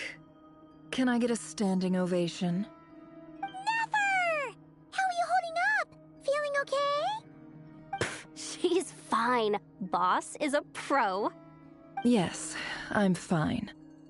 You will have seen the events of Rarir's life through my thoughts. It's now clear that he is just a regular nobody, driven by personal tragedy, as he said himself. I mostly agree. There's only so much we can know about him from his memories alone, but they did give us a clear glimpse into his life in Conria. However, I would not consider Rarir to be a nobody. He was deeply involved in the events of that era. Yet, when the catastrophe of a generation strikes, nobody is safe. Sounds to me like you're speaking in riddles again. Is this you urging me not to abandon the people of Nodcry in their hour of need? That's not what I meant. Although I do hope you choose to remain a part of the plan. Without you, the mission ahead will be all but impossible. Then try to remember that I respond better to the carrot than the stick.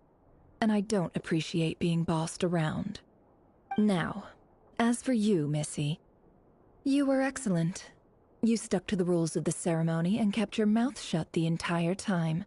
Bravo. Cool. So, can you fill me in on the deets now? Most of what I saw went right over my head. Patience. You'll hear the whole story, don't you worry.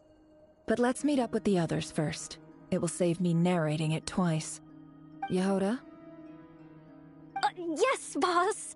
Let me get that door for ya. That's more like it. For a moment there, I was worried you'd forgotten about the first clause of your employment contract.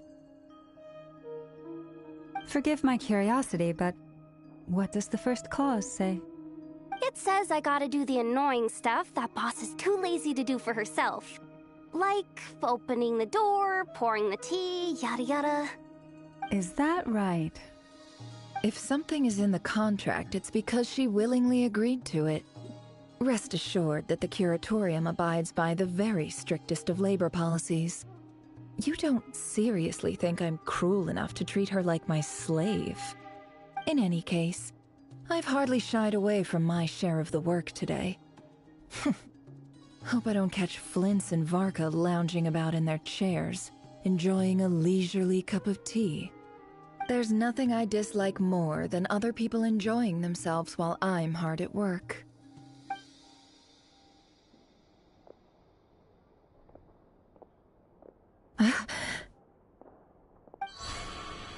Oh no.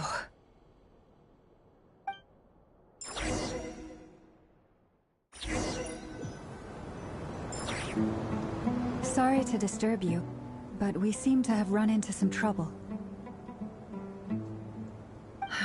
Evidently so. Don't worry, I'm not about to leave you to fend for yourselves. I'm not that kind of boss. And it would go against the Curatorium's labor policy. I'm sorry? What did you hear me say? I wasn't talking about labor policy. Wait. How long have I been standing here? Not long. You just appeared by the door a moment ago.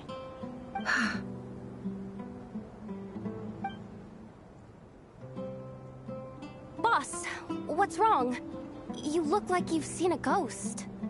We've been tricked. We never left at all. Somehow I hallucinated that whole scene back inside the office. Hallucinated? But how? How indeed. This place should heed my will alone. All thoughts and actions that occur in here are just a result of pawns moving across the chessboard in a carefully calculated manner. And nobody has access to this chess set but me. So you control everything in here? More or less. But yes, it's a special technique of mine. Has anything like this ever happened before? Only once. It was the first time I used the chess set. Is there any similarity between what happened then and what's happening now? I suppose my thoughts are a little turbulent, which was also the case my first time. Is there anything I can do to help? The first clause of your contract clearly states that I only need your help with things that I'm too lazy to do myself. Meaning, you're not feeling lazy right now? Meaning, this is not something Yehoda can help with. The chess set is a personal treasure that I alone understand. I must be the one to find our way out of here. Boss, it's fine. Really. Let me do something useful. Oh, listen to you. Whatever would I do without you, Yehoda? What? Really? Yes, really. Where would I ever find another employee as obedient and servile as you? God forbid anything ever happens to you. Oh, okay. Well, anyway, I was thinking of fetching some water. There's gotta be a source around here somewhere. I suggest everyone finds someplace comfortable to take a rest. We gotta conserve our energy. Even though all this chess malarkey doesn't exist in a physical sense, mentally speaking, it's all real.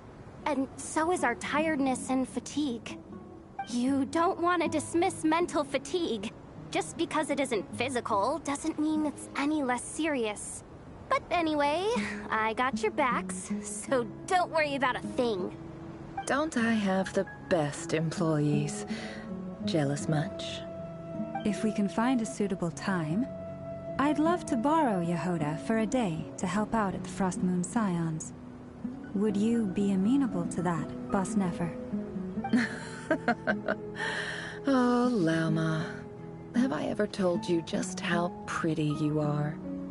Beauty runs from the tips of your antlers to the depths of your imagination. Time to rally, everyone. Follow me.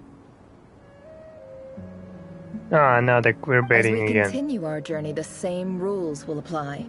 That means stay focused and no talking no matter what we encounter. And don't disturb the chess pieces. You have People my about word to that I ship will these get us two all out again. of here. Now that they are already doing this.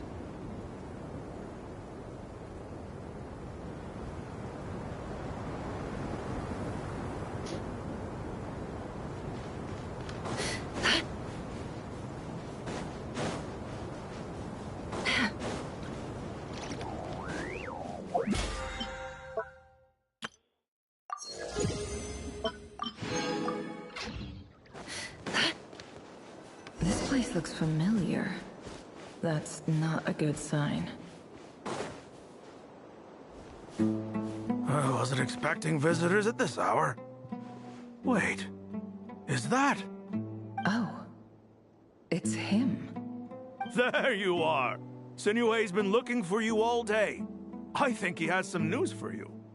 Oh yeah? What were you doing just now, Uncle Retinue? Hiding away some more loose change? I know I saw some Mora. What do you mean, loose change? Oh, come on, I'm too old for this. Just pretend you saw nothing.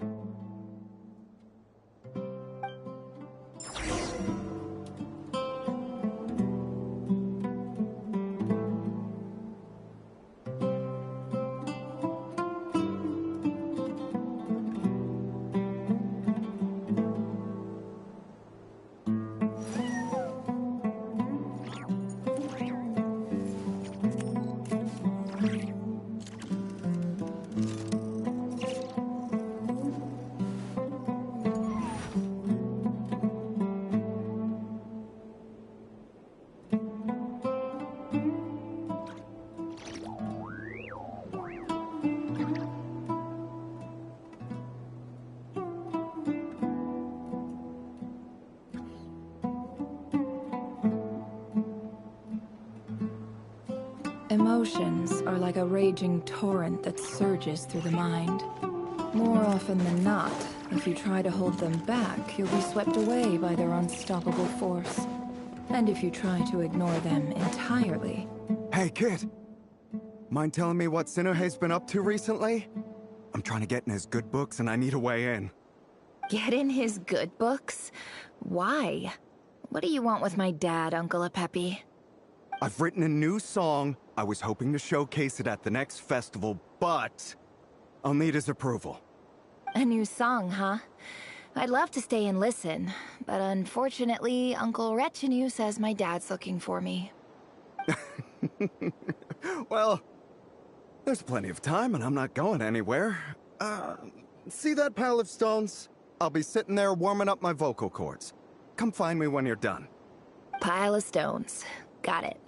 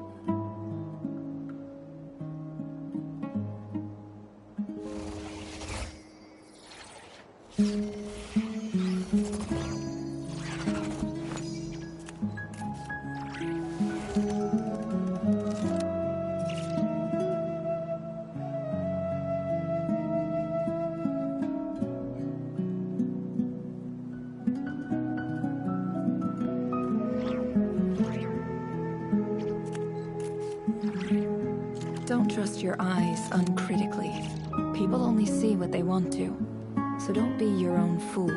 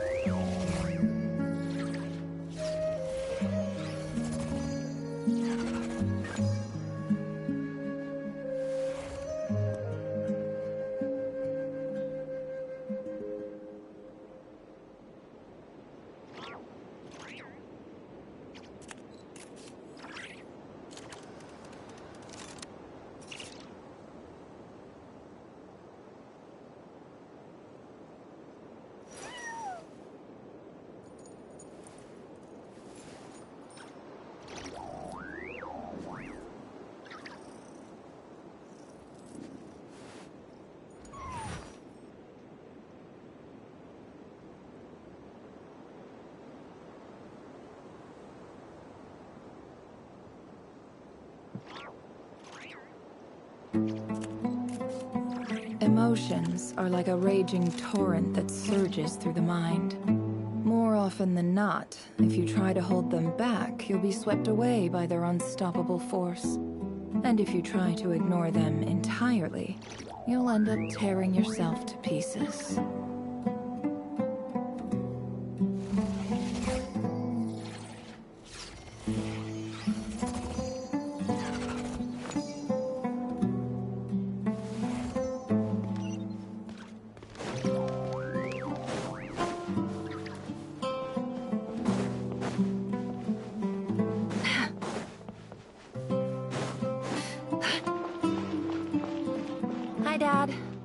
Retinue said you were looking for me. Ah, there's my little princess. If you'd gotten back just a little sooner, you could have shared the spoils of war with me. Spoils of war? Who were you fighting against, Dad? It was just a figure of speech. The aftermath of a sandstorm is no time to be waging war.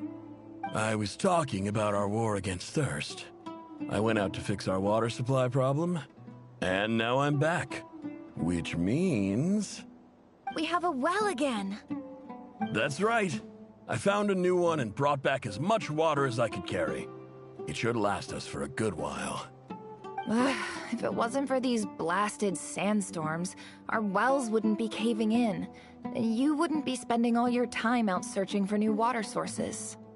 As the chief of our tribe, I'm supposed to be leading us out of hardship and poverty, onto better things. You know how prosperous our ancestors were. I've told you all the stories. And look at us now, squeezed into these hovels. No one would choose this, if it wasn't for the endless wars over the years. But things are looking up. I started working with some folks from the academia a few months back. They gave me some contacts in return for my assistance in the desert. So you're the academia's helper now? Special ambassador, they call it. Think of it as a partnership. It's nothing bad, okay? We've been isolated here in the desert for too long. Seeking opportunities elsewhere is the best thing for us, and the fastest way to progress. So, do you get anything good out of being a special ambassador? Of course. My luck's improving all the time. One day, I swear I'm gonna lead us out of this place. We'll find somewhere new. Somewhere better.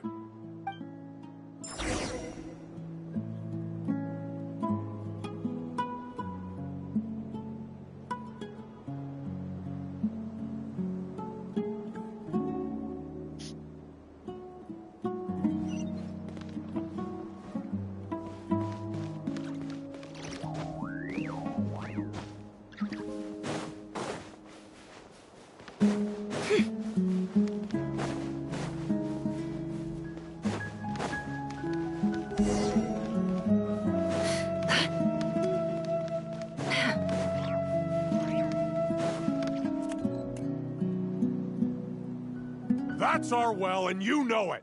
You stole from us. Well, you've gone from chief to thief, and now you have to face the consequences. Did you really think you could take our water without permission and get away with it? You're either brave, stupid, or both. And that Special Ambassador Act? Yeah, nice try. We spoke to the academia. They said it was all news to them. You're a liar and a cheat!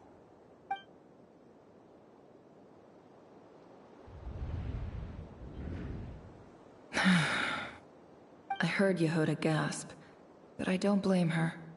Most people are terrified by the sight of blood. Corpses strewn across the ground. The wounds are clearly from scimitars and daggers. The desert dwellers' weapons of choice. There's a handwritten note on the ground. Let's see what it says. Halil, this is Sinuhe, chief of the Shimti tribe. Surely you remember me. I was the one who helped you and your colleagues avoid the quicksand in the desert. This is my second time writing to you. I assume my last letter must have gotten lost in the mail, as I didn't receive a reply. I hope this one makes it to you safely. I'm writing to you because I need some help. That sandstorm the other day completely blocked up our well, forcing me to look for another water source in Iab and Unut territory. It was a matter of survival. Praise the gods. The well of the Iab tribe was intact. It was my last resort. I drew what water I could and left, but not without being spotted. I fear they will retaliate. You told me to write to you if I ever needed help. You said you'd be my ally in the academia. I urgently need you to formally recognize my title of Special Ambassador and send some of your people to assist me.